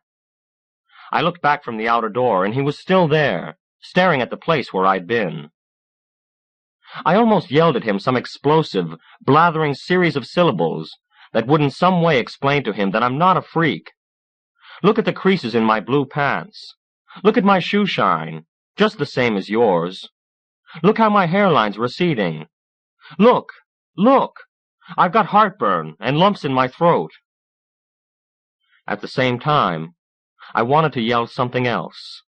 Something about, yes, you were kind to me because you know what's with me, with my kid. But you can't know how it is. With you, I'm once removed from anything you could feel, like the 100 neediest cases in the newspaper at Christmas. You believe it, sure, but you can't know how it is. So with one inner voice saying, I'm what you are, and another saying, you can't know how it is, I let them crash together and silence one another, and said nothing, but made the frosted glass door swing shut, and walked over to the elevators. I had to wait, and that seemed wrong. I looked at the indicators, and saw that all of the cars were running, and that seemed wrong too. Everything else ought to stop except one car for me, and it ought to be here now. I stood there realizing how irrational all this was, but fuming anyway. Behind me, I heard thunk-pat, thunk-pat, and from the corner of my eye, saw it was Bernie Pitt on his crutches. I turned very slightly so my back was to him. Bernie is a very nice guy, but I just didn't want to talk to anybody. It was as if talking to somebody would slow up the elevator. I hoped he hadn't noticed my turning away like that. Then I found I could see his reflection in the polished gray-green marble of the wall by the elevator. He was looking at me. I could see his face tilt as he glanced down at the hat I was twisting in my hands. Then it tipped up and back a little as he studied the tops of the doors, the way a man does when he wants to look as if he's absorbed in his own thoughts. So he's seen that hat at 10 in the morning, and that meant I was going out, and he knew all about me and Twink and the accident, and was being considerate. Old Frozen Face was being considerate too. Old Frozen Face always did the correctly considerate thing, like hiring Bernie, who was a cripple. I hated myself for thinking that. It made me hate Bernie. I glared at his reflection. Just then, one of the elevator doors across the corridor rolled open, and I jumped and spun. Up, said the operator. Bernie stumped into it without looking at me. The door closed. I wished I had a rock to throw at it. I tried hard to get hold of myself. I knew what was happening. Scare a man badly enough, and then make the thing he fears diffuse and unreachable, and he'll lash out indiscriminately at everything and everyone. Well, lash away, boy, I told myself, and get it out of your stinking small-minded system before you get home. Down? The operator asked. Shouldering into the car, I felt I had a right to be sore at the operator for taking so long. The elevator was full of intruders, and the descent took forever, and for a moment I got so mad I swear I could have hunched my shoulders and sprayed them all with adrenaline. Then the doors opened again, and there was the lobby like a part of all outdoors, and the offices upstairs no longer contained or confined me, and their people no longer intruded. I scurried down the steps and along the concourse to the interurban station, trusting my feet and letting the rest of me fly along with the eager aimlessness of a peace dove released at a school pageant. How can there be any unreality in your cosmos? I asked myself. The day Twink goes to the hospital. That's today. It's here. It's been a real thing all this time, for all it was in the future. It was more real than most other things in the world. And now it's come and you're walking underwater, seeing through murk. But the whole world's helping, too. Nothing is so unreal to the commuter as a commuter station at 10 in the morning. The trains, lying in these echoing acres, look like great eviscerated larvae. The funereal train crew, gossiping as if work were done, as if it weren't their job to get me home before the sawbones went to work on my little girl. I went to them. Baytown? They looked at me, a conductor, a motorman, a platform man. They were different sizes and shapes, but their faces were all the same gray, and contained the same damnable sense of the fitness of things. They were in a place that belonged to them, doing the right thing at the right time in it. They were steady and sober, and absolutely at the service of commuters by the ton. But a man outbound at 10 in the morning, though tolerable, could hardly be served. He wasn't what they were there for. I went into the train and sat down and looked at my watch. 4 minutes. They were going to make me wait 4 minutes. I sat in an empty car and looked at the glare of yellow woven plastic, pretending to be rattan, steel panels pretending to be wood, and the advertising signs. There were 3 kinds of signs: the imperatives, which said buy and drink and use; the comparatives, which said better, richer, finer, and never stated what they were better and richer and finer than; and the nominatives, which stupidly and without explanation proclaimed a name. I snorted at them all and reached for a paper someone had left on a nearby seat. If its previous owner had been there, I think I'd have punched him right in the mouth. I've always respected books, and I've always felt that a paper is a sort of book. This character had put the middle section in upside down, folded some sheets back on themselves and away from the center line, so that page covers skewed and flopped all around, and he had generally churned up and mutilated the dead white body before discarding it. Growling, I began to put it back together again. Cheerful Tony Weaker. Doomed child sinking. Gifts and cards pouring in for early birthday. New York, June 25. A.P. 1973's Child of the Year, 5-year-old Tony Marshall, has been placed under oxygen at Memorial Hospital, while a staff of top cancer specialists stand a 24-hour watch at his bedside. Hope that he will live to see his 6th birthday in August has faded. The boy, whose famous smile made him known from coast to coast as Cheerful Tony, is suffering from advanced leukemia. Angrily, I hurled the paper away from me. It came to pieces in midair and fluttered to the floor, to lie there accusingly and stare at me. I swore and got up and gathered it together and crammed it out of sight on the seat ahead of mine. Cheerful Tony, I muttered. Some convolution of the face muscles, some accident of the dental arch, a trick of the light, and the fortuitous presence of a news photographer as lucky as the guy who got the flag raising at Iwo. Put 'em all together, and you've got a national hero. What good did it do anyone to read about Cheerful Tony, or to write about it? What good did it do Tony? For an ugly moment, I wished I could trade places with Tony's father. All he had to worry about was cancer. Nice, certain cancer. And once it was finished, that would be the end of it. But I didn't envy him the publicity, and for the 100,000th time, I thanked the powers that so few people knew about Twink. The doors slid shut, and the train started. I let go a sigh of relief and hunched back in my seat, wondering how to make the time go faster. Not the time, the train. I pushed my feet uselessly against the legs of the next seat, made a calm and childish calculation of what I was doing, 40 pounds foot pressure forward, 40 pounds shoulder pressure backward equals 0, and sat up feeling like a fool. I began to look at the ads again. Imperative, comparative, nominative. Maybe my technique had been wrong all along.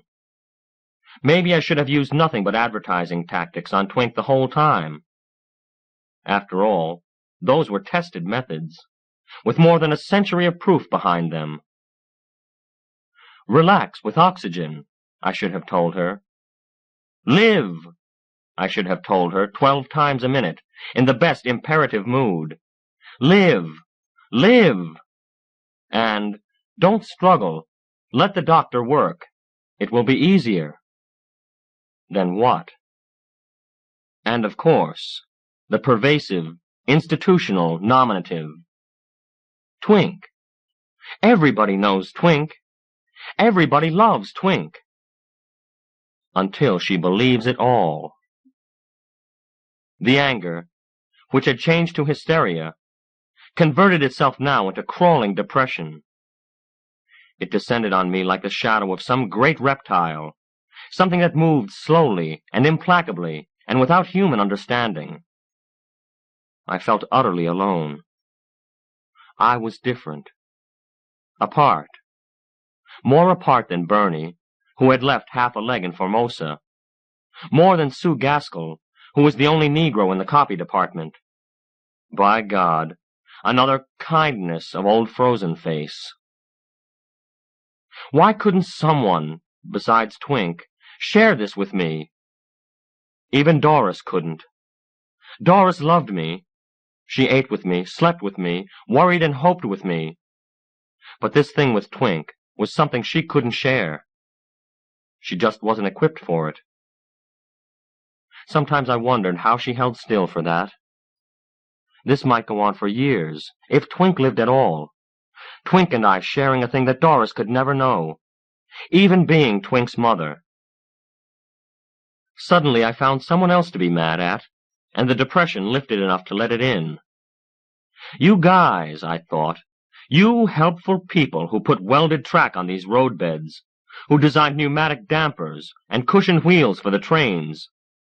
Did it ever occur to you that a man might want something to listen to in a train in 1973? 20 years ago, I could have listened to the wheels, and I could have made up a song to go along with them. Blippity-clack, blippity-clack. Blippity-clink, poor little Twink, don't let her die. All right, fellows. On second thought, you can have your welded rails. Baytown, said the annunciator in a cultured voice, and deceleration helped me up out of the seat. I went to the door, and was through it before it had slid all the way open, shot down the platform while fumbling for my commuter's plate, missed the scanner slot with it and skinned my knuckles, dropped the plate, picked it up, got it into the slot, waited forever, well, 3 seconds, while it scanned, punched, and slid out my receipt. I was just about to blow a fuse because there was no taxi, but there was. I couldn't bark my address because the driver knew it, and I couldn't wave bribes at him because he was paid by the development. And anyway, his turbans had a governor to keep him from speeding as fast as I wanted. All I could do was huddle on the cushion and bite the ball of my thumb. The house was very quiet. For some reason, I had expected to find them in the nursery, but there wasn't a sound from there. I found Doris stretched out on the settee in the den, looking drowsy. "Doris!" "Shh! Lo, Twink's asleep." I ran to her. "Is she? Are you?" She rumpled my hair. "Shh!" she said again. "My goodness, it's going to be all right." I leaned very close and whispered, "Scared. I'm scared." "I'm scared too," she said reasonably, "but I'm not going to go all to pieces." I knelt there, soaking up a kind of strength, a kind of peace from her. "Sorry, darling. I shuddered. On the train, I was reading about Cheerful Tony. I was thinking how they'd do the same thing with us if they knew. Only more," she half laughed. "All that mail, all those reporters, newsreel men, all that glory, all that noise." We listened together to the morning silence. It was the first time since she'd phoned me that I'd noticed how lovely the day was. "Thank you," she whispered. "For what?" "For not telling them. For being, well, for just being. I guess that's what I'm trying to say. And for Twink." "For Twink?" "Of course. She's my little girl. If it hadn't been for you, I'd never have known her." "I think the way motherhood makes people crazy is one of the nicest things around," I said. She answered, but with her eyes. Then she said, "We have to be there at noon." I looked at my watch, leaped wildly to my feet, turned left, turned right. Doris openly laughed at me. "How long does it take to get to the hospital?" she asked. "Well, 10 minutes. But we have to— Don't we have to, No, we don't. We have more than an hour. Sit down and help me be quiet. Want something to eat before we go?" "No. God, no. Shall I fix—" "Not for me." "Oh." Slowly I sat down again. She giggled. "You're funny." "Yeah." "Have any trouble getting away?" She was making talk, I knew, but I went right along with it. "Matter of fact, no," I said. "Old Frozen-Face took one look at me after you called and chased me out." "He's so wonderful, honey. Don't call him that." I growled something wordless. "He makes me mad." "After all he's done?" "Yes, after all he's done," I said irritably. "Because of all he's done, I think. All my life, I'm a misfit for one reason or another. Then, in college, they found out this thing about me, and I worked my way through, being a laboratory curiosity. I got into the papers. Not too much. Just enough to keep me from getting any decent job after I graduated. Except with Frozen-Face, of course. I didn't apply. He wrote me. He hired all his people that way. People with half a leg. Blind people in personnel. Ex-cons who couldn't get started. At first, it looked as if his people had escaped the things that hung over them, thanks to him. Then, after a while, you began to realize that you wouldn't be working there if you didn't have something wrong with you. It was like starving all your life until you found you could be well fed and taken care of till the day you died. In a leprosarium. But I said, "Sorry, Doris. Just naturally ungrateful, I guess." "Twink's waking up." "Oh, dear. I thought she might sleep until—" "Shh." ever since the accident. I'd turned the car over. They say you can't do that with any car later than 1970, but I'm the guy. Twink had terrified me every time she woke up.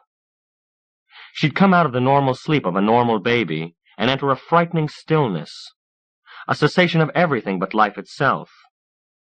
It was, I suppose, coma.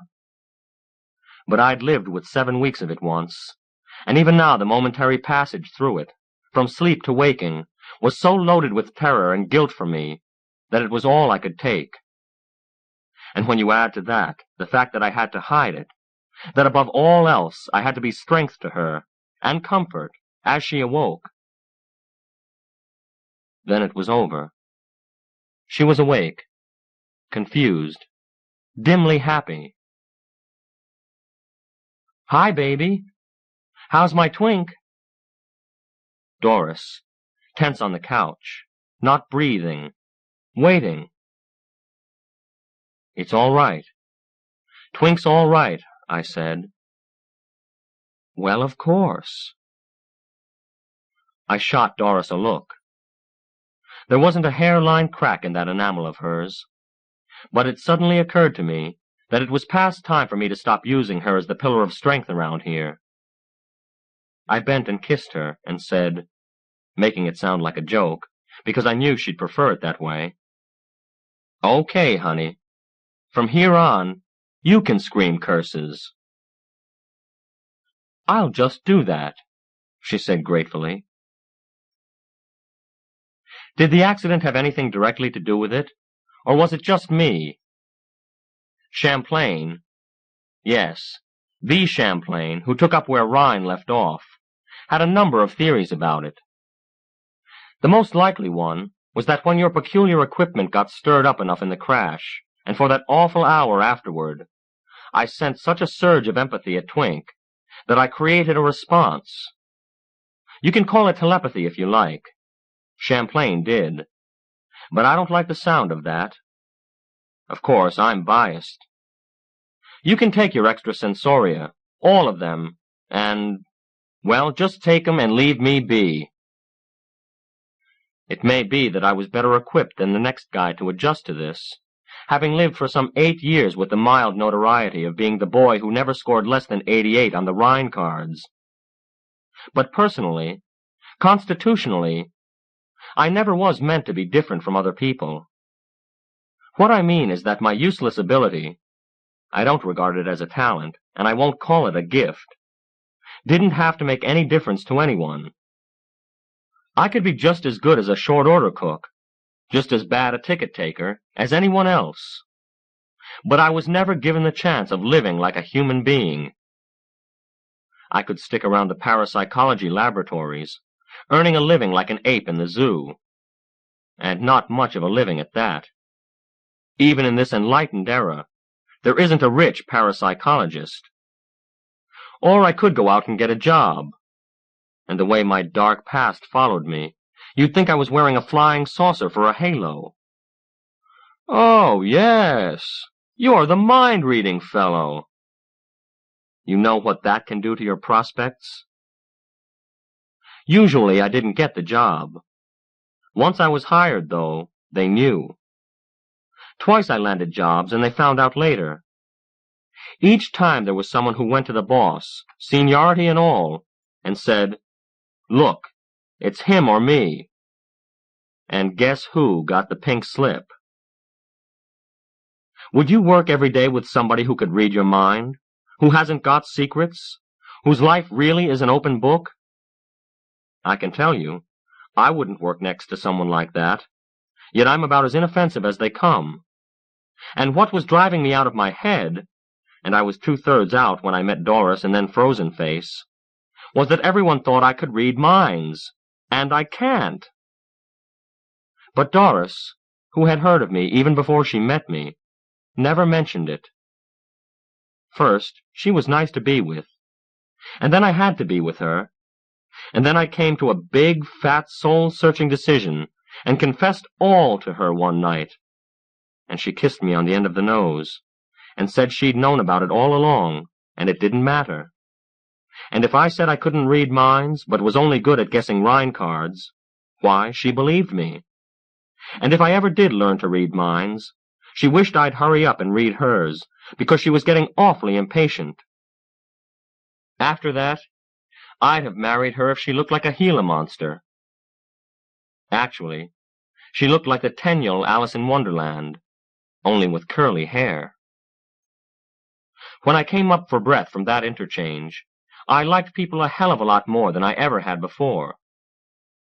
I guess that's another way of saying I liked myself some, at last. Then along came the letter from Frozen Face, and Twink came up, and the accident happened. And after the accident, the nightmare ability to dip down into the living silence that was Twink now, an unstirring something that couldn't see or speak or hear, something that was dreadfully hurt and just hovering, barely alive. My kid. And after about 7 weeks, a movement, a weak tensing.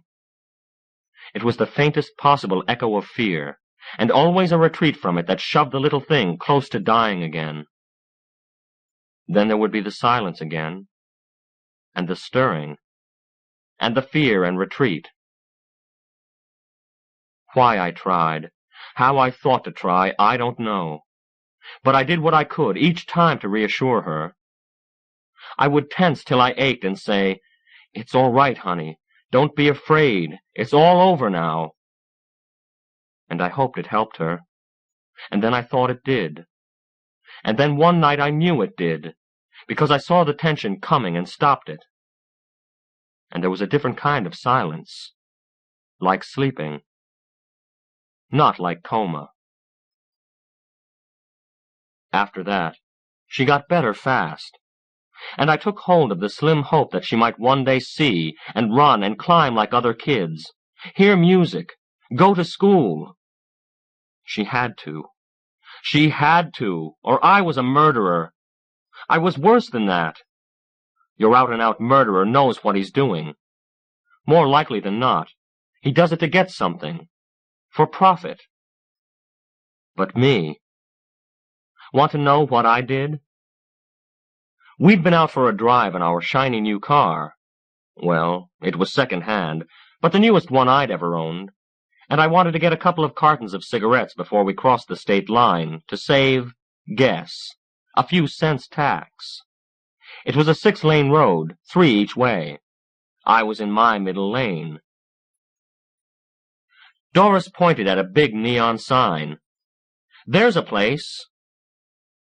I hauled the wheel over and shot straight across the right-hand lane. The truck just nipped the rear fender, and over we went. For 6 cents. Come to think of it, I never did buy the cigarettes, so I can't even claim that. There's your Superman, wild talents and all. A goddamn highway boob. Doris and Twink went to the hospital, bleeding and bleeding, then lying for days, waxy, doll-like, and came out, back to me, saying it wasn't my fault, it wasn't my fault. God. And Twink as good as dead. There was a reception committee waiting for us. 2 big names in medicine, McClintock and Zine, and of course, Champlain. Busy boy. He wouldn't miss this for the world. But thank heavens, no press. "Come on. I want to talk to you," said Champlain, big, breezy as ever, looking like the world's least likely suspect as a parapsychologist. I never did like Champlain, but he was the only person in the world besides Doris I could really talk to.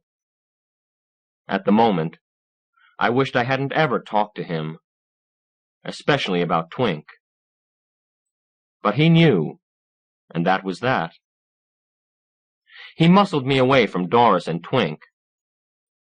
"No!" cried Doris, and Twink was frightened. "Now don't you worry, little lady. He'll be back with you before we do a thing," he called heartily. And there I was going one way, and Doris and Twink the other. What could I do? He pushed me through a door, and I had the choice of sitting in a big armchair or falling down the way he rushed me. He kicked the door shut. Here's some medicine. He got a bottle out of the top desk drawer. McClintock let me see where he put it, the fool. I don't want any. Come on, now. Get away from me, I said, and meant it. Inside myself, I turned to admire that tone, harsh and rough and completely decisive. I'd always thought only movie gangsters could make a speech like that sound so real. And while I was backing off from myself, admiring, I suddenly sobbed, and swore, and swore and sobbed. It was pretty disgusting. "Wow," said Champlain. He put the bottle down and got some pills. He filled a paper cup with ice water and came over to me. "Take these." "I don't want any." "You'll take 'em, or I'll hold your nose and ram 'em down your neck with a stick." I took them and the water. As I keep saying, I'm no Superman. "What are they?" "Dexamyl. Brighten you up, smooth you down all at once. Now tell me what's the matter." I said it. Said what I hadn't put in words before. Twink's going to die. I want her to. The two best specialists in the world say no. Let her die. She's going out of here as a basket case if you don't. I know. I know better than anybody. Blind, deaf, paralyzed. All she can do is sort of flop. Let her die. Don't be so goddamn selfish. A kick in the face would have shocked me a good deal less. I just gawked at him. "Sure. Selfish," he repeated. "You pulled a little bauble that anybody might have done, and your wife won't blame you for it. To you it's become a big, important bauble, because you never were involved in anything important before. The only way you can prove it's important is to suffer an important punishment. The worst thing you can think of is to have Twink dead.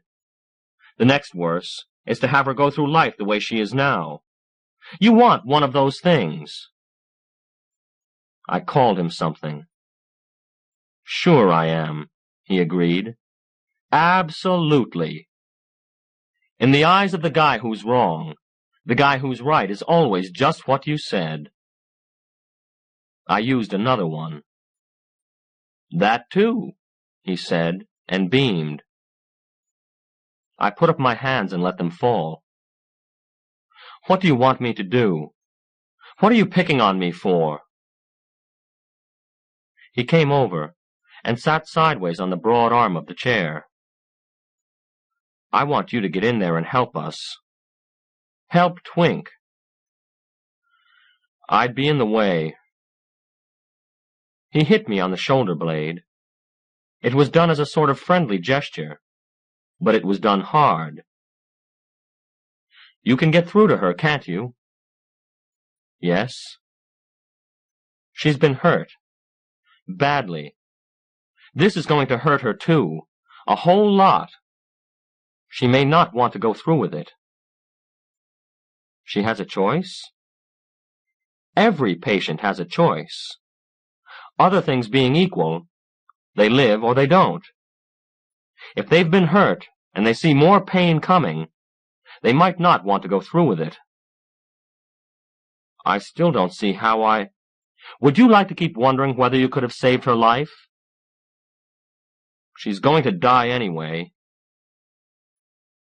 He got up and stood in front of me with his big fists on his hips, glaring at me silently until I had to raise my face.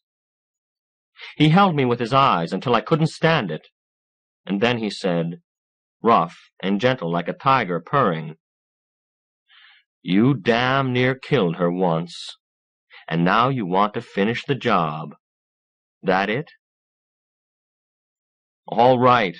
All right, I shouted. I'll do anything. Good. And suddenly, he dropped on one knee and took both of my hands in both of his.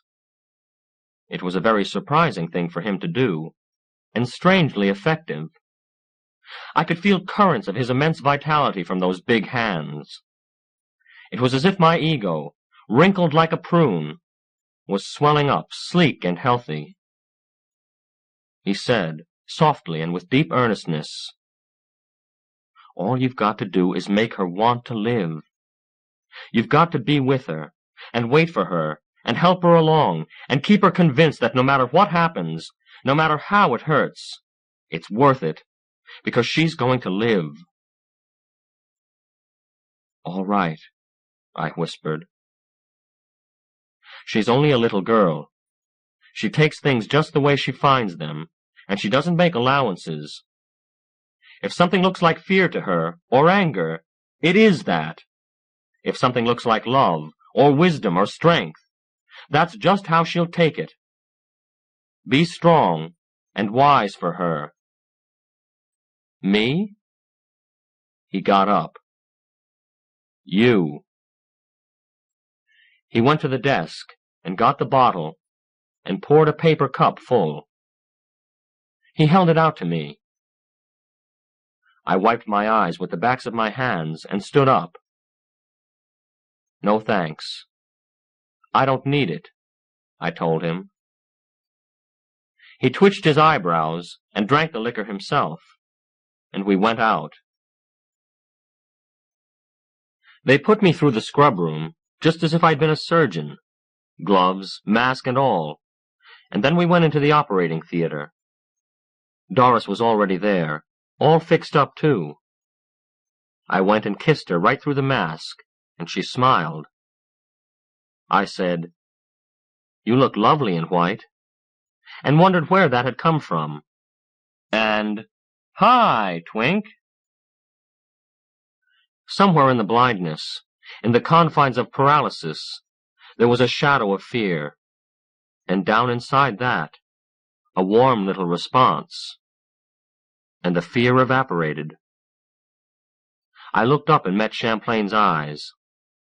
That unnatural feeling under my mask was, to my complete astonishment, a grin. I nodded, and he winked back and said, "I guess you can go ahead, Mac." "Now listen, Twink," I said with all my heart. "I love you, and I'm here. I'm right here with you no matter what happens. Something's going to happen, something big, and it's going to change everything for you. Some of it won't be nice. But they have to do it. For you, Twink. Even when it isn't nice, it's for you. You've got to let them. You've got to help them. They love you, but I love you most of all. You mustn't go away. If it hurts you too much, you just tell me, and I'll make them stop." Then something was the matter, very much the matter. Shaken, I crowded close, and tried to see what McClintock was doing. "Back off a little," he growled. "Back off my eyeball? What the hell are you winding around her head?" Champlain barked at me. "Cut it out! The one thing you don't get is angry." Doris made a little sound. I spun to her. She was smiling. No, she wasn't. Her eyes were all screwed up. A tear came out. "Doris!" Her face relaxed instantly, as if the nerves had been cut. Then she opened her eyes and looked at me. "I'm all right," she said. There was a calling, a calling, a calling. "All right, Twink. I'm here. I didn't go away. I'm right here, honey. If you want them to stop, you just say so." A pause. Then a tremulous questioning. "Yes. Yes," I said, "I'm here. Every single second. I'm not going away. Again the pause. And then, like a flicker of light, a hot, glad little response. Doris moaned, almost a whisper. I shot a glance at her, then at Champlain. You want that stopped? He asked. No, I said. I promised her she could. Doris' hand moved. I took it. It was wet. She squeezed mine, hard. Something from Twink, unlike anything I had ever experienced before, except the accident. Yes, it was like the accident. And stop! Stop! Stop! I gasped. Stop it! McClintock went right on working, as if I hadn't made a sound. The other specialist, Zine, said to Champlain as if I couldn't hear, Do we have to stand for this? You're damn right you do, said Champlain. Working, McClintock asked, Stop? What do you mean, stop? Zine mumbled something to him. McClintock nodded, and a nurse came flying across the room with a tray of hypodermics. McClintock used a number of them. Twink went quiet. For a moment, I thought I would faint from relief. All right, honey? All right? I made them stop. Twinkie, is it all right? Twink? Twink! I made some sort of noise. I don't know what. Champlain's hands were on my shoulders, grinding down like two oversized C-clamps. I shrugged off one, knocked off the other with my wrist. Twink! I shouted. Then Doris screamed shrilly, and Twink vibrated like a gong. That won't do, I snapped, gesturing with my head. Want her out? Don't you dare, said Doris. Yes, now. McClintock began, Who's? But Champlain said, Shut up. Take her out. After that, it went very quickly. Just a little more, Twink, and it'll be all over, and you'll be warm and comfy, and you can sleep. And I'll be near while you sleep, and with you when you wake up. I tried to stop McClintock once more, when he took the little arm that had been immobilized across Twink's chest for so long, and twisted it brutally up and back. But this time, Champlain was on McClintock's side, and he was right. The pain stopped almost instantly.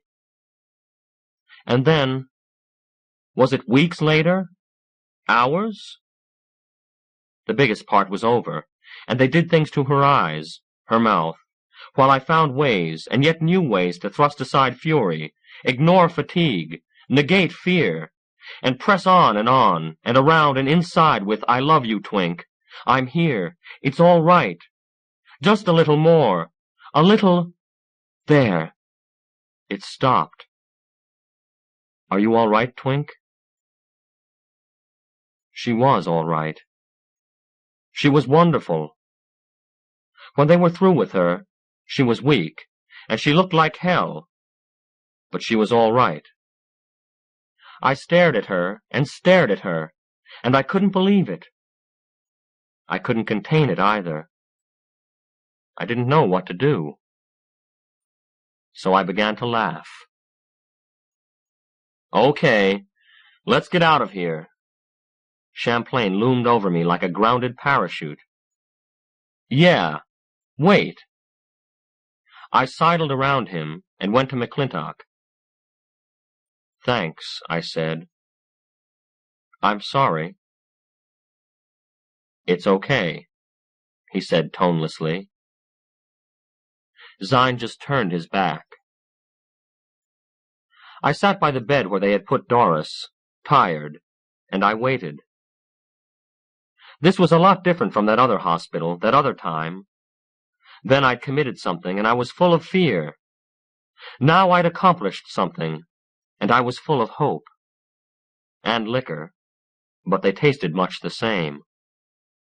Twink was asleep, breathing beautiful, even breaths, far too weary to be afraid. I was glad about so many things, and I mentally thumbed through them all, one by one, with a huge and quiet delight. And I think that the one I was happiest about was my saying to Champlain afterward, she'd have been perfectly all right, even if I hadn't been there. What I was so pleased about was that I said it. I didn't ask it. And he had laughed, and filled my cup again. "You're a mind reader," he said. And it was the first time I had ever heard that, and thought it was funny. You wanted a case history of a human being born with little or no birth trauma, you son. Well, nobody ever had one before, he admitted. I'd have had a lot less trouble in my young life if my dad had been able to paddle me down that particular canal in a canoe. You're a louse, and it was worth it, I told him. Doris turned her head impatiently. "I'm here," I whispered. She looked at me out of the same composed porcelain face. "Hi. How's your girlfriend?" "My other girlfriend. Doris, she's beautiful. All pink. She has 2 eyes, 10 toes, 8 fingers." "What?" "And 2 thumbs. She's all right, darling. Really all right. A perfectly normal, newborn girl baby." "Oh, I'm so glad. Does she... Can you still... even after the cesarean?" I nodded, and in that split second, I wished my fool head had rolled right off. Because as I did it, I realized that I could have lied. She wanted me to. She began to cry. She said, "You made them knock me out, and you did it all yourself. You've had her to talk to all this time, and you always will, as long as you both live. I'll never ever cry about this again, I promise, because it's not your fault, and I love you anyway. But I'm going to cry about it now." I crouched with my head on her pillow for a long, long time. Then I went away, because she was nowhere near finished. She's never cried about that since, though. Never once. I guess there's some way a man can make up a thing like that to a woman. If he keeps looking.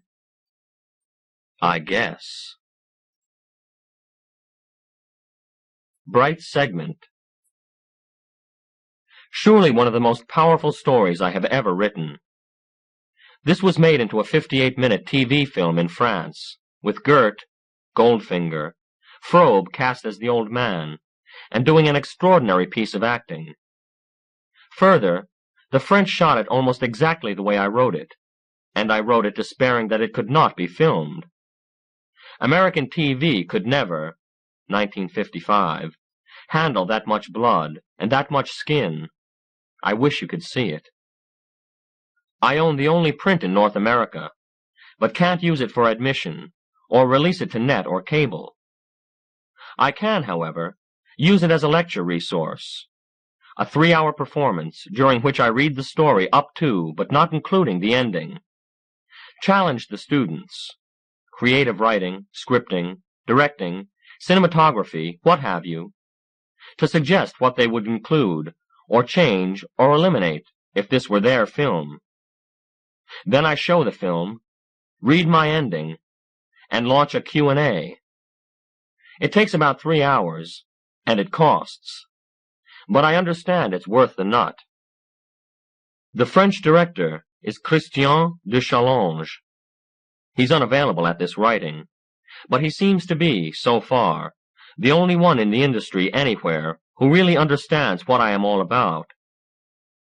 He's also unavailable at this writing.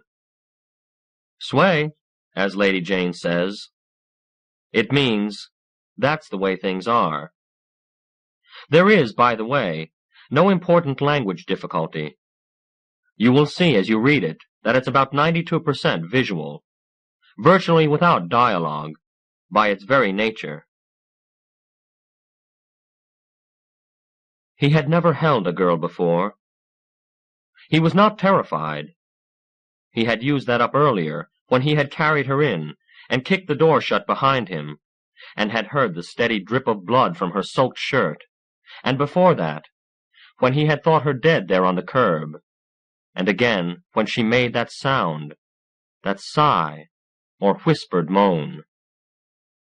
He had brought her in, and when he saw all that blood, he had turned left, turned right, put her down on the floor, his brains all clabbered and churned, and his temples a-thump with the unaccustomed exercise. All he could act on was, "Don't get blood on the bedspread." He turned on the overhead light, and stood for a moment blinking and breathing hard. Suddenly, he leaped for the window to lower the blind against the street lights staring in, and all other eyes. He saw his hands reach for the blind, and checked himself. They were red, and ready to paint anything he touched. He made a sound, a detached part of his mind recognizing it as the exact duplicate of that agonized whisper she had uttered out there on the dark, wet street, and leapt to the light switch, seeing the one red smudge already there, knowing as he swept his hand over it he was leaving another. He stumbled to the sink in the corner and washed his hands, washed them again, every few seconds looking over his shoulder at the girl's body, and the thick, flat finger of blood which crept, curling toward him over the linoleum. He had his breath now, and moved more carefully to the window.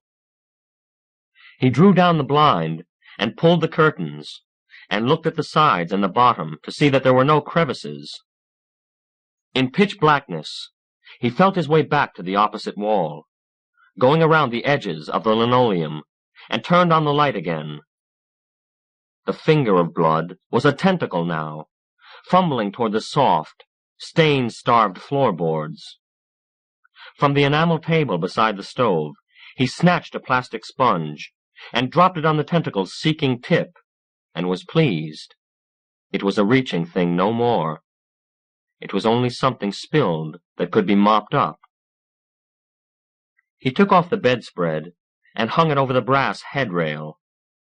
From the drawer of the china closet, and from the gate-leg table, he took his 2 plastic tablecloths.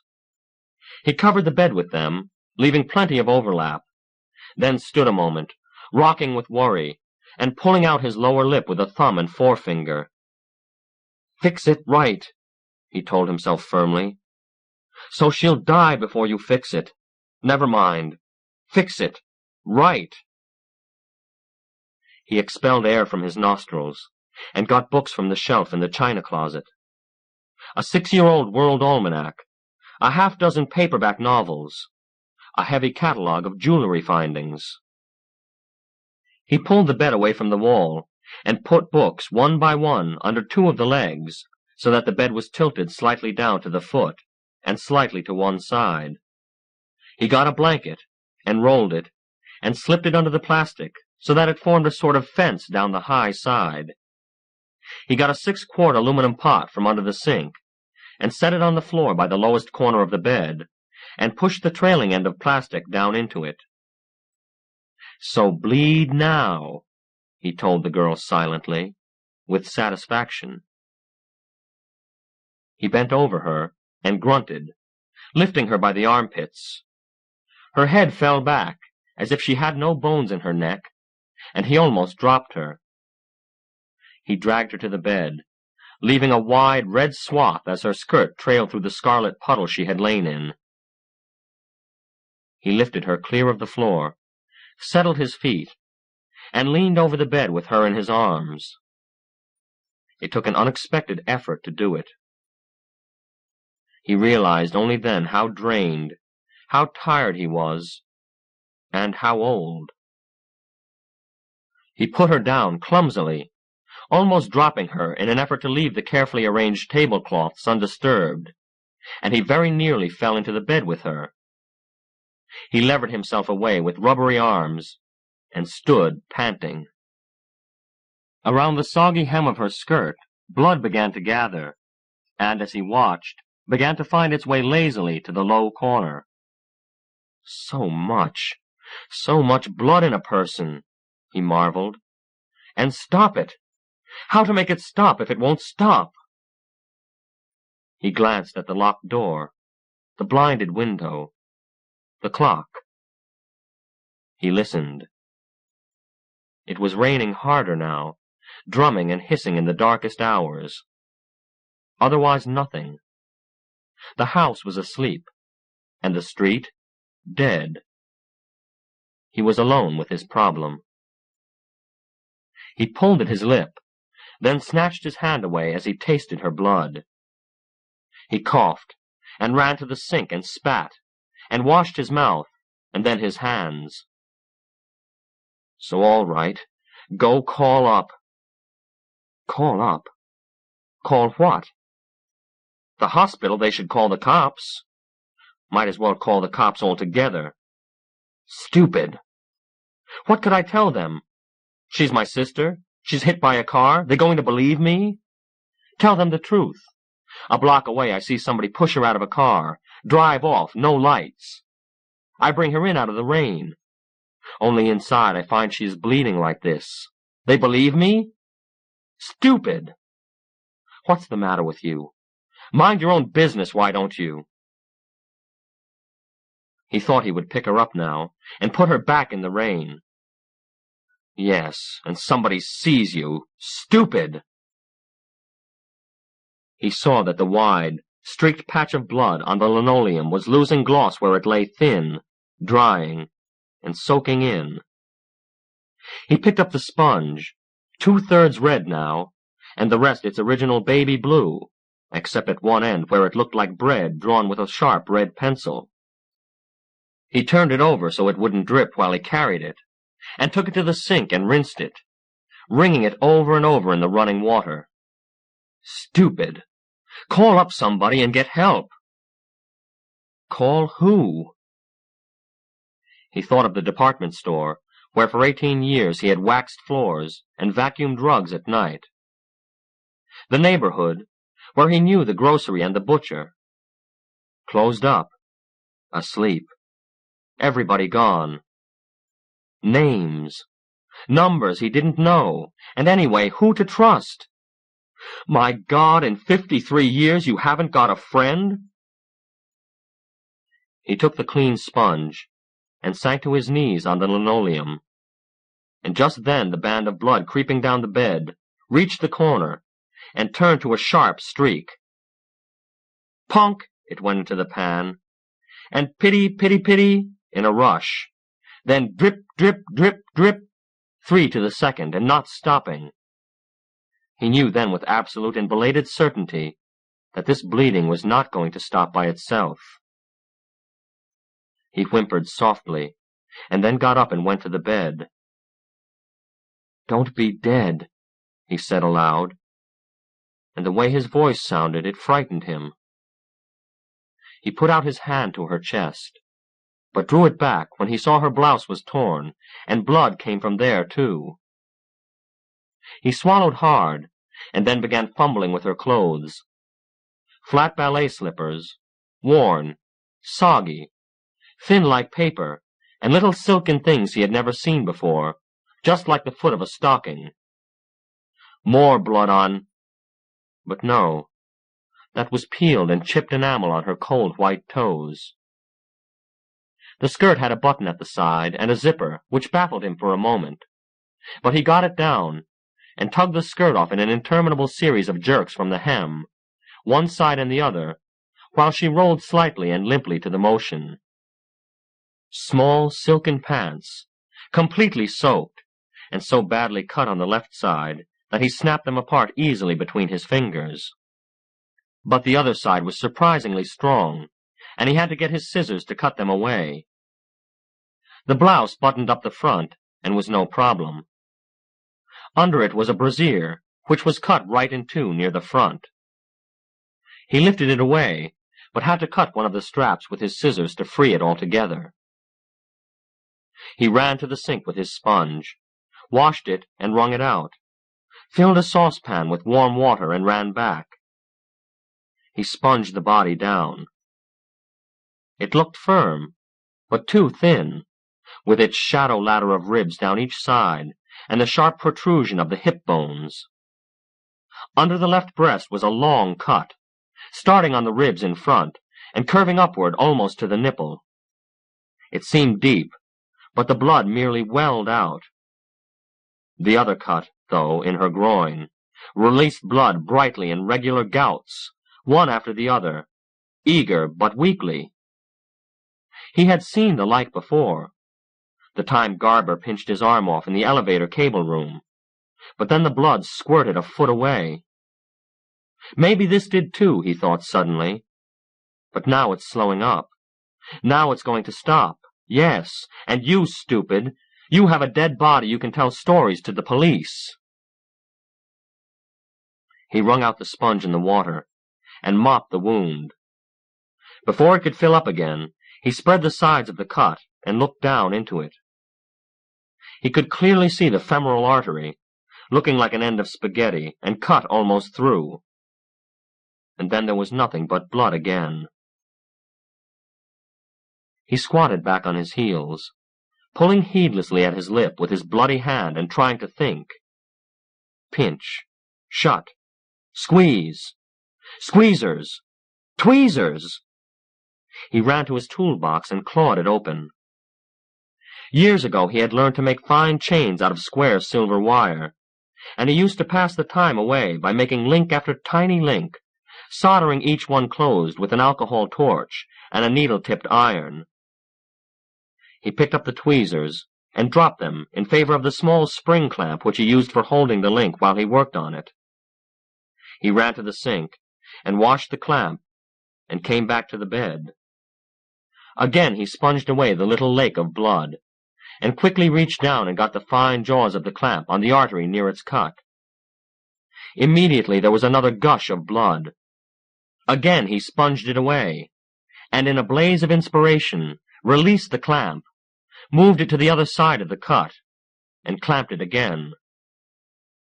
Blood still oozed from the inside of the wound, but that terrible, pulsing gush was gone.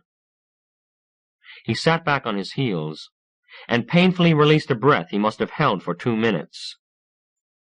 His eyes ached from the strain, and his brain was still whirling, but with these was a feeling, a new feeling, almost like an ache or a pain. But it was nowhere and everywhere inside him. It wanted him to laugh, but at the same time his eyes stung, and hot salt squeezed out through holes too small for it. After a time he recovered, blinking away his exhaustion, and sprang up, overwhelmed by urgency. Got to fix everything! He went to the medicine cabinet over the sink. Adhesive tape. Pack of gauze pads. Maybe not big enough. Okay, tape together, fix right. New tube, this sulfathiadia whatchamacallem, fix anything. Time I got vacuum cleaner grit and cut hand, infection. Fixed boils, too. He filled a kettle and his saucepan with clean water and put them on the stove. Sew up, yes. He found needles, white thread, dumped them into the water. He went back to the bed and stood musing for a long time, looking at the oozing gash under the girl's breast. He sponged out the femoral wound again and stared pensively into it until the blood slowly covered the clamped artery. He could not be positive, but he had a vague recollection of something about tourniquets. They should be opened up every once in a while, or there is trouble. Same for an artery, maybe? Better he should sew up the artery. It was only opened, not cut through. If he could find out how to do it, and still let it be like a pipe, not like a darned sock. So into the pot went the tweezers, a small pair of needle-nose pliers, and after some more thought, a dozen silver brooch pins out of his jewelry kit. Waiting for the water to boil, he inspected the wounds again. He pulled on his lip, frowning, then got another fine needle, held it with pliers in the gas flame until it was red, and with another of his set of pliers, bent it around in a small semicircle and dropped it into the water. From the sponge, he cut a number of small, flat slabs, and dropped them in, too. He glanced at the clock, and then for 10 minutes he scrubbed the white enamel tabletop with cleanser. He tipped it into the sink, rinsed it at the faucet, and then slowly poured the contents of the kettle over it. He took it to the stove, held it with one hand while he fished in the boiling saucepan with a silver knife, until he had the pliers resting with their handles out of the water. He grasped them gingerly with a clean washcloth, and carefully, one by one, transferred everything from saucepan to table. By the time he had found the last of the needles and the elusive silver pins, sweat was running into his eyes, and the arm that held the tabletop threatened to drop right off. But he set his stumpy yellow teeth and kept at it. Carrying the tabletop, he kicked a wooden chair bit by bit across the room until it rested by the bed, and set his burden down on its seat.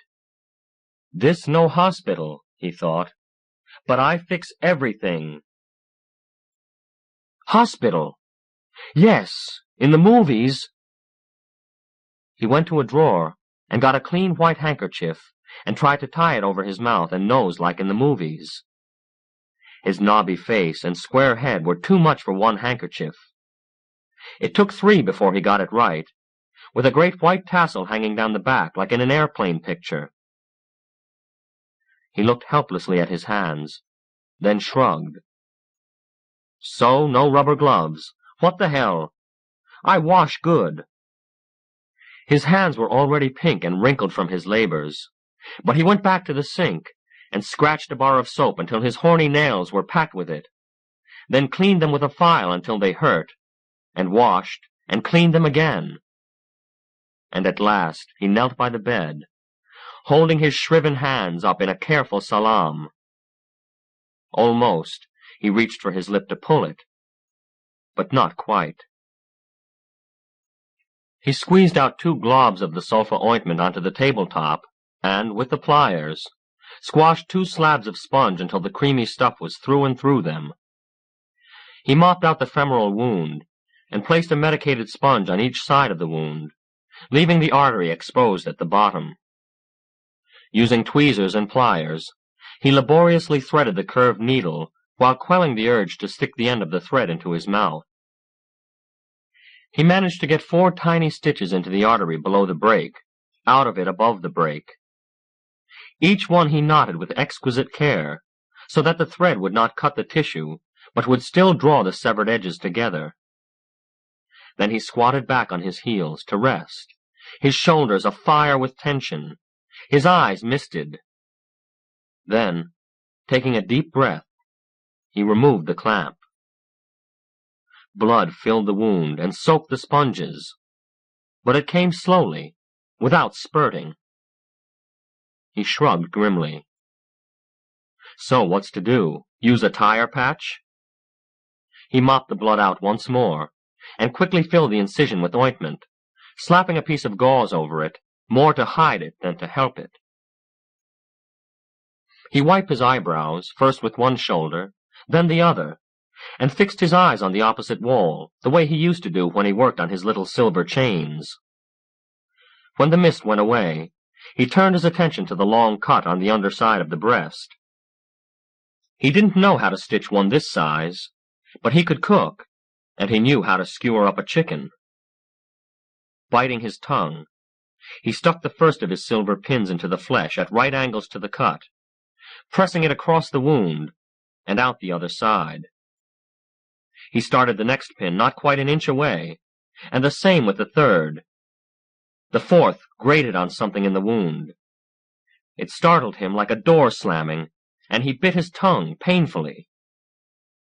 He backed the pin out and probed carefully with his tweezers. Yes, something hard in there. He probed deeper, with both points of the tweezers, feeling them enter uncut tissue with a soft crunching that only a fearful fingertip could hear. He conquered a shudder, and glanced up at the girl's face. He resolved not to look up there again. It was a very dead face. Stupid! But the self-insult was lost in concentration, even as it was born. The tweezers closed on something hard, slippery, and stubborn. He worked it gently back and forth, feeling a puzzled annoyance at this unfamiliar flesh that yielded as he moved. Gradually, very gradually, a sharp, angular corner of something appeared. He kept at it until there was enough to grasp with his fingers. Then he set his tweezers aside and gently worked it loose. Blood began to flow freely before it was half out, but he did not stop until he could draw it free. The light glinted on the strip of hollow ground steel and its shattered margins. He turned it over twice before it came to him that it was a piece of straight razor. He set it down on his enamel table, thinking of what the police might have said to him if he had turned her over to them with that story about a car accident. He stanched the blood, pulled the wound as wide apart as he could. The nipple writhed under his fingers, its pink halo shrunken and wrinkled. He grunted, thinking that a bug had crawled under his hand, and then aware that whatever the thing meant, it couldn't mean death. Not yet, anyway. He had to go back and start over, stanching the cut and spreading it, and quickly squeezing in as much ointment as it would hold. Then he went on with his insertion of the silver pins, until there was a little ladder of 12 of them, from one end of the wound to the other.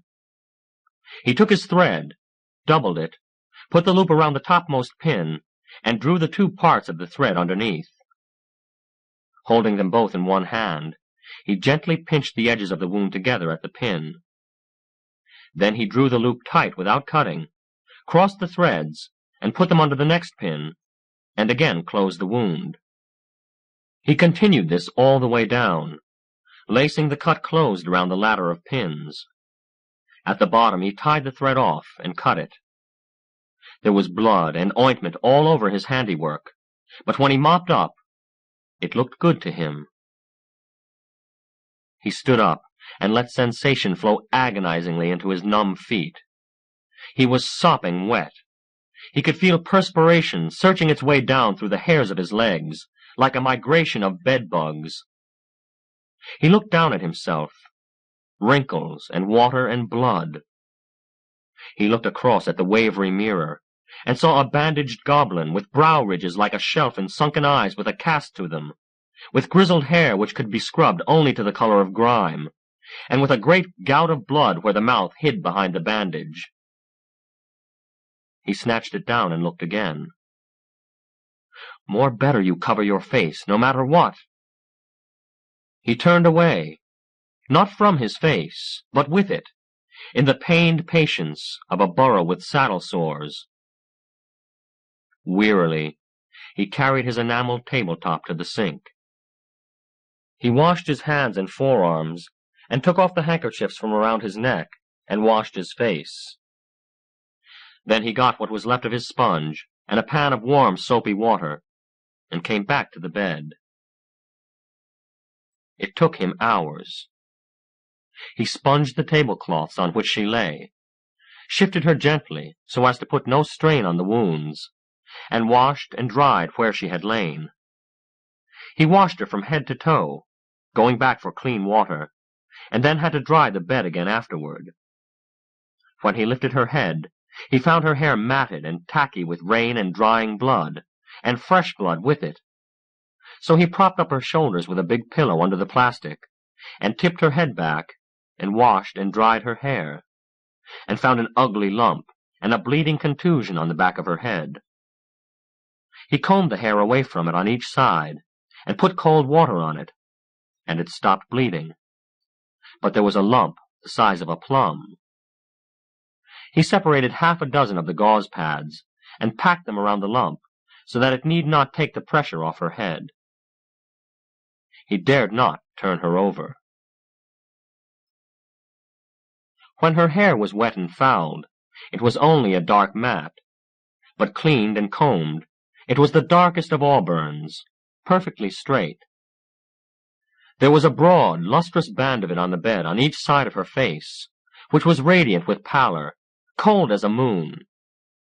He covered her with the bedspread, and for a long while stood over her, full of that strange, nowhere, everywhere, almost pain, not liking it, but afraid to turn away from it. Maybe he would never have it again. He sighed, a thing that came from his marrow and his years, and doggedly set to work scrubbing the floor.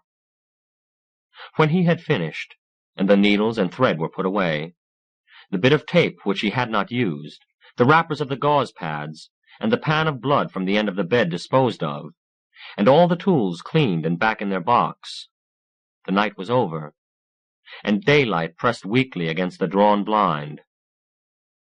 He turned out the light, and stood without breathing, listening with all his mind, wanting to know from where he stood if she still lived. To bend close, and find out she was gone. Oh, no. He wanted to know from here. But a truck went by, and a woman called a child, and someone laughed. So he went and knelt by the bed, and closed his eyes, and slowly put his hand on her throat. It was cool. Please, not cold, and quiet as a lost glove. Then the hairs on the back of his hand stirred to her breath, and again the faintest of motions. The stinging came to his eyes, and through him came the fiery urge to do. Make some soup, buy some medicine, maybe, for her, a ribbon or a watch, clean the house, run to the store. And while doing all these things, all at once, to shout and shout great shaking wordless bellows to tell himself over and over again, so he could hear for sure, that she was alive. At the very peak of this explosion of urges, there was a funny little side slip, and he was fast asleep. He dreamed someone was sewing his legs together with a big curved sail needle, and at the same time drawing the thread from his belly. He could feel the spool inside spinning and emptying. He groaned and opened his eyes, and knew instantly where he was and what had happened, and hated himself for the noise he made. He lifted his hand, and churned his fingers to be sure they could feel, and lowered them gently to her throat. It was warm. No, hot. Too hot. He pushed back from the bed and scrabbled half across the floor on his knuckles and his numb, rubbery legs. Cursing silently, he made a long lunge, and caught the wooden chair to him, and used it to climb to his feet. He dared not let it go, so clumped softly with it over to the corner, where he twisted and hung gasping to the edge of the sink, while boiling acid ate downward through his legs. When he could, he splashed cold water on his face and neck, and still drying himself on a towel, stumbled across to the bed. He flung the bedspread off and, stupid! He almost screamed as it plucked at his fingers on the way. It had adhered to the wound in her groin, and he was sure he had ripped it to shreds, torn a whole section out of the clumsily patched artery. And he couldn't see. It must be getting dark outside. How long had he crouched there? He ran to the light switch, leaped back. Yes, bleeding.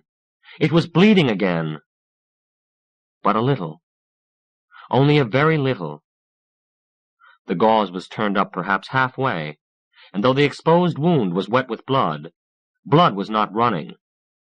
It had while he was asleep, but hardly enough to find its way to the mattress. He lifted the loose corner of the gauze very gently, and found it stuck fast. But the sponges, the little sponges to put on the sulfa whatchama, They were still in the wound. He'd meant to take them out after a couple of hours, not let the whole clot form around them. He ran for warm water, his big sponge. Soap in it, yes. He squatted beside the bed, though his legs still protested noisily, and began to bathe the gauze with tiny, gentle touches. Something made him look up. She had her eyes open, and was looking down at him. Her face and her eyes were utterly without expression. He watched them close slowly, and slowly open again, lackluster and uninterested. All right, he said harshly. I fix everything. She just kept on looking. He nodded violently. It was all that soothes, all that encourages, hope for her and a total promise for her. But it was only a rapid bobbing of his ugly head. Annoyed as he always was at his own speechlessness, he went back to work. He got the gauze off and began soaking the edge of one of the sponges. When he thought it was ready to come, he tugged gently at it. In a high, whispery soprano, "Ho!" she said. It was like a question and a sob. Slowly she turned her head to the left. "Ho!" She turned her head again and slipped back to unconsciousness. "I," he said loudly, excitedly, and "I," and that was all. She wouldn't hear him anyway. He held still until his hands stopped trembling, and went on with the job. The wound looked wonderfully clean, though the skin all around it was dry and hot. Down inside the cut, he could see the artery in a nest of wet jelly. That was probably right. He didn't know, but it looked all right. He wouldn't disturb it. He packed the opening full of ointment, pressed the edges gently together, and put on a piece of tape. It promptly came unstuck, so he discarded it and dried the flesh all around the wound, put on gauze first, then the tape, and this time it held. The other cut was quite closed, though more so where the pins were than between them. It, too, was surrounded by hot, dry, red flesh. The scrape on the back of her head had not bled, but the lump was bigger than ever. Her face and neck were dry and very warm, though the rest of her body seemed cool. He went for a cold cloth and put it across her eyes and pressed it down on her cheeks, and she sighed. When he took it away, she was looking at him again. "You all right?" he asked her, and inanely, "You all right," he told her. A small frown flickered for a moment, and then her eyes closed. He knew somehow that she was asleep. He touched her cheeks with the backs of his fingers. "Very hot," he muttered. He turned out the light, and in the dimness changed his clothes. From the bottom of a drawer, he took a child's exercise book, and from it a piece of paper with a telephone number in large black penciled script. "I come back," he said to the darkness. She didn't say anything. He went out, locking the door behind him. Laboriously, he called the office from the big drugstore, referring to his paper for each digit, and for each, holding the dial against the stop for a full 3 or 4 seconds, as if to be sure the number would stick. He got the big boss, Mr. Laddie, first of all, which was acutely embarrassing. He had not spoken to him in a dozen years. At the top of his bull voice, he collided with Laddie's third impatient, "Hello?" with, "Sick. Sick." He heard the phone say, "In God's name!" and Mr. Wismer's laughter, and, "Gimme the phone. That's got to be that orangutan of mine." and right in his ear. "Hello? Sick tonight!" he shouted. "What's the matter with you?" He swallowed. "I can't!" he yelled. "That's just old age," said Mr. Whismer. He heard Mr. Laddie laughing, too. Mr. Whismer said, "How many nights you had off in the last 15 years?" He thought about it. "No!" he roared. Anyway, it was 18 years. "You know, that's right," said Mr. Whismer, speaking to Mr. Laddie without trying to cover his phone. 15 years, and never asked for a night off before. So who needs him? Give him all his nights off. "Not at those prices," said Mr. Whismer, and to his phone, "Sure, dummy. Take off. Don't work no con games." The phone clicked off on laughter, and he waited there in the booth until he was sure nothing else would be said. Then he hung up his receiver and emerged into the big drugstore where everyone all over was looking at him. Well, they always did. That didn't bother him. Only one thing bothered him, and that was Mr. Laddie's voice saying over and over in his head, "So who needs him?" He knew he would have to stop and face those words, and let them, and all that went with them, go through his mind. But not now. Please, not now.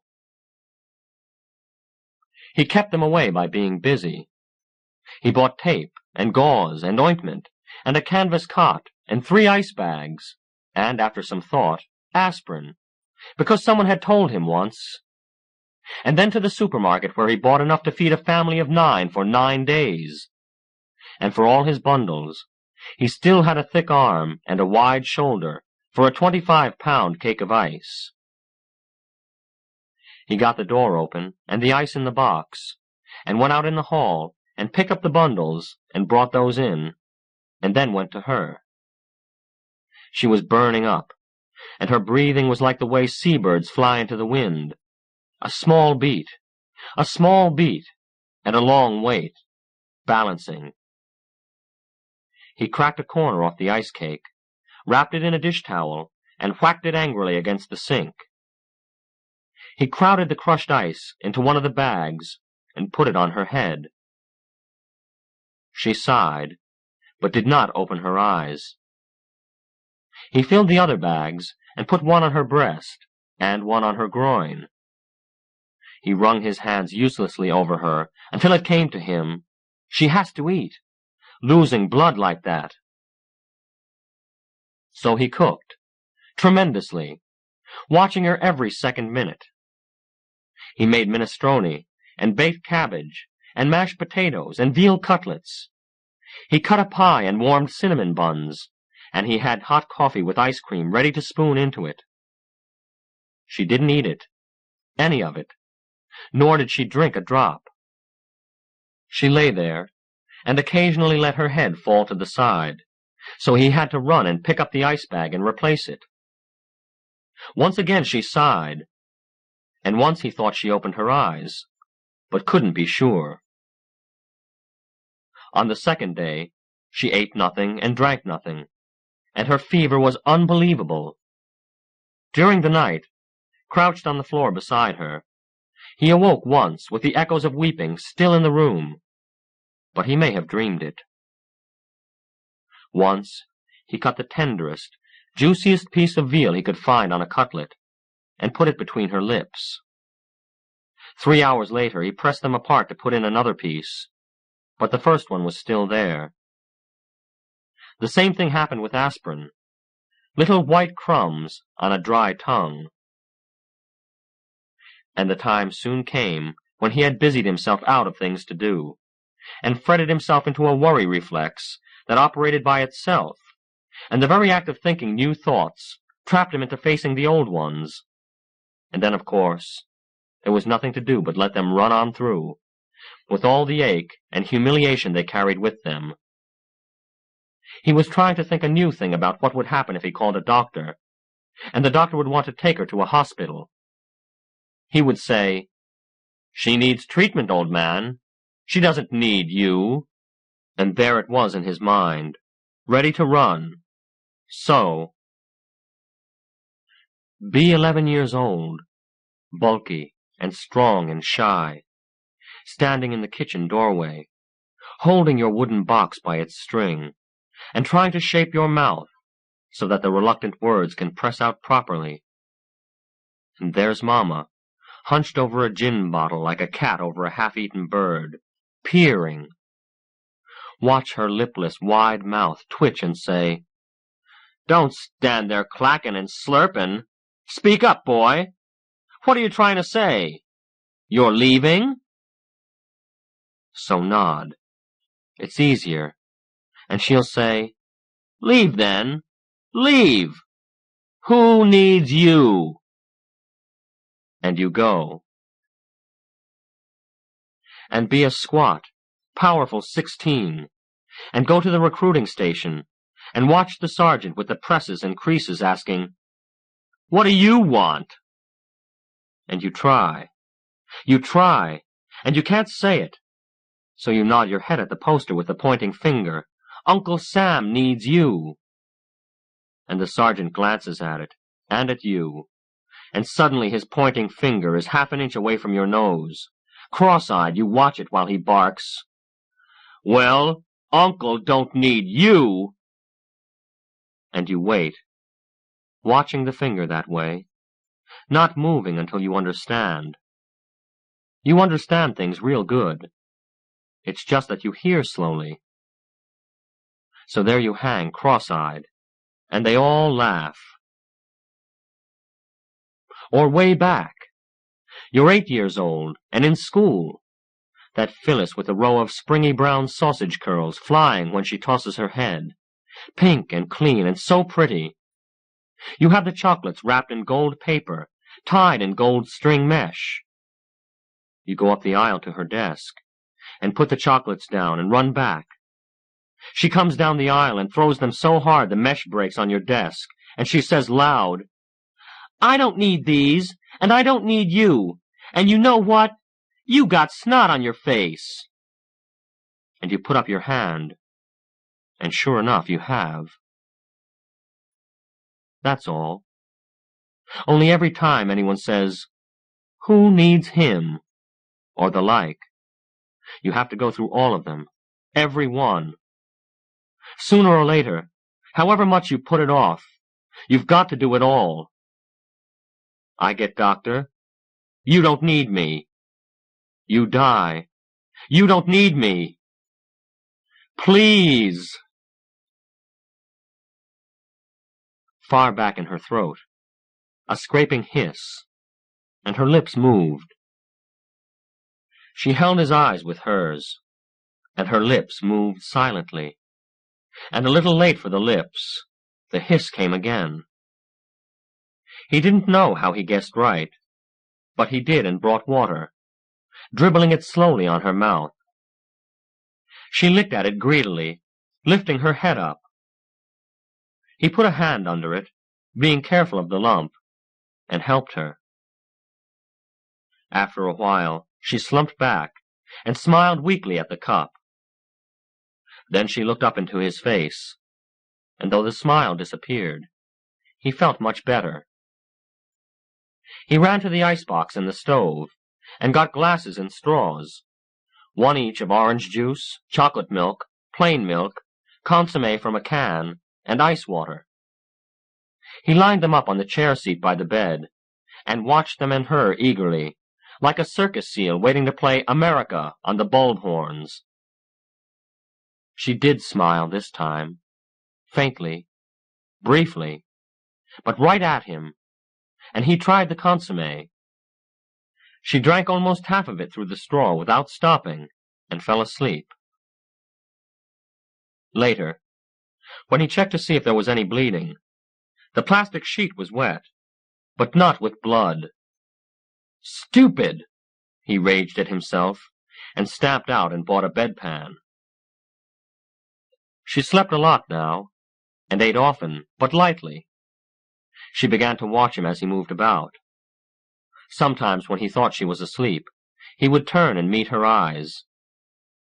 Mostly it was his hands she watched, those next 2 days. He washed and ironed her clothes, and sat and mended them with straight, small stitches. He hung by his elbows to the edge of the enameled table, and worked his silver wire, making her a brooch like a flower on a fan, and a pendant on a silver chain, and a bracelet to match them. She watched his hands while he cooked. He made his own spaghetti, tagliatelle really, rolling and rolling the dough until it was a huge, tough sheet, winding it up like a jelly roll, only tight, slicing it in quick, accurate flickers of a paring knife, so it came out like yellow-white flat shoelaces. He had hands which had never learned their limitations, because he had never thought to limit them. Nothing else in life cared for this man but his hands, and since they did everything, they could do anything. But when he changed her dressings, or washed her, or helped with the bedpan, she never looked at his hands. She would lie perfectly still and watch his face. She was very weak at first, and could move nothing but her head. He was glad because her stitches were healing nicely. When he withdrew the pins, it must have hurt, but she made not a sound. 12 flickers of her smooth brow, 1 for each pin as it came out. "Hurts," he rumbled. Faintly, she nodded. It was the first communication between them, except for those mute, crowded eyes following him about. She smiled, too, as she nodded, and he turned his back and ground his knuckles into his eyes, and felt wonderful. He went back to work on the 6th night, having puttered and fussed over her all day to keep her from sleeping until he was ready to leave, then not leaving until he was sure she was fast asleep. He would lock her in and hurry to work, warm inside and ready to do 3 men's work, and home again in the dark early hours as fast as his bandy legs would carry him, bringing her a present, a little radio, a scarf, something special to eat, every single day. He would lock the door firmly and then hurry to her, touching her forehead and cheek to see what her temperature was, straightening the bed gently so she wouldn't wake. Then he would go out of her sight, away by the sink, and undress, and change to the long drawers he slept in, and come back and curl up on the camp cot. For perhaps an hour and a half he would sleep like a stone. But after that, the slightest rustle of her sheet, the smallest catch of breath, would bring him to her in a bound, croaking, "You all right?"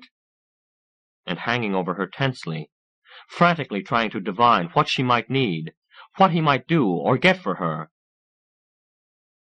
And when the daylight came, he would give her warm milk with an egg beaten in it, and then he would bathe her, and change her dressings, and comb her hair, and when there was nothing left to do for her, he would clean the room, scrub the floor, wash clothes and dishes, and interminably cook.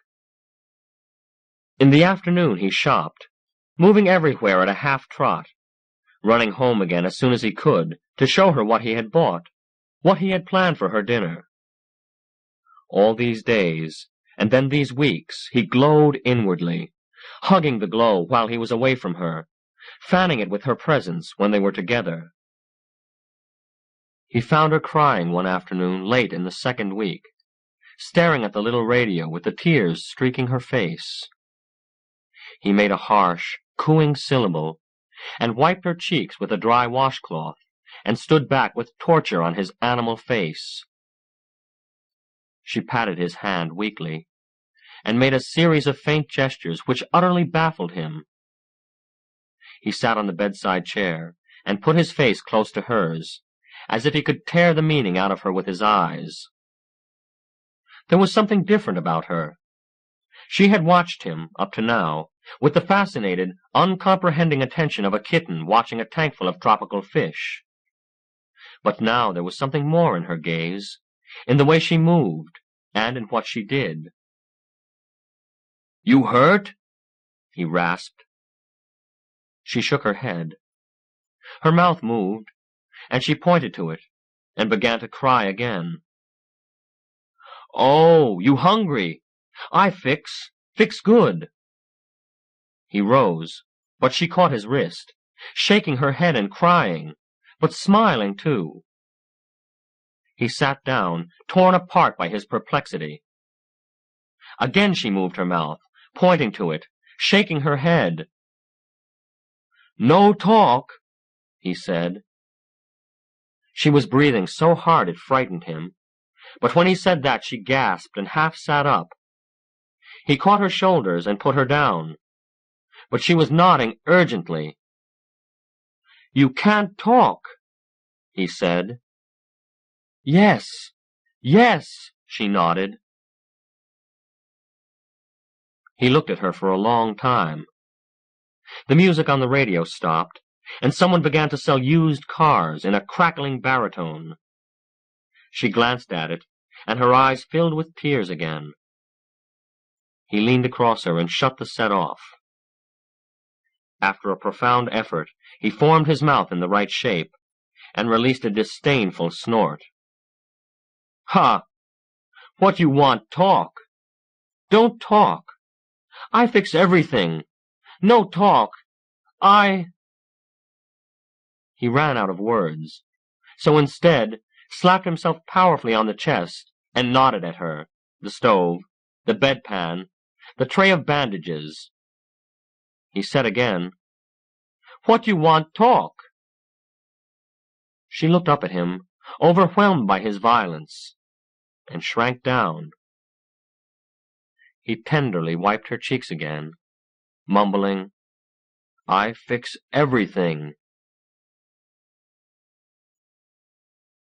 He came home in the dark one morning, and after seeing that she was comfortable according to his iron standards, went to bed. The smell of bacon and fresh coffee was, of course, part of a dream. What else could it be? And the faint sounds of movement around the room had to be his weary imagination. He opened his eyes on the dream, and closed them again, laughing at himself for a crazy stupid. Then he went still inside, and slowly opened his eyes again. Beside his cot was the bedside chair, and on it was a plate of fried eggs and crisp bacon, a cup of strong black coffee, toast with the gold of butter disappearing into its older gold. He stared at these things in total disbelief, and then looked up. She was sitting on the end of the bed, where it formed an 8-inch corridor between itself and the cot. She wore her pressed and mended blouse and her skirt. Her shoulders sagged with weariness, and she seemed to have some difficulty in holding her head up. Her hands hung limply between her knees. But her face was suffused with delight and anticipation as she watched him waking up to his breakfast.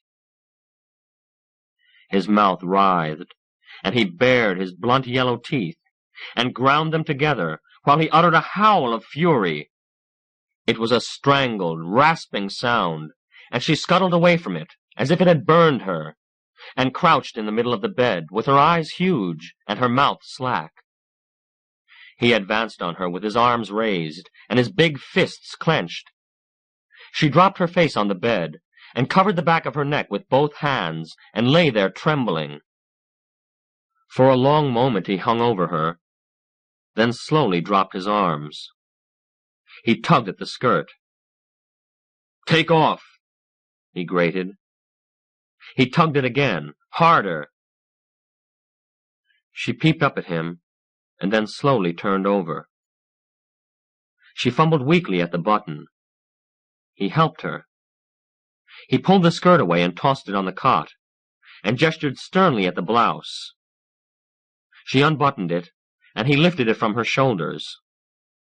He pulled down the sheet, taking it right out from under her. He took her ankles gently in his powerful hands, and pulled them down until she was straightened out on the bed, and then covered her carefully. He was breathing hard. She watched him in terror. In a frightening quiet, he turned back to his cot and the laden chair beside it.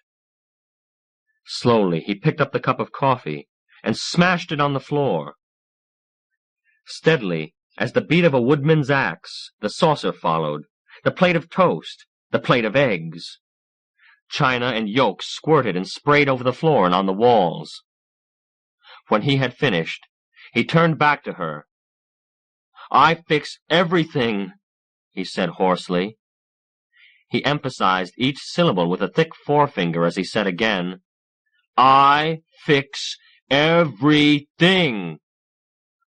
She whipped over on her stomach and buried her face in the pillow and began to sob so hard he could feel the bed shaking the floor through the soles of his feet. He turned angrily away from her and got a pan and a scrub brush and a broom and dustpan and laboriously, methodically, cleaned up the mess. 2 hours later, he approached her where she lay, still on her stomach, stiff and motionless. He had had a long time to think of what to say. "Look, you see? You sick? You see?" He said it as gently as he could. He put his hand on her shoulder, but she twitched violently, flinging it away. Hurt and baffled, he backed away and sat down on the couch, watching her miserably. She wouldn't eat any lunch. She wouldn't eat any dinner. As the time approached for him to go to work, she turned over. He still sat on the cot in his long johns, utter misery on his face, and in every line of his ugly body. She looked at him, and her eyes filled with tears. He met her gaze, but did not move. She sighed suddenly, and held out her hand. He leaped to it, and pulled it to his forehead, knelt, bowed over it, and began to cry. She patted his wiry hair until the storm passed, which it did abruptly, at its height. He sprang away from her, and clattered pans on the stove, and in a few minutes brought her some bread and gravy, and a parboiled artichoke, rich with olive oil and basil. She smiled wanly and took the plate, and slowly ate while he watched each mouthful, and radiated what could only be gratitude. Then he changed his clothes, and went to work. He brought her a red housecoat when she began to sit up, though he would not let her out of bed.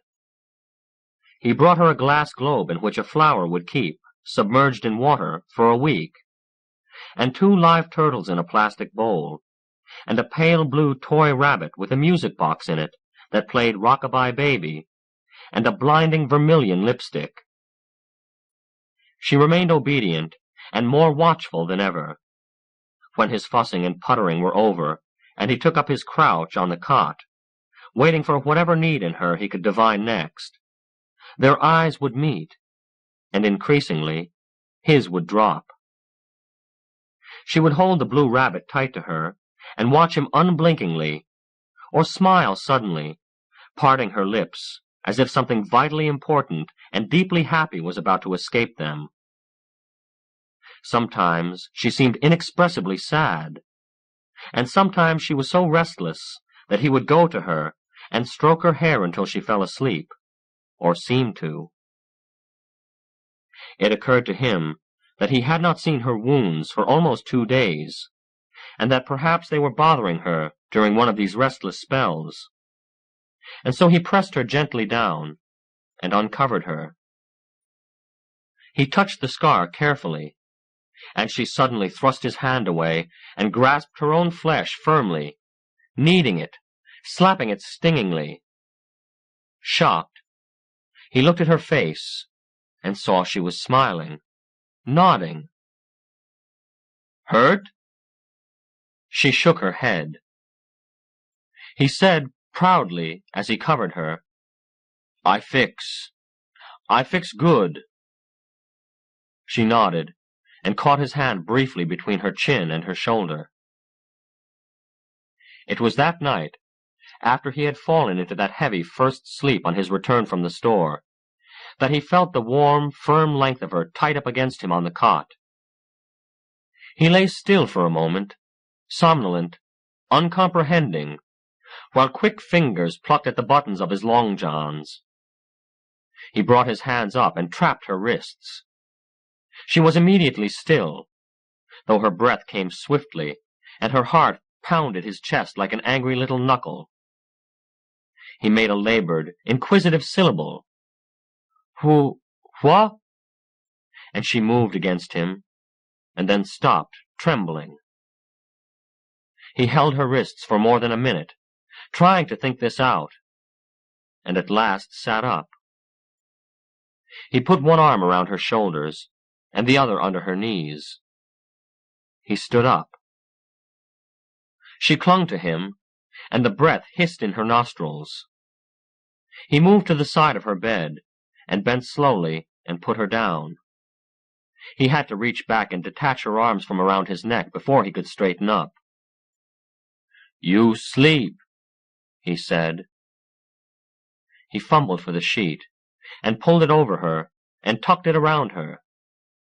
She lay absolutely motionless, and he touched her hair, and went back to his cot.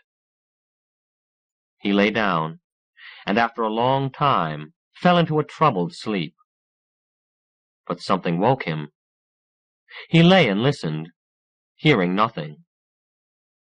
He remembered suddenly and vividly the night she had balanced between life and death, and he had awakened to the echo of a sob which was not repeated.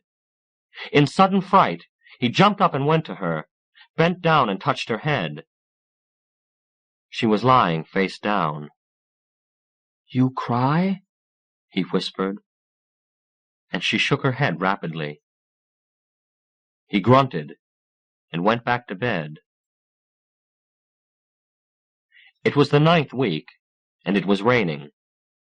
He plodded homeward through the black, shining streets, and when he turned into his own block and saw the dead, slick river stretching between him and the streetlight in front of his house, he experienced a moment of fantasy, of dreamlike disorientation.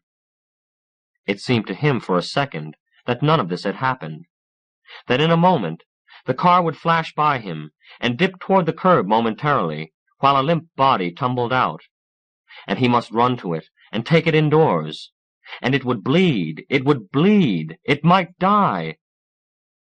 He shook himself like a big dog, and put his head down against the rain, saying, "Stupid," to his inner self.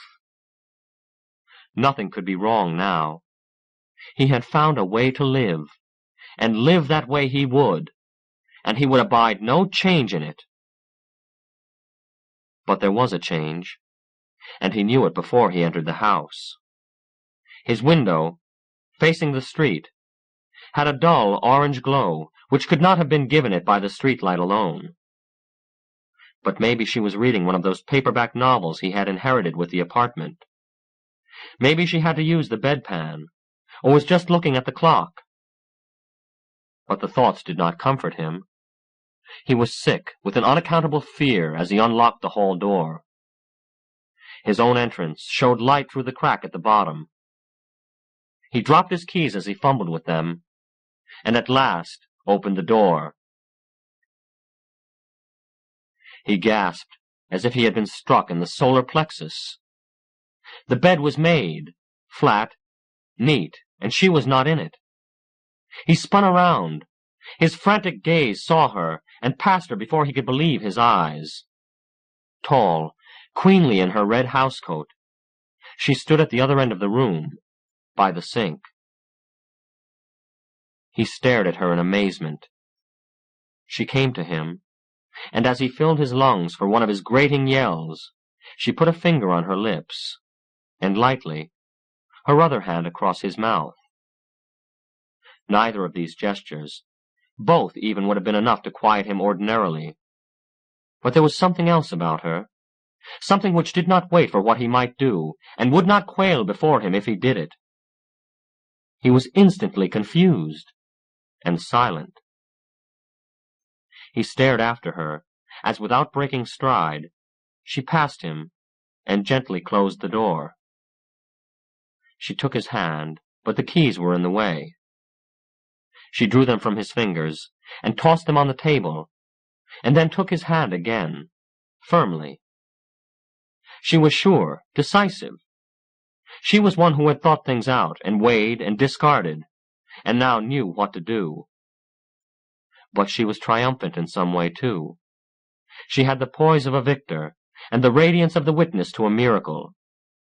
He could cope with her helplessness, of any kind, to any degree. But this, he had to think. And she gave him no time to think. She led him to the bed, and put her hands on his shoulders, turning him and making him sit down. She sat close to him, her face alight, and when again he filled his lungs, "Shh!" she hissed, sharply, and smilingly covered his mouth with her hand. She took his shoulders again, and looked straight into his eyes, and said clearly, "I can talk now. I can talk." Numbly, he gaped at her. 3 days already. It was a secret. It was a surprise. Her voice was husky, hoarse even, but very clear and deeper than her slight body indicated. "I've been practicing, to be sure. I'm all right again. I'm all right." "You fix everything," she said, and laughed. Hearing that laugh, seeing the pride and joy in her face, he could take nothing away from her. "Ah," he said, wonderingly. She laughed again. "I can go. I can go," she sang. She leapt up suddenly and pirouetted and leaned over him laughing. He gazed up at her and her flying hair, and squinted his eyes as he would looking into the sun. "Go!" he blared, the pressure of his confusion forcing the syllable out as an explosive shout.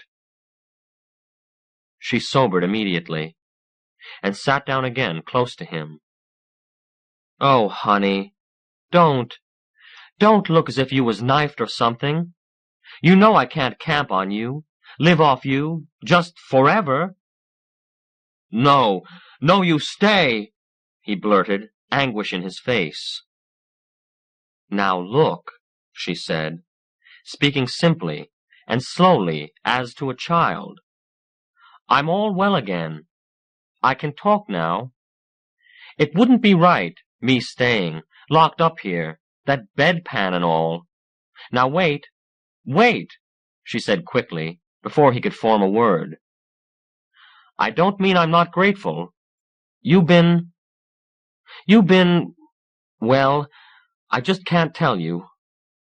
Look, nobody in my life ever did anything like this. I mean, I had to run away when I was 13.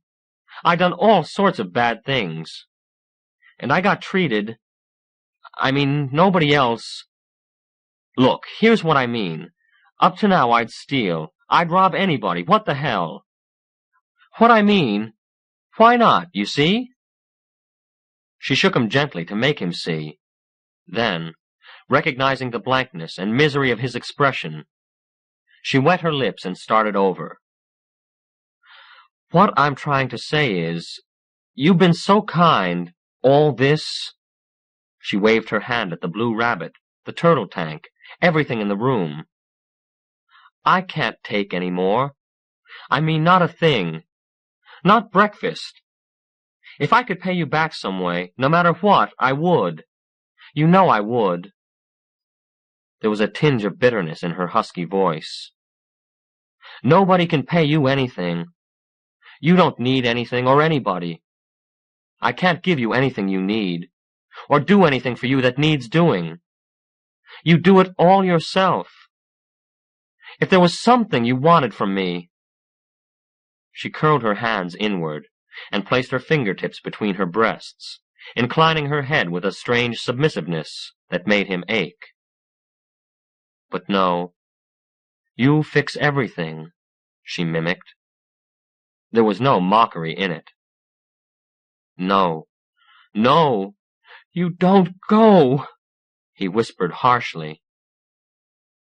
She patted his cheek, and her eyes loved him. I do go, she said, smiling.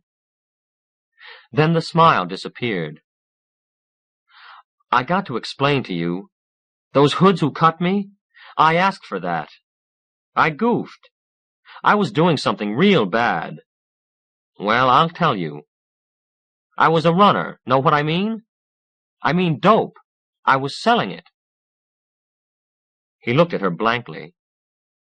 He was not catching 1 word in 10. He was biting, and biting only on emptiness, and uselessness, aloneness, and the terrible truth of this room without her, or the blue rabbit, or anything else but what it had contained all these years. Linoleum, with the designs scrubbed off. 6 novels he couldn't read. A stove waiting for someone to cook for. Grime and regularity. And who needs you? She misunderstood his expression. Honey, don't look at me like that. I'll never do it again. I only did it because I didn't care. I used to get glad when people hurt themselves. Yeah, I mean that. I never knew someone could be kind, like you. I always thought that was sort of a lie, like the movies. Nice, but not real. Not for me. But I have to tell you, I swiped the cash. My God, 22 G's worth. I had it all of 40 minutes. They caught up with me. Her eyes widened and saw things not in the room. With a razor, he went to hit me with it so hard, he broke it on top of the car door. He hit me here down and here up. I guess he was going to gut me, but the razor was busted. She expelled air from her nostrils, and her gaze came back into the room. I guess I got the lump on the head when they threw me out of the car. I guess that's why I couldn't talk. I heard of that. Oh, honey, don't look like that. You're tearing me apart. He looked at her dolefully and wagged his big head helplessly from side to side. She knelt before him suddenly and took both his hands. Listen, you got to understand. I was going to slide out while you were working, but I stayed, just so I could make you understand.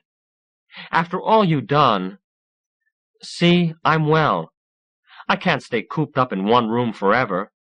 If I could, I'd get work someplace near here and see you all the time. Honest, I would.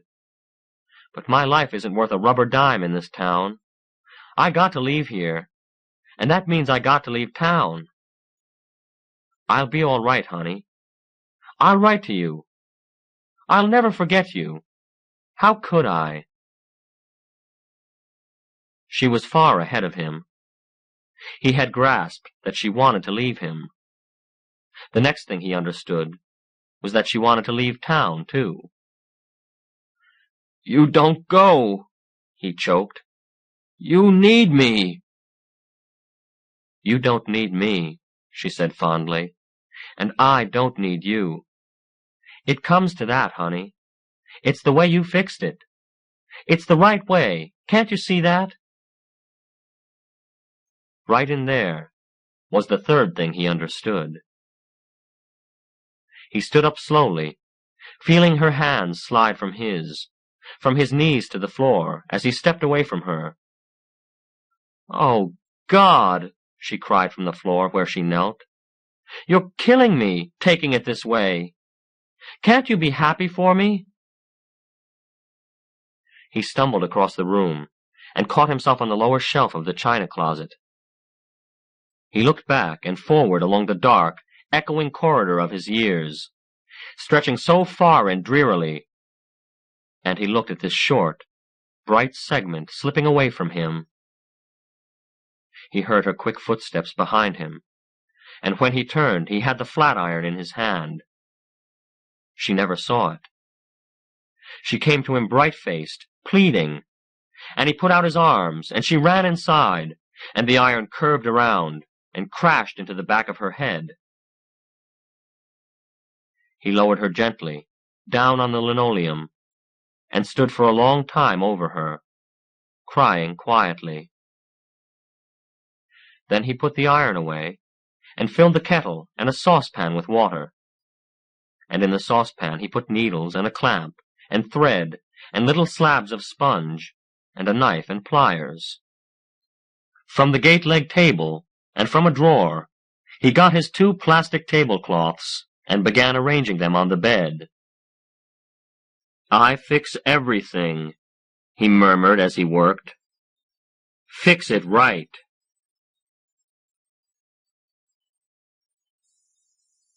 Won't you walk?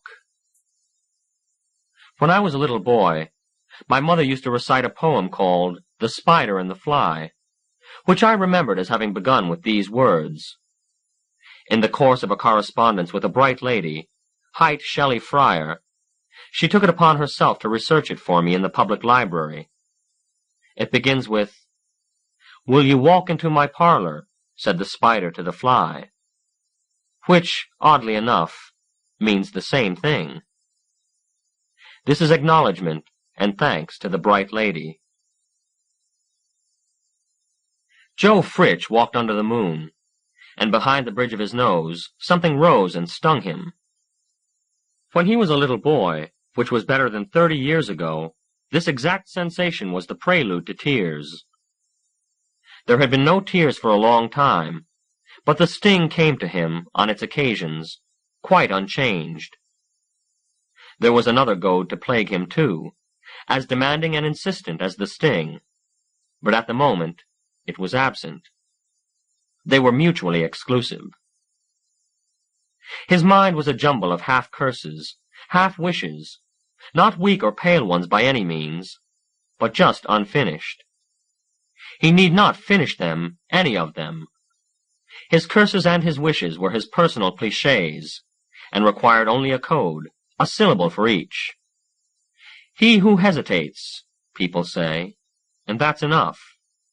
Too many cooks, they say wisely. What's sauce for the goose? Valid sagacities, every one, classic as the Parthenon, and as widely known. Such were the damnations and the prayers in the microcosm called Joe Fritch. "Oh, I wish," he would say to himself, and "if only," and "some day, by God." And for each of these there was a wish, detailed and dramatic, so thought out, touched up, policed and maintained, that it had everything but reality to make it real. And in the other area, the curses, the code words expressed wide, meticulous matrices. That Barnes dealt not only with his employer, a snide, selfish, sarcastic sadist with a presence like itching powder, but with every social circumstance which produced and permitted a way of life wherein a man like Joe Fritch could work for a man like Barnes. Luty was his wife's name, but as a code word it was dowdy breakfasts, and I can't afford that old dress, and the finger in her ear, the hand beginning to waggle rapidly when she was annoyed. Luty, set as the overture to this massive curse, was that which was wanted and lost. Joe? What, little Luty? Nothing, Joe. Just Joe. And that which was unwanted and owned, like the mortgage, which would be paid off in only 18 more years, and the single setting of expensive flowery sterling, which they would never, never be able to add to. Something had happened after dinner. He could almost not remember it now. What bursts the balloon, the last puff of air, or the air it already contains? Is the final drop the only factor in the spilling over of a brimming glass? Something about Marie next door. Luty always spoke of her that way. A name, like William Jennings Bryan. And a new TV console. And something about Luty's chances 10 years ago of marrying no end of TV consoles, with houses free and clear, and a car and a coat, and all these chances forsworn for the likes of Joe Fritch. It had been an evening like other evenings, through 10:13 p.m. At 10:14, something silent and scalding had burst in the back of Joe's throat. He had risen without haste and had left the house. Another man might have roared an epithet, hurled an ashtray. Some might have slammed the door, and some, more skilled in maliciousness, might have left it open so the angry wife, sooner or later, must get up and close it. Joe had simply shambled out, shrinking away from her in the mindless way an amoeba avoids a hot pin. There were things he might have said. There were things he could have said to Barnes, too, time and time again, and to the elevator starter, who caught him by the elbow one morning and jammed him into a car, laughing at him through the gate before the doors slid shut. But he never said the things. Not to anyone. Why not? Why not? They wouldn't listen, he said aloud, and again the sting came back of his nose. He stopped and heeled water out of his left eye with the base of his thumb. This, and the sound of his own voice, brought him his lost sense of presence. He looked around, like a child awakening in a strange bed. It was a curved and sloping street, quite unlike the angled regimentation of his neighborhood. There was a huge elm arched over the street lamp a block away, and to Joe's disoriented eye it looked like a photographic negative, a shadow tree lit by darkness looming over a shadow of light. A tailored hedge grew on a neat stone wall beside him. Across the street was a white picket fence enclosing a rolling acre, and the dark mass of the house he could never own, belonging, no doubt, to someone people listened to. Bitterly he looked at it, and at its two gates, its rolled white driveway, and, inevitably, the low, long coupe which stood in it. The shape of that car, the compact, obedient, directional eagerness of it, came to him like the welcome answer to some deep question within him, something he had thought too complex to have any solution. For a moment, a pure, bright vision overwhelmed and exalted him. His heart, his very bones cried, "Well, of course!" And he crossed to the driveway, along its quiet grassy margin to the car. He laid a hand on its cool, ivory flank, and had his vision again.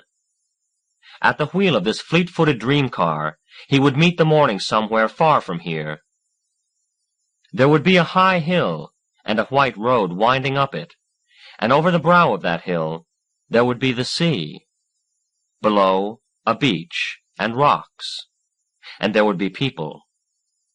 Up the hill he would hurtle, through and over a stone wall at the top, and in the moment he was airborne, he would blow the horn. Louder, bigger than the horn would be his one bright burst of laughter. He had never laughed like that, but he would, he could, for all of him would be in it, rejoicing that they listened to him. They'd all be listening, up and down the beach and craning over the cliff. After that he'd fall, but that didn't matter. Nothing would matter, even the fact that his act was criminal and childish. All the "if only" and "someday, by God" wishes, all the "that Barnes" curses, for all their detail, lacked implementation. But this one. The window was open on the driver's side. Joe looked around. The street was deserted, and the house was dark. He bent and slid his hand along the line of dimly glowing phosphorescence that was a dashboard. Something tinkled, dangled. The keys! The keys! He opened the door, got in. He could feel the shift in balance as the splendid machine accepted him like a lover, and they were one together. He pulled the door all but closed, checked it, then pressed it the rest of the way. It closed with a quiet, solid click. Joe grasped the steering wheel in both hands, settled himself, and quelled the great trumpeting of laughter he had envisioned. Later. Later. He reached for the key, turned it. There was a soft purring deep under the hood. The window at his left slid up, nudging his elbow out of the way, seated itself in the molding above. The purring stopped. Then silence. Joe grunted in surprise and turned the key again. Nothing. He fumbled along the dashboard, over the cowling, under its edge. He moved his feet around. Accelerator, brake, no clutch, a headlight dimmer switch. With less and less caution he pushed, turned, and pulled at the controls on the instrument panel. No lights came on. The radio did not work. Neither did the cigarette lighter, which startled him when it came out in his hand. There wasn't a starter anywhere. Joe Fritch, who couldn't weep, very nearly did then. If a man had a car burglar-proofed with some sort of concealed switch, wasn't that enough? Why did he have to amuse himself by leaving the keys in it? Even Barnes never thought of anything quite that sadistic. For a split second, he glanced forlornly at his glorious vision, then forever let it go. Once he sniffed. Then he put his hand on the door control and half rose in his seat. The handle spun easily, uselessly around. Joe stopped it, pulled it upward. It spun just as easily that way. He tried pulling it toward him, pushing it outward. Nothing. He bit his lower lip and dove for the other door. It had exactly the same kind of handle, which behaved exactly the same way. Suddenly, Joe was panting as if from running hard. Now take it easy. Don't try to do anything. Think. Think, Joe. The windows. On his door there were 2 buttons. On the other, 1. He tried them all. I can't get out, he whispered. I can't. Suddenly he spun one of the door handles. He fluttered his hands helplessly and looked out into the welcome, open dark. Can't! He cried. That's right, said a voice. You sure can't. The sting at the base of Joe Fritch's nose, that was one of the unexpressed, inexpressible pains which had plagued him ever since he was a boy. Now came the other. It was a ball of ice, big as a fist in his solar plexus. And around this ball stretched a membrane, and the ball was fury, and the membrane was fear. The more terrified he became, the tighter the membrane shrank, and the more it hurt. If ever he was frightened beyond bearing, the membrane would break and let the fury out, and that must not happen, for the fury was so cold and so uncaring of consequence. This was no churning confusion. There was nothing confused about it. There was only compression and stretching, and a breaking point so near it could be felt in advance. There was nothing that could be done about it, except to sit quite still and wait until it went away, which it did when whatever caused it went away. This voice, though, here in the car with him, it didn't go away. Conversationally it said, "Were you thinking of breaking the glass?" Joe just sat. The voice said, "Look in the glove compartment." It waited 5 seconds and said, "Go ahead. Look in the glove compartment." Trembling, Joe reached over and fumbled the catch of the glove compartment. He felt around inside. It seemed empty. And then something moved under his fingers. It was a rectangle of wood, about 6 inches by 3, extremely light and soft. Balsa. "I used to use a real piece of glass as a sample," said the voice. "But one of you fools got to bashing it around and broke 2 of his own fingers. Anyway, That piece of wood is exactly as thick as the windshield and windows. It was nearly 3/4 of an inch thick. Bulletproof is an understatement. Which reminds me, said the voice, stifling a yawn. If you have a gun, for Pete's sake, don't use it. The slug'll ricochet. Did you ever see the wound a ricocheted bullet makes? The yawn again. Excuse me. You woke me up. Joe licked his lips, which made him shudder. The tongue and lip were so dry they scraped, all but audibly.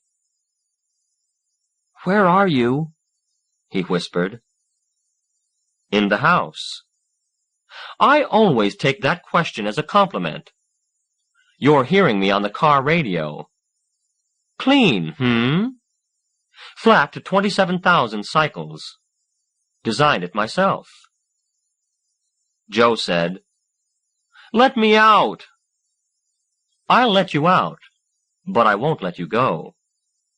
You people are my bread and butter. Listen, said Joe, I'm not a thief or anything. I mean, this was just a sort of wild idea. Just let me go, huh? I won't ever... I promise. He scraped at his lip with his tongue again and added, Please. Please. Where were you going with my car, Mr. I'm not a thief? Joe was silent. A sudden blaze of light made him wince. His eyes adjusted, and he found it was only the light over the porte-cochere which bridged the driveway where it passed the house. Come on inside, said the voice warmly. Joe looked across the rolling lawn at the light. The car was parked in the drive near the street. The house was nearly 200 feet away. Catch 10 times as many with it parked way out here, he thought wildly. And I thought Barnes was good at making people squirm. And 200 feet, and him in the house. He can outthink me. Could he outrun me? What do you want me inside for? Would it make any difference how I answered that question? Joe saw that it wouldn't. The voice was calling the shots just now, and Joe was hardly in a position to make any demands. Resignedly, he asked, You're going to call the police? Absolutely not. A wave of relief was overtaken and drowned in a flood of terror. No one knew where he was. No one had seen him get into the car. Being arrested would be unpleasant, but at least it would be a known kind of unpleasantness. But what lay in store for him in this mysterious, expensive house? You better just call the police, he said. Have me arrested. I'll wait where I am. No, said the voice. It carried a new tone, and only by the change did Joe realize how kind it had been before. Joe believed that single syllable completely. Again he eyed the 200 feet. He tensed himself and said, All right, I'll come. Good boy, said the voice, kind again. Sleep sweet. Something went pht on the dashboard, and Joe's head was enveloped in a fine, very cold mist. He fell forward and hit his mouth on the big V emblem in the hub of the steering wheel. A profound astonishment enveloped him, because he felt the impact, but no pain. He blacked out. There was a comfortable forever, during which he lay in a dim place, talking lazily, on and on. Something questioned him from time to time, and perhaps he knew he was not questioning himself. He certainly didn't care.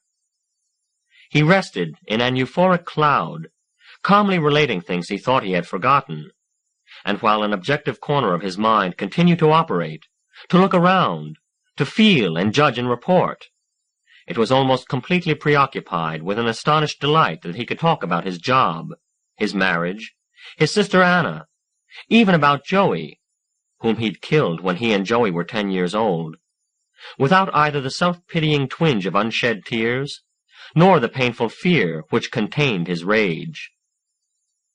Someone moved into his range of vision, someone with a stranger's face, and a manner somehow familiar. He had something shiny in his hand. He advanced and bent over him, and Joe felt the nip of a needle in his upper arm. He lay quietly then, not talking, because he had finished what he had to say, not moving, because he was so comfortable, and began to feel warm from the inside out. That lasted for another immeasurable time. Then he detected movement again, and was drawn to it. The stranger crossed in front of him, and sat down in an easy-chair. Their faces were about at the same level, but Joe was not on an easy-chair. Neither was it a couch. It was something in between. He glanced down and saw his knees, his feet. He was in one of those clumsy-looking, superbly comfortable devices known as contour chair. He half sat, half reclined in it, looked at the other man, and felt just wonderful. He smiled sleepily, and the man smiled back. The man looked too old to be 30, though he might be. He looked too young for 50, though that was possible too. His hair was dark, his eyebrows flecked with gray, a combination Joe thought he had never seen before. His eyes were light. In this dim room, it was hard to see their color. The nose was ridiculous. It belonged to a happy, fat man, and not someone with a face as long and lean as this one. The mouth was large and flexible. It was exactly what is meant by the term generous. Yet its lips were thin, the upper one almost non-existent. He seemed of average height, say 5, 10, or 11, but he gave the impression of being somehow too wide and too flat.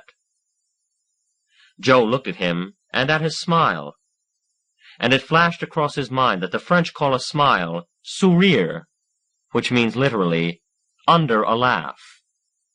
And surely, in any absolute scale of merriment, this smile was just exactly that. "How are you feeling?" "I feel fine," said Joe. He really meant it. "I'm Zeitgeist," said the man.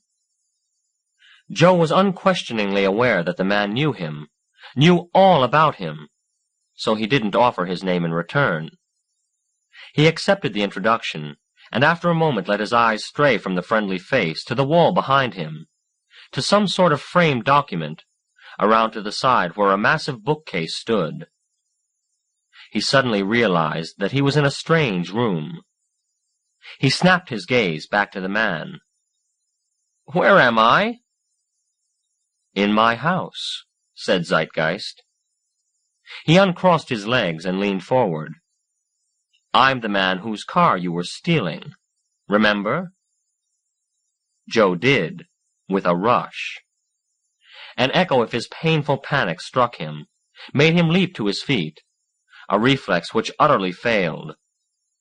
Something caught him gently and firmly around the midriff, and slammed him back into the contour chair. He looked down and saw a piece of webbing like that used in aircraft safety belts, but twice as wide.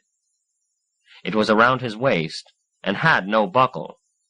Or if it had, it was behind and under the back of the chair, well out of his reach.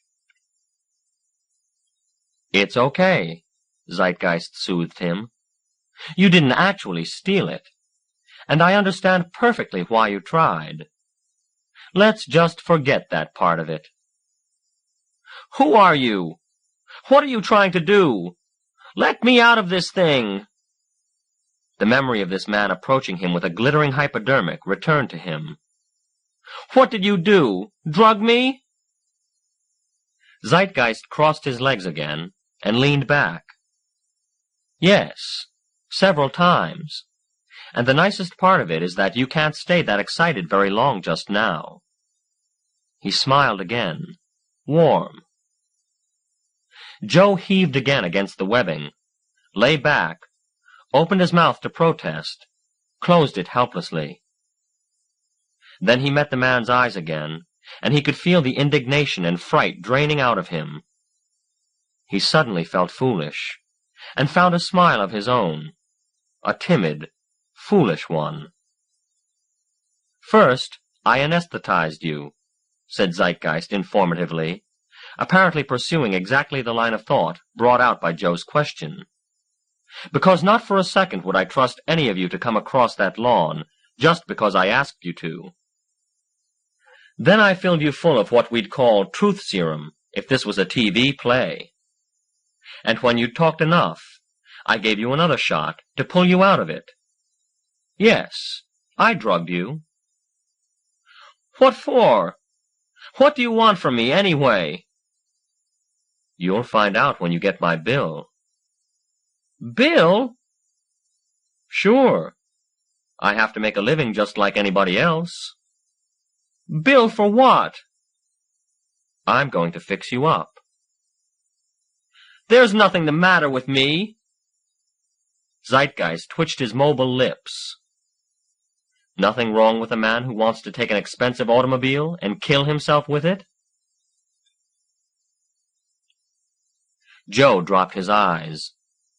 A little less pugnaciously he demanded, "What are you, a psychiatrist or something?" "Or something," laughed Zeitgeist. "Now, listen to me," he said easily. "There are classic explanations for people doing the things they do, and you have a textbook full. You were an undersized kid who lost his mother early. You were brutalized by a big sister who just wouldn't be a mother to you.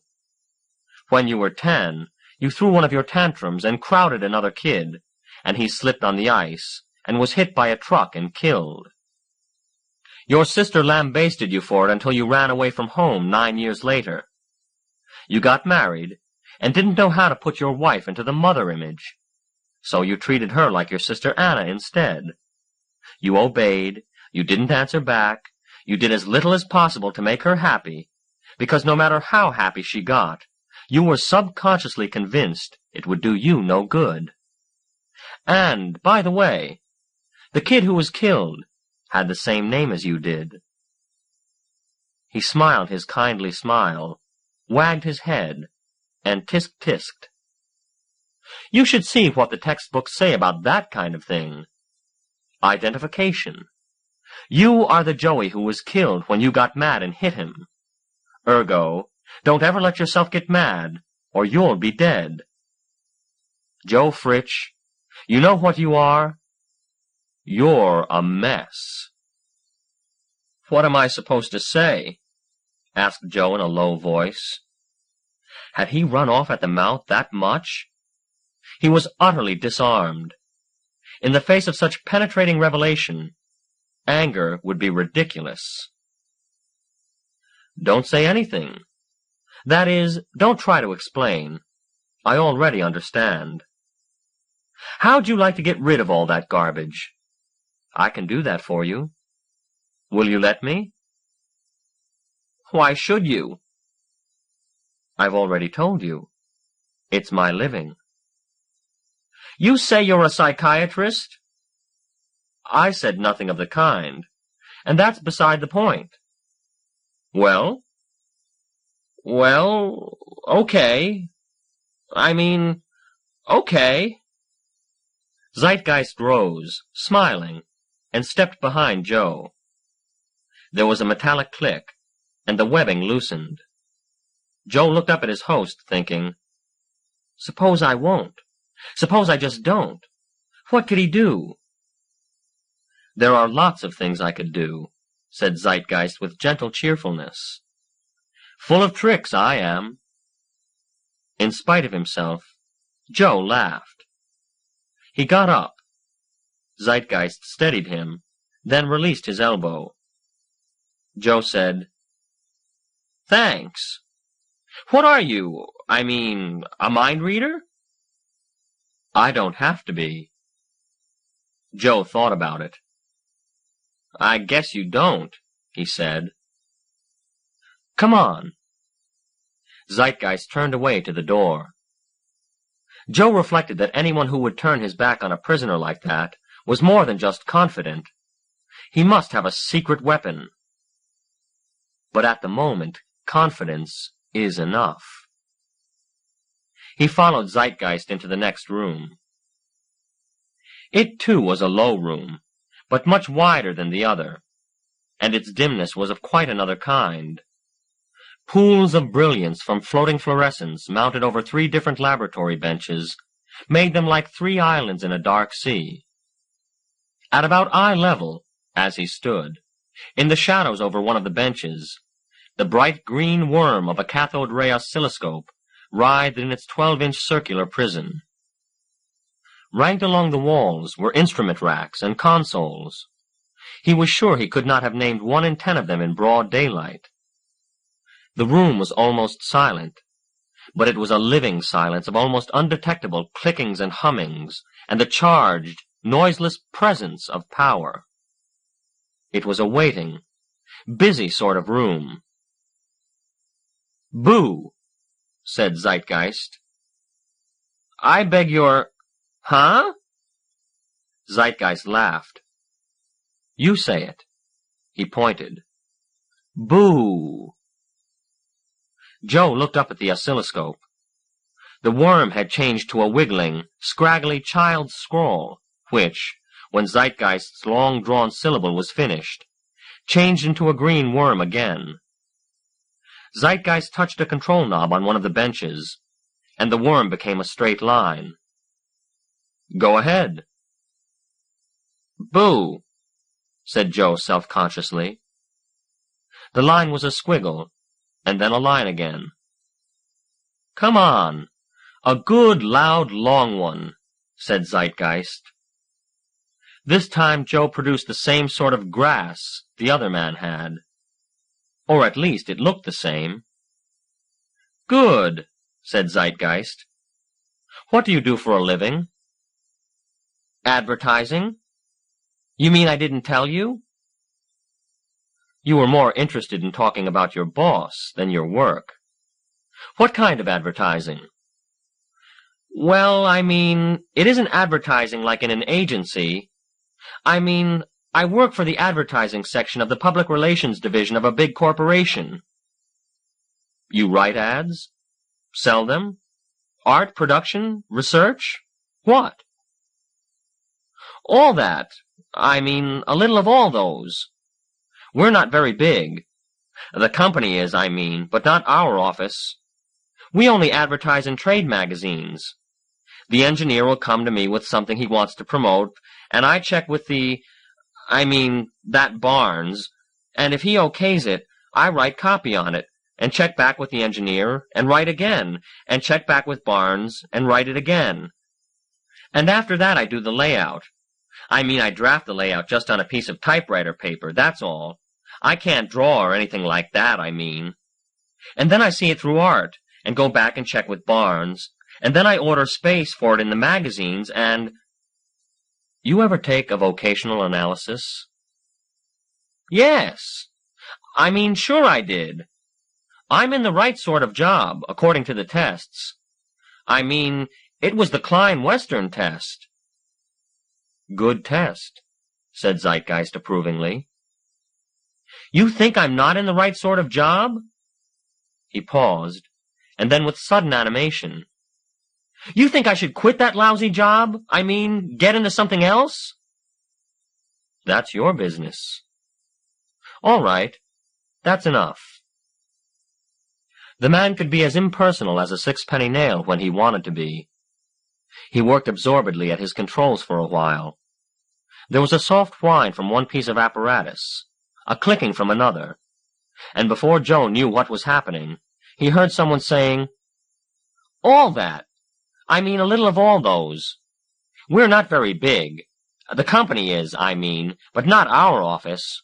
We only advertise—" On and on, in his exact words, His exact voice, too, he realized belatedly. He listened to it without enthusiasm. From time to time, a light blazed, bright as a photo flash, but scalding red. Patiently, brilliantly, the oscilloscope traced each syllable, each pulse with each syllable. "And check with Barnes, and then I order sp—" The voice ceased abruptly as Zeitgeist threw a switch. "I didn't know you were recording," said Joe. "Or I would have, said something different, maybe." "I know," said Zeitgeist. "That red light bother you?" "It was pretty bright," said Joe, not wanting to complain. "Look here." He opened the top of the recorder. Joe saw reels, and more heads than he had ever seen on a recorder before, and a number of other unfamiliar components. "I don't know much about—" "You don't have to," said Zeitgeist. "See there?" He pointed with one hand, and with the other reached for a button on the bench and pressed it. A little metal arm snapped up against the tape, just where it passed over an idler. That punched a little hole in the tape, not enough to affect the recording. Zeitgeist turned the reel slowly by hand, moving the tape along an inch or so. Joe saw, on the moving tape, a tiny, bright spot of light. When the almost invisible hole moved into it, the red light flared. "I pushed that button every time you said, 'I mean.' Let's play it again." He played it again, and Joe listened, an act of courage, because with all his heart he wanted to cover his ears, shut his eyes against that red blaze. He was consumed with embarrassment. He had never heard anything that sounded so completely idiotic. When at last it was over, Zeitgeist grinned at him. "Learn something?" "I did," said Joe devoutly. "Okay," said Zeitgeist, in a tone which disposed of the matter completely as far as he was concerned, at the same time acting as prelude to something new. The man's expressiveness was extraordinary. With a single word, he had Joe's gratitude and his fullest attention. "Now listen to this." He made some adjustments, threw a switch. Joe's taped voice said, "Go back and check it with ba," with the ah going on and on like an all-clear signal. "That bother you?" called Zeitgeist over the noise. "It's awful!" shouted Joe. This time he did cover his ears. It didn't help. Zeitgeist switched off the noise and laughed at him. "That's understandable. Your own voice, and it goes on and on like that. What's bothering you is, it doesn't breathe. I swear you could choke a man half to death just by making him listen to that. Well, don't let it worry you. That thing over there," he pointed to a massive cabinet against the wall, "is my analyzer. It breaks up your voice into all the tones and overtones it contains, finds out the energy level of each, and shoots the information to that tone generator yonder. The generator reproduces each component exactly as received, through 72 band-pass filters, 200 cycles apart. All of which means that when I tell it to, it picks out a single vowel sound, in this case, your A in Barnes, and hangs it up there on the scope like a photograph for as long as I want to look at it. All that to do what I do when I say ah?" "All that," beamed Zeitgeist. Joe could see he was unashamedly proud of his equipment. He leaned forward and flicked Joe across the Adam's apple. "That's a hell of a compact little machine, that pharynx of yours. Just look at that waveform." Joe looked at the screen. "Some mess." "A little tomato sauce, and you could serve it in an Italian restaurant," said Zeitgeist. "Now, let's take it apart." From another bench, he carried the cable of a large control box and plugged it into the analyzer with a many-pronged jack. The box had on it nearly 100 keys. He fingered a control at the end of each row, and the oscilloscope subsided to its single straight line. "Each one of these keys controls one of those narrow 200-cycle bands I was talking about," he told Joe. "Your voice, everybody's voice, has high and low overtones, some loud, some soft. Here's one at the top, one in the middle, one at the bottom." He pressed 3 widely separated keys. The speaker uttered a faint, breathy note, then a flat tone, the same in pitch, but totally different in quality. It was a little like hearing the same note played first on a piccolo and then on a viola. The third key produced only a murmuring hiss, hardly louder than the noise of the amplifier itself. With each note, the scope showed a single wavy line. With the high, it was a steep but even squiggle. In the middle, it was a series of shallow waves like a child's drawing of an ocean. Down at the bottom, it just shook itself and lay there. "Just what I thought. I'm not saying you're a soprano, Joe, but there's 5 times more energy in your high register than there is at the bottom. Ever hear the way a kid's voice climbs the scale when he's upset? Whining, crying, demanding? Suppose I told you that all the protest against life that you're afraid to express in anger is showing up here." He slid his fingers across the entire upper register, and the speaker bleated. "Listen to that, the poor little feller." In abysmal self-hatred, Joe felt the sting of tears. "Cut it out!" he blurted. "Cut it out!" mimicked Zeitgeist. Joe thought he'd kill him, then and there, but couldn't because he found himself laughing. The imitation was very good. "You know, Joe, the one thing you kept droning on about in the other room was something about, 'They won't listen to me. Nobody will listen.'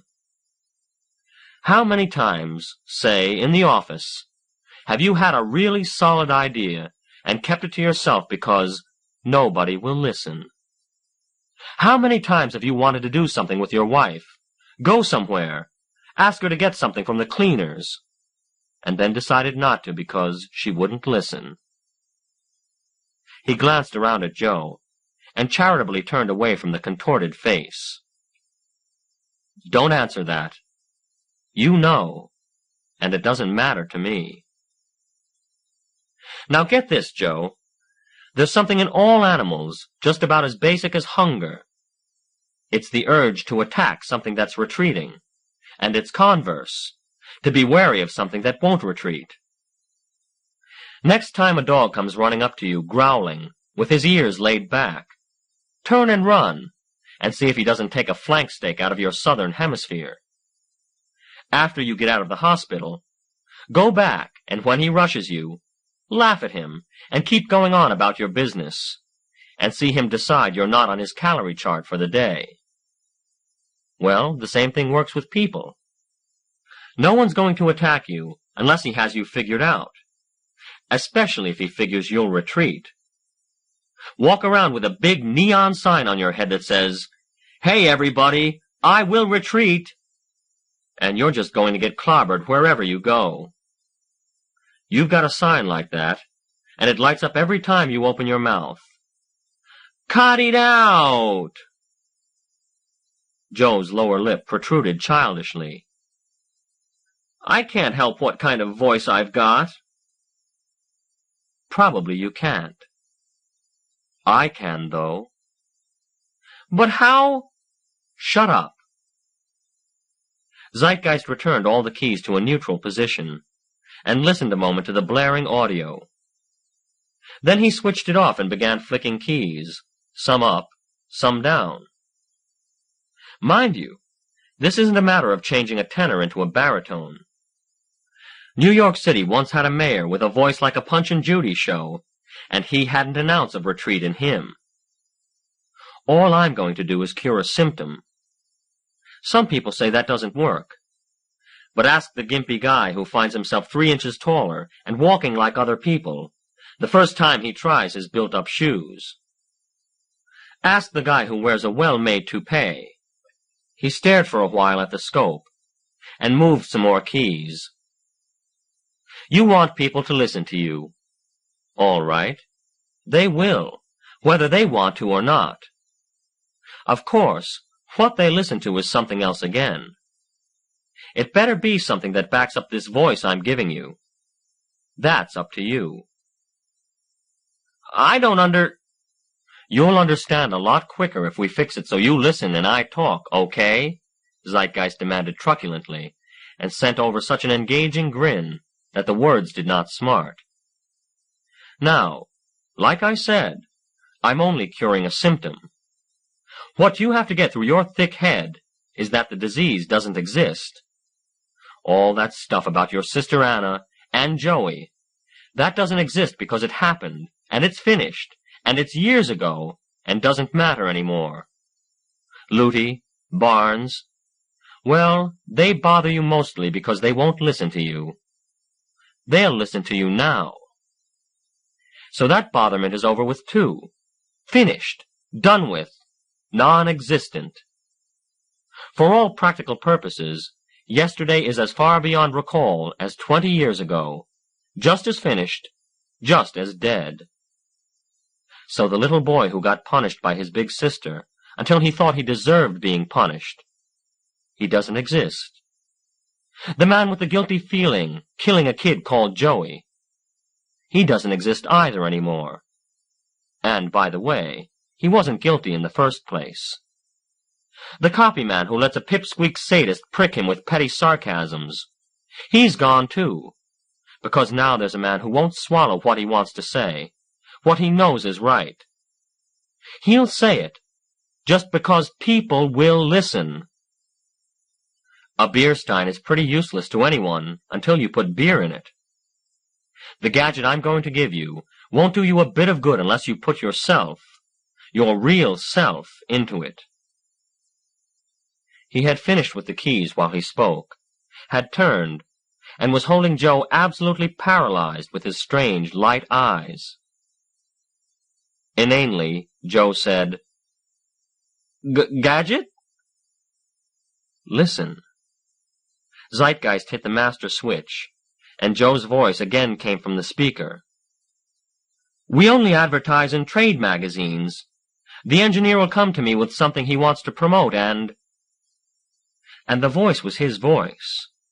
But it was something else, too. Its pitch was the same, inflection, accent. But there was a forceful resonance in it somewhere, somehow. It was a compelling voice, a rich voice. Above all, it was assertive and sure. And when the I means came, and the scalding light flashed, it wasn't laughable or embarrassing. It was simply unnecessary. That isn't me! You're quite right. It isn't. But it's the way the world will hear you.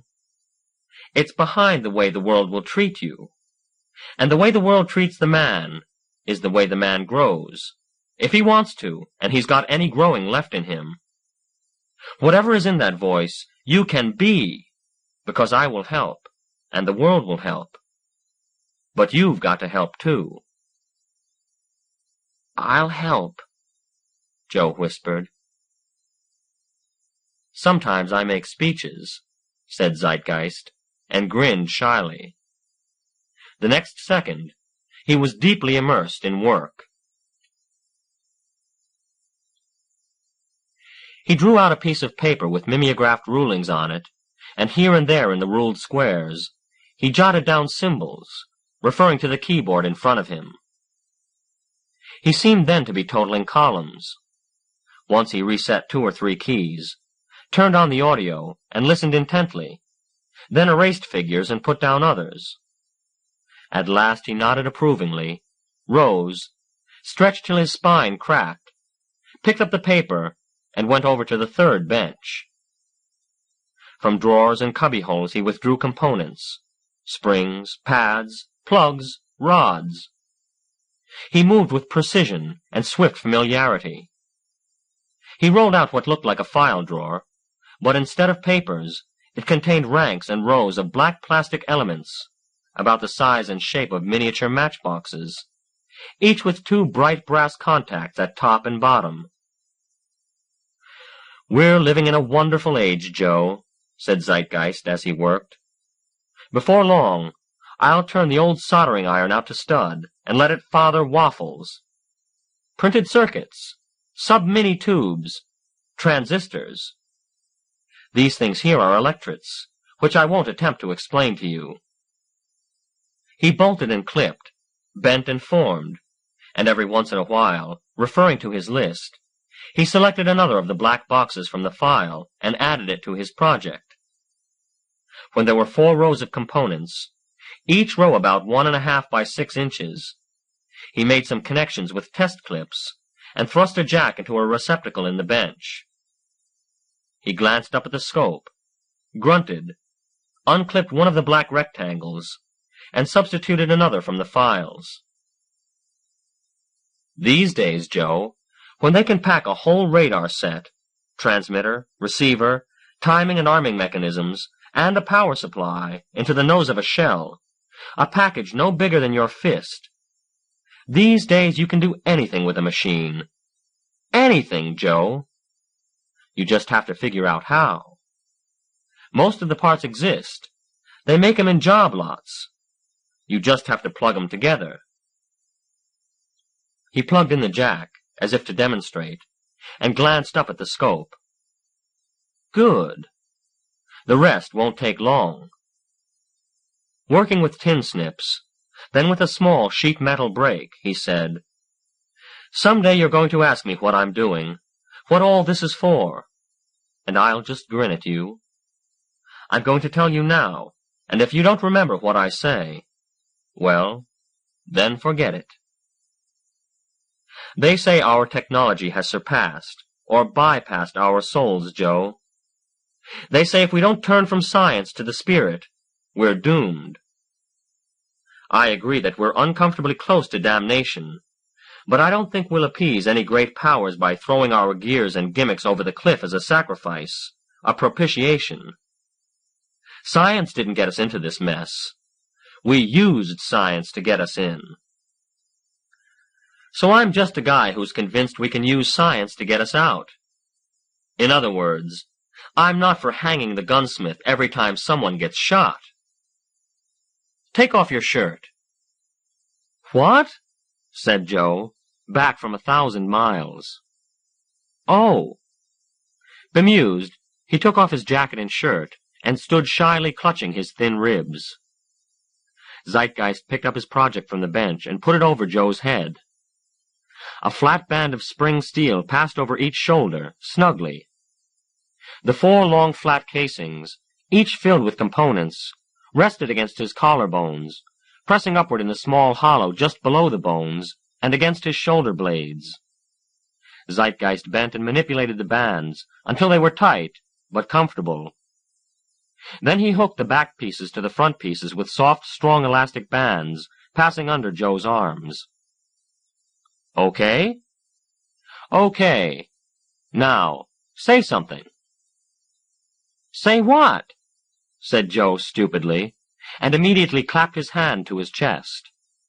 "Ugh!" "What happened?" It buzzed." Zeitgeist laughed.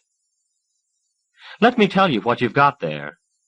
In front, 2 little speakers, an amplifier to drive them, and a contact microphone that picks up your chest tones.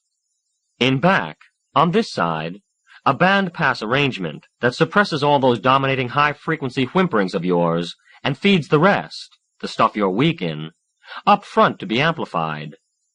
And over here, in back, that's where the power supply goes. Go over there where you were and record something. And remember what I told you. You have to help this thing. Talk a little slower, and you won't have to say, I mean, while you think of what comes next. You know what comes next anyway. You don't have to be afraid to say it.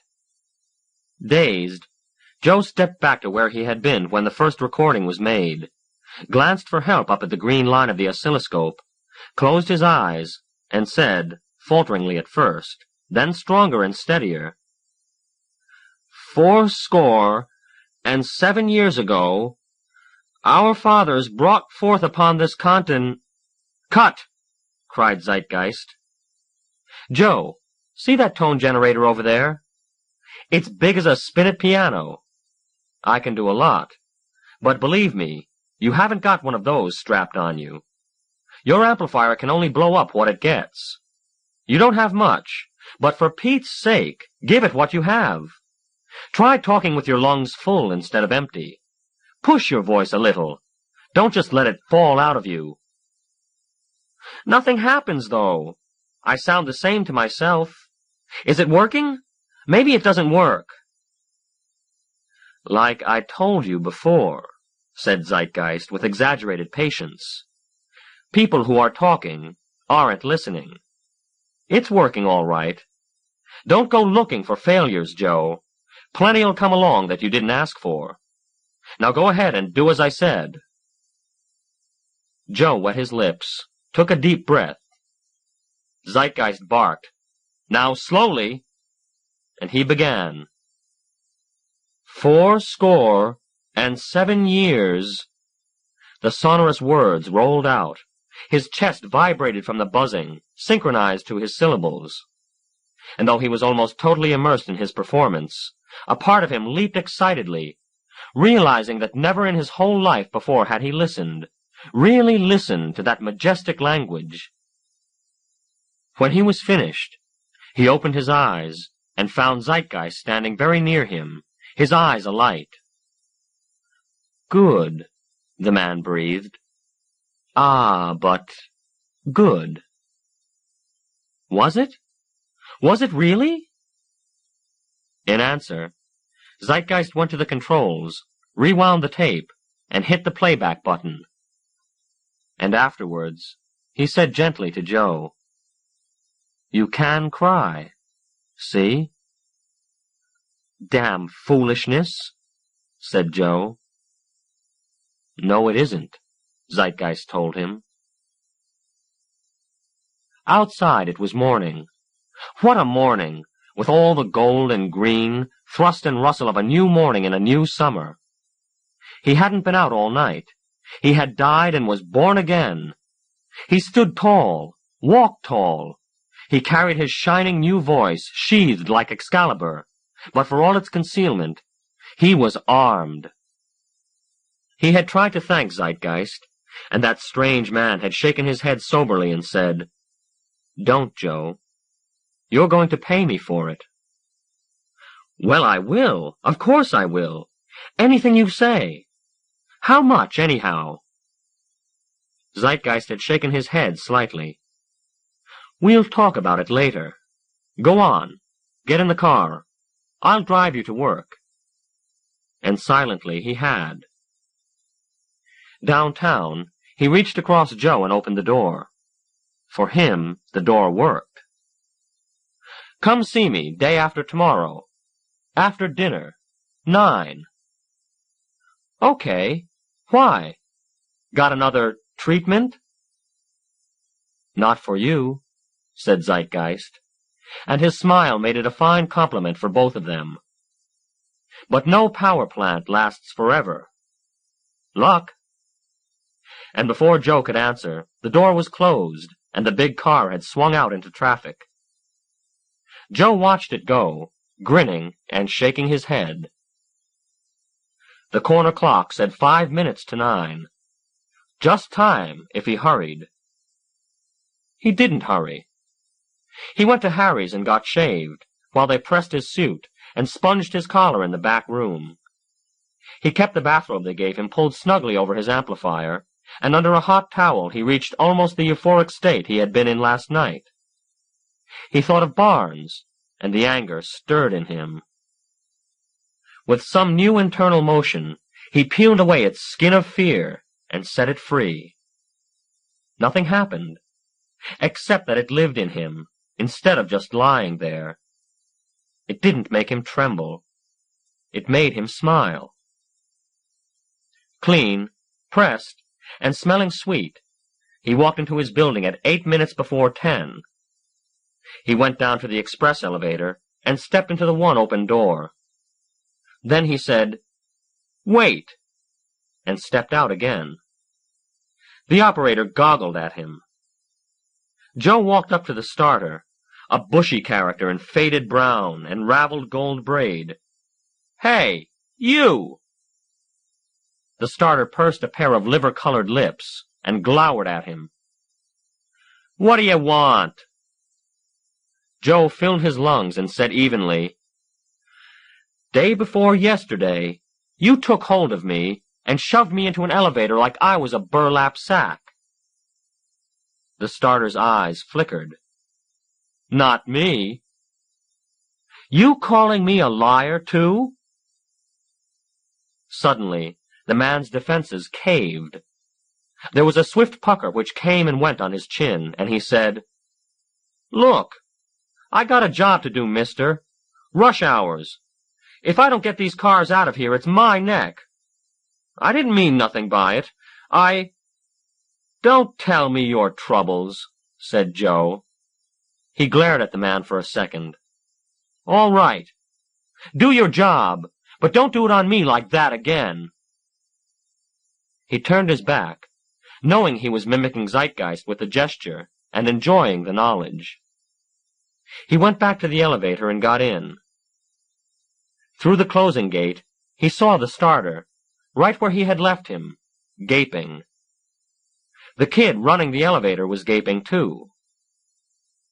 11, said Joe. "Yes, sir," said the boy. He started the car. "You told him." "'Bout time," said Joe modestly. "Past time," said the kid. Joe got out on the 11th floor, feeling wonderful. He walked down the hall, thumped a door open, and ambled in. Eleanor Bulmer, the receptionist, looked up. He saw her eyes flick to the clock and back to his face. "Well." "Morning," he said expansively, from his inflated lungs. She blinked, as if he had fired a cap pistol, then looked confusedly down at her typewriter. He took a step toward his corner desk, when there was a flurry, a botherment up from the left, then an apparition of thinning hair and exophthalmic blue eyes. Barnes, moving at a half-trot as usual, jacket off, suspenders, armbands pulling immaculate cuffs, high and away from rust-fuzzed scrawny wrists. "Eleanor, get me Apex on the phone. Get me Apex on the—" And then he saw Joe. He stopped. He smiled. He had gleaming, pale yellow incisors, like a rodent. He, too, flicked a glance at the clock.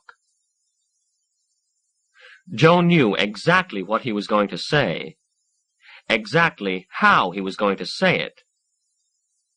He took a deep breath, and if old ghosts were about to rise in him, the friendly pressure of the amplifier just under his collarbones turned them to mist. "Why, Mr. Fritch," Barnes would say, with exaggerated and dramatic politeness, "how kind of you to drop in today." Then the smile would snap off, and the long series of not-to-be-answered questions would begin. Didn't he know this was a place of business? Was he aware of the customary starting time? Did it not seem that among 14 punctual people He alone, and so on. During it, 7 typewriters would stop. A grinning stock boy would stick his head over a filing cabinet to listen, and Miss Bulmer, over whose nape the monologue would stream, would sit with her head bowed, waiting for it to pass. Already the typewriters had stopped. And yes, sure enough, behind Barnes, he could see the stock boy's head. "Why, Mr. Fritch," said Barnes happily. Joe immediately filled his lungs, turned his back on Barnes, and said into the stunned silence, "Better get him Apex on the phone, Eleanor. He has the whole place at a standstill."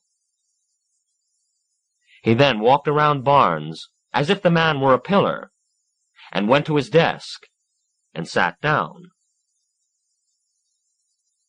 Barnes stood with his bony head lowered and his shoulders humped as if he had been bitten on the neck by a fire ant.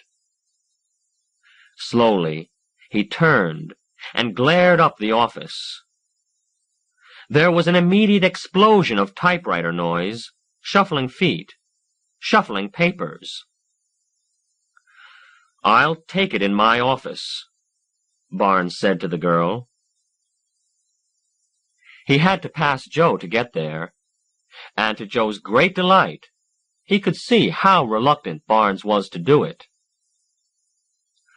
"I'll see you later," Barnes hissed as he went by, and Joe called cheerfully after him, "You just betcha." Out in the office, somebody whistled appreciatively. Somebody snickered. Joe knew Barnes had heard it.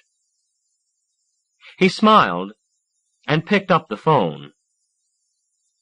"Outside, Eleanor. Personal." Eleanor Bulmer knew Barnes didn't allow personal calls, except in emergencies, and then preferred to give his permission first. Joe could hear her breathing, hesitating. Then, "Yes, Mr. Fritch," and the dial tone crooned in his ear. "Mr. Fritch," he thought. "That's the first time she ever called me Mr. Fritch. What do you know? Why, she never called me anything before. Just, 'Mr. Barnes wants to see you,' or 'Cohen of Electrical Marketing on the line.'" Mr. Fritch dialed his home. "Hello? Ludy? Joe, where were you all night?" The voice was waspish, harrying. He could see her gathering her forces. He could see her mountain of complaints about to be shoveled into the telephone as if it were a hopper. "I called up to tell you I'm all right, because I thought it was a good idea. Maybe it was a bad idea." "What?" There was a pause, and then, in quite a different tone, she said, "Joe? Joe, is that you?" "Sure," he said heartily. "I'm at work, and I'm all right, and I'll be home for dinner. Hungry," he added. "You expect me to cook you a dinner after—" she began, but without quite her accustomed vigor. "All right. Then I won't be home for dinner," he said reasonably. She didn't say anything for a long time, but he knew she was still there. He sat and waited. At last, she said faintly, "Will veal cutlets be all right?" On the second night after this fledging, Mr. Joseph Fritch strode into the porte-cochere and bounded up the steps. He ground the bell-push with his thumb until it hurt, and then knocked. He stood very straight until the door opened. "Joe, boy! Come on in!" Zeitgeist left the door and opened another. Joe had the choice of following or of standing where he was and shouting. He followed. He found himself in a room new to him, low-ceilinged like the others, but with books from floor to ceiling. In a massive field-stone fireplace, flames leaped cheerfully, yet the room was quite cool. Air-conditioned. Well, he guessed Zeitgeist just liked a fire. "Look," he said abruptly. "Sit down." "Drink?" "No." "Listen, you've made a mistake." I know. The bill. Got it with you?" "I have." Zeitgeist nodded approvingly. Joe caught himself wondering why. Zeitgeist glided across to him and pressed a tall glass into his hand. It was frosty, beaded, sparkling. "What's in it?" he snapped. Zeitgeist burst out laughing, and in Joe, fury passed, and shame passed, and he found himself laughing too. He held out his glass, and Zeitgeist clinked with him. "You're, luck." "Luck," said Zeitgeist. They drank. It was whiskey, the old, gentle, muscular whiskey that lines the throat with velvet and instantly heats the earlobes. "How did you make out?" Joe drank again and smiled. "I walked into that office almost an hour late," he began, and told what had happened. Then, "And all day it was like that. I didn't know a job. People. I didn't know things could be like that. Look, I told you I'd pay you. I said I'd pay you anything you—" "Never mind that just now. What else happened? The suit and all?" "That? Oh, I guess I was kind of—" Joe looked into the friendly amber in his glass. "Well, intoxicated. Lunchtime, I just walked into King's and got the suit. 2 suits. I haven't had a new suit for 4 years. And then it didn't come from King's. I just signed for 'em," he added, a reflective wonderment creeping into his voice. "They didn't mind." "Shirts," he said, closing his eyes. "It'll pay off." "It did pay off," said Joe, bouncing on his soft chair to sit upright on the edge, shoulders back, head up. His voice drummed, and his eyes were bright. He set his glass down on the carpet and swatted his hands gleefully together. "There was this liaison meeting, they call it, this morning. I don't know what got into me. Well, I do. But anyway, like every other copywriter, I have a project tucked away. You know, I like it, but maybe no one else will. I had it in my own roughs, up to yesterday. So I got this bee in my bonnet, and went into the art department, and started in on them. And you know, they caught fire. They worked almost all night. And at the meeting this morning, the usual, once-a-month kind of thing, the brass from the main office looking over us stepchildren and wondering why they don't fold us up and go to an outside agency. It was so easy, he chortled.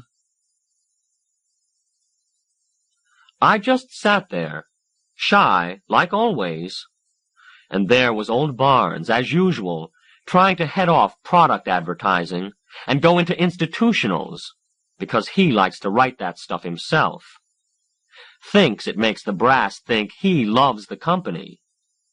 So, soon as he said institutionals, I jumped up and agreed with him, and said, "Let me show you one of Mr. Barnes' ideas." Yeah, I went and got it, and you should see that presentation. You could eat it.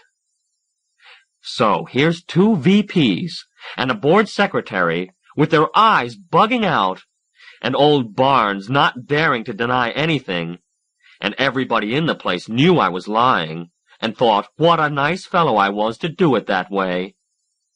And there sat that brass, looking at my haircut, and my tie, and my suit, and me, and buying it piece by piece, and Barnes, old Barnes, sweating it out. What did they offer you? They haven't exactly. I'm supposed to go see the chairman Monday. What are you going to do? Say no. Whatever it is, I'll say no. I have lots of ideas piled up. Nobody would listen before.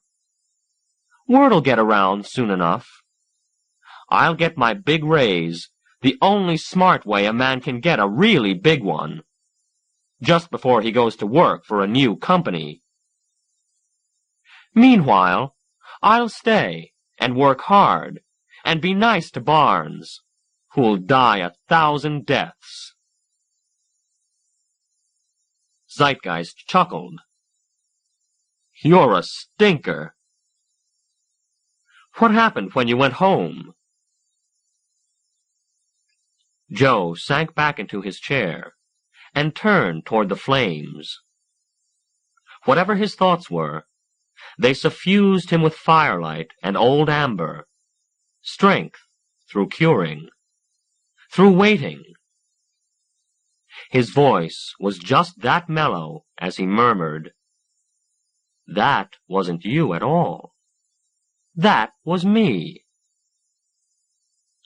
Oh, sorry. I wasn't prying. Don't get me wrong, said Joe. I want to tell you. He laughed softly. We had veal cutlets. A log fell, and Joe watched the sparks shooting upward while Zeitgeist waited. Suddenly, Joe looked across at him with a most peculiar expression on his face. The one thing I never thought of till the time came, I couldn't wear that thing all night, could I now? I don't want her to know. I'll be... You said I'd grow to... that if I put my back into it, maybe someday I wouldn't need it. He touched his collarbone. That's right, said Zeitgeist. So I couldn't wear it. And then I couldn't talk. Not a word. Again, the soft laugh. She wouldn't sleep, not for the longest time. Joe? She'd say. And I'd know she was going to ask where I'd been that night. I'd say, "Shh," and put my hand on her face. She'd hold on to it. Funny how you know the difference," he said in a near whisper, looking at the fire again. She said, "Joe," just like before, and I knew she was going to say she was sorry for being, well, all the trouble we've had. But I said, "Shh." He watched the fire silently, and Zeitgeist seemed to know that he was finished. "I'm glad," said Zeitgeist. "Yeah." They shared some quiet. Then Zeitgeist said, waving his glass at the mantel, "Still think the bill's out of line?" Joe looked at it, at the man. "It's not a question of how much it's worth," he said with some difficulty. "It's how much I can pay. When I left here, I wanted to pay you whatever you asked. $5 or $500. I didn't care what I had to sacrifice. But I never thought it would be 5,000. He sat up. "I'll level with you. I don't have that kind of money. I never did have. Maybe I never will have." "What do you think I fixed you up for?" Zeitgeist's voice cracked like a target gun. "What do you think I'm in business for? I don't gamble." Joe stood up slowly. "I guess I just don't understand you," he said coldly. "Well, at those prices, I guess I can ask you to service this thing so I can get out of here." "Sure." Zeitgeist rose and led the way out of the room and down the hall to the laboratory. His face was absolutely expressionless, but not fixed, only relaxed. Joe shucked out of his jacket, unbuttoned his shirt, and took it off. He unclipped the elastics and pulled the amplifier off over his head. Zeitgeist took it and tossed it on the bench. "All right," he said. "Get dressed." Joe went white. "What? You want to haggle? 3,000 then, when I get it," he said shrilly. Zeitgeist sighed. "Get dressed." Joe turned and snatched at his shirt. "Blackmail! Lousy blackmail!" Zeitgeist said, "You know better than that." There is a quality of permanence about the phrase that precedes a silence. It bridges the gap between speech and speech, hanging in mid-air to be stared at. Joe pulled on his shirt, glaring defiantly at the other man. He buttoned it up. He tucked in the tails. He put on his tie and knotted it, and replaced his tie clasp. He picked up his coat. And all the while, the words hung there. He said, miserably, "I want to know better than that."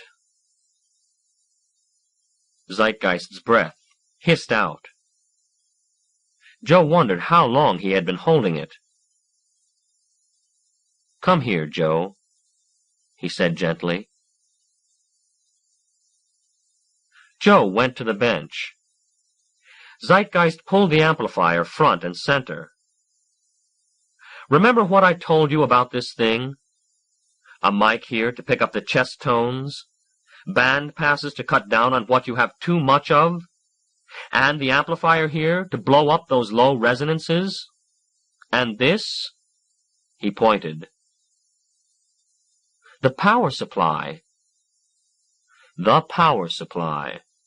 Zeitgeist nodded. Well, look. There's nothing wrong with the theory.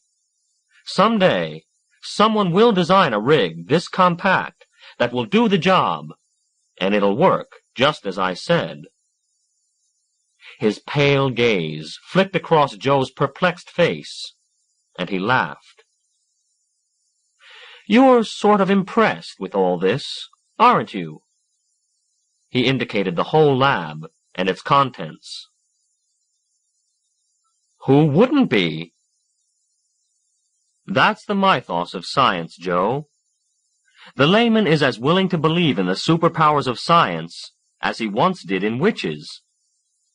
Now, I told you once that I believe in the ability of science to save our souls. Ourselves, if you like that any better.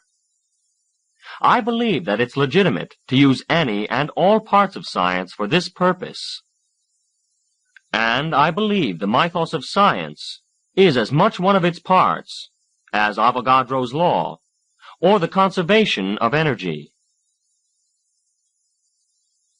Any layman who's seen the size of a modern hearing aid, who knows what it can do, will accept with ease the idea of a band-passing amplifier with 5 watts output, powered by a couple of penlight cells. Well, we just can't do it.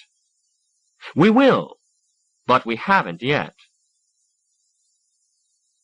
Then what's this thing?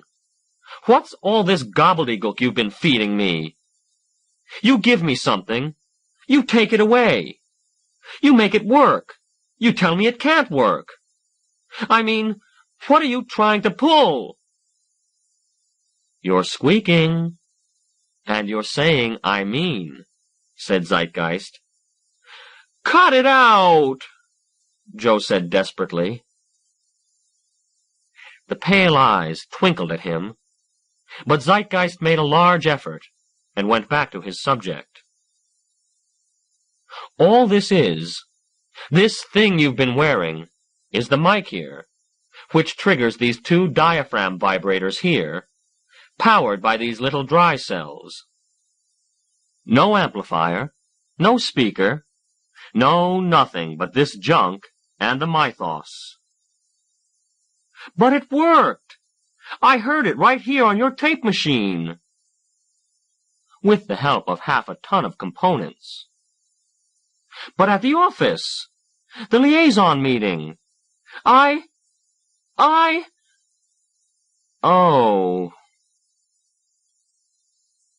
For the first time in your life, you walked around with your chest out. You faced people with your shoulders back, and you looked them smack in the eye. You dredged up what resonance you had in that flattened-out chest of yours and flung it in people's faces. I didn't lie to you when I said they had to listen to you. They had to, as long as you believed they had to. Did you have to drag out all this junk to make me believe that? I most certainly did. Just picture it. You come to me here, all covered with bruises and guilt, suicidal, cowed, and without any realizable ambition. I tell you, all you need to do is stand up straight and spit in their eye. How much good would that have done you? Joe laughed shakily. I feel like one of those characters in the old animated cartoons. They'd walk off the edge of a cliff and hang there in midair, and there they'd stay, grinning and twirling their canes until they looked down. Then, boom! He tried another laugh, and failed with it. I just looked down, he said hoarsely. You've got it a little backwards, said Zeitgeist. Remember how you looked forward to graduating, To the time when you could discard that monkey puzzle and stand on your own feet? Well, son, you just made it. Come on. This calls for a drink. Joe jammed his arms into his jacket. Thanks. But I just found out I can talk to my wife. They started up the hall. What do you do this for, Zeitgeist? It's a living. Is that streamlined mousetrap out there the only bait you use? Zeitgeist smiled and shook his head. For the second time in 15 minutes, Joe said, I guess I just don't understand you. But there was a world of difference. Suddenly, he broke away from the old man and went into the room with the fireplace. He came back, jamming the envelope into his pocket. I can handle this, he said. He went out. Zeitgeist leaned in the doorway, watching him go. He'd have offered him a ride, but he wanted to see him walk like that, with his head up. End of Alien Cargo by Theodore Sturgeon. Narrated by Tom Luce. In the studios of the American Printing House for the Blind, Louisville, Kentucky. For the Library of Congress. September 1985. For special distribution, as authorized by Act of Congress, under Public Law 89-522, with the permission of the copyright holder and the publisher, Blue Jay Books, Incorporated, 130 West 42nd Street, New York, New York, 10036. End of book.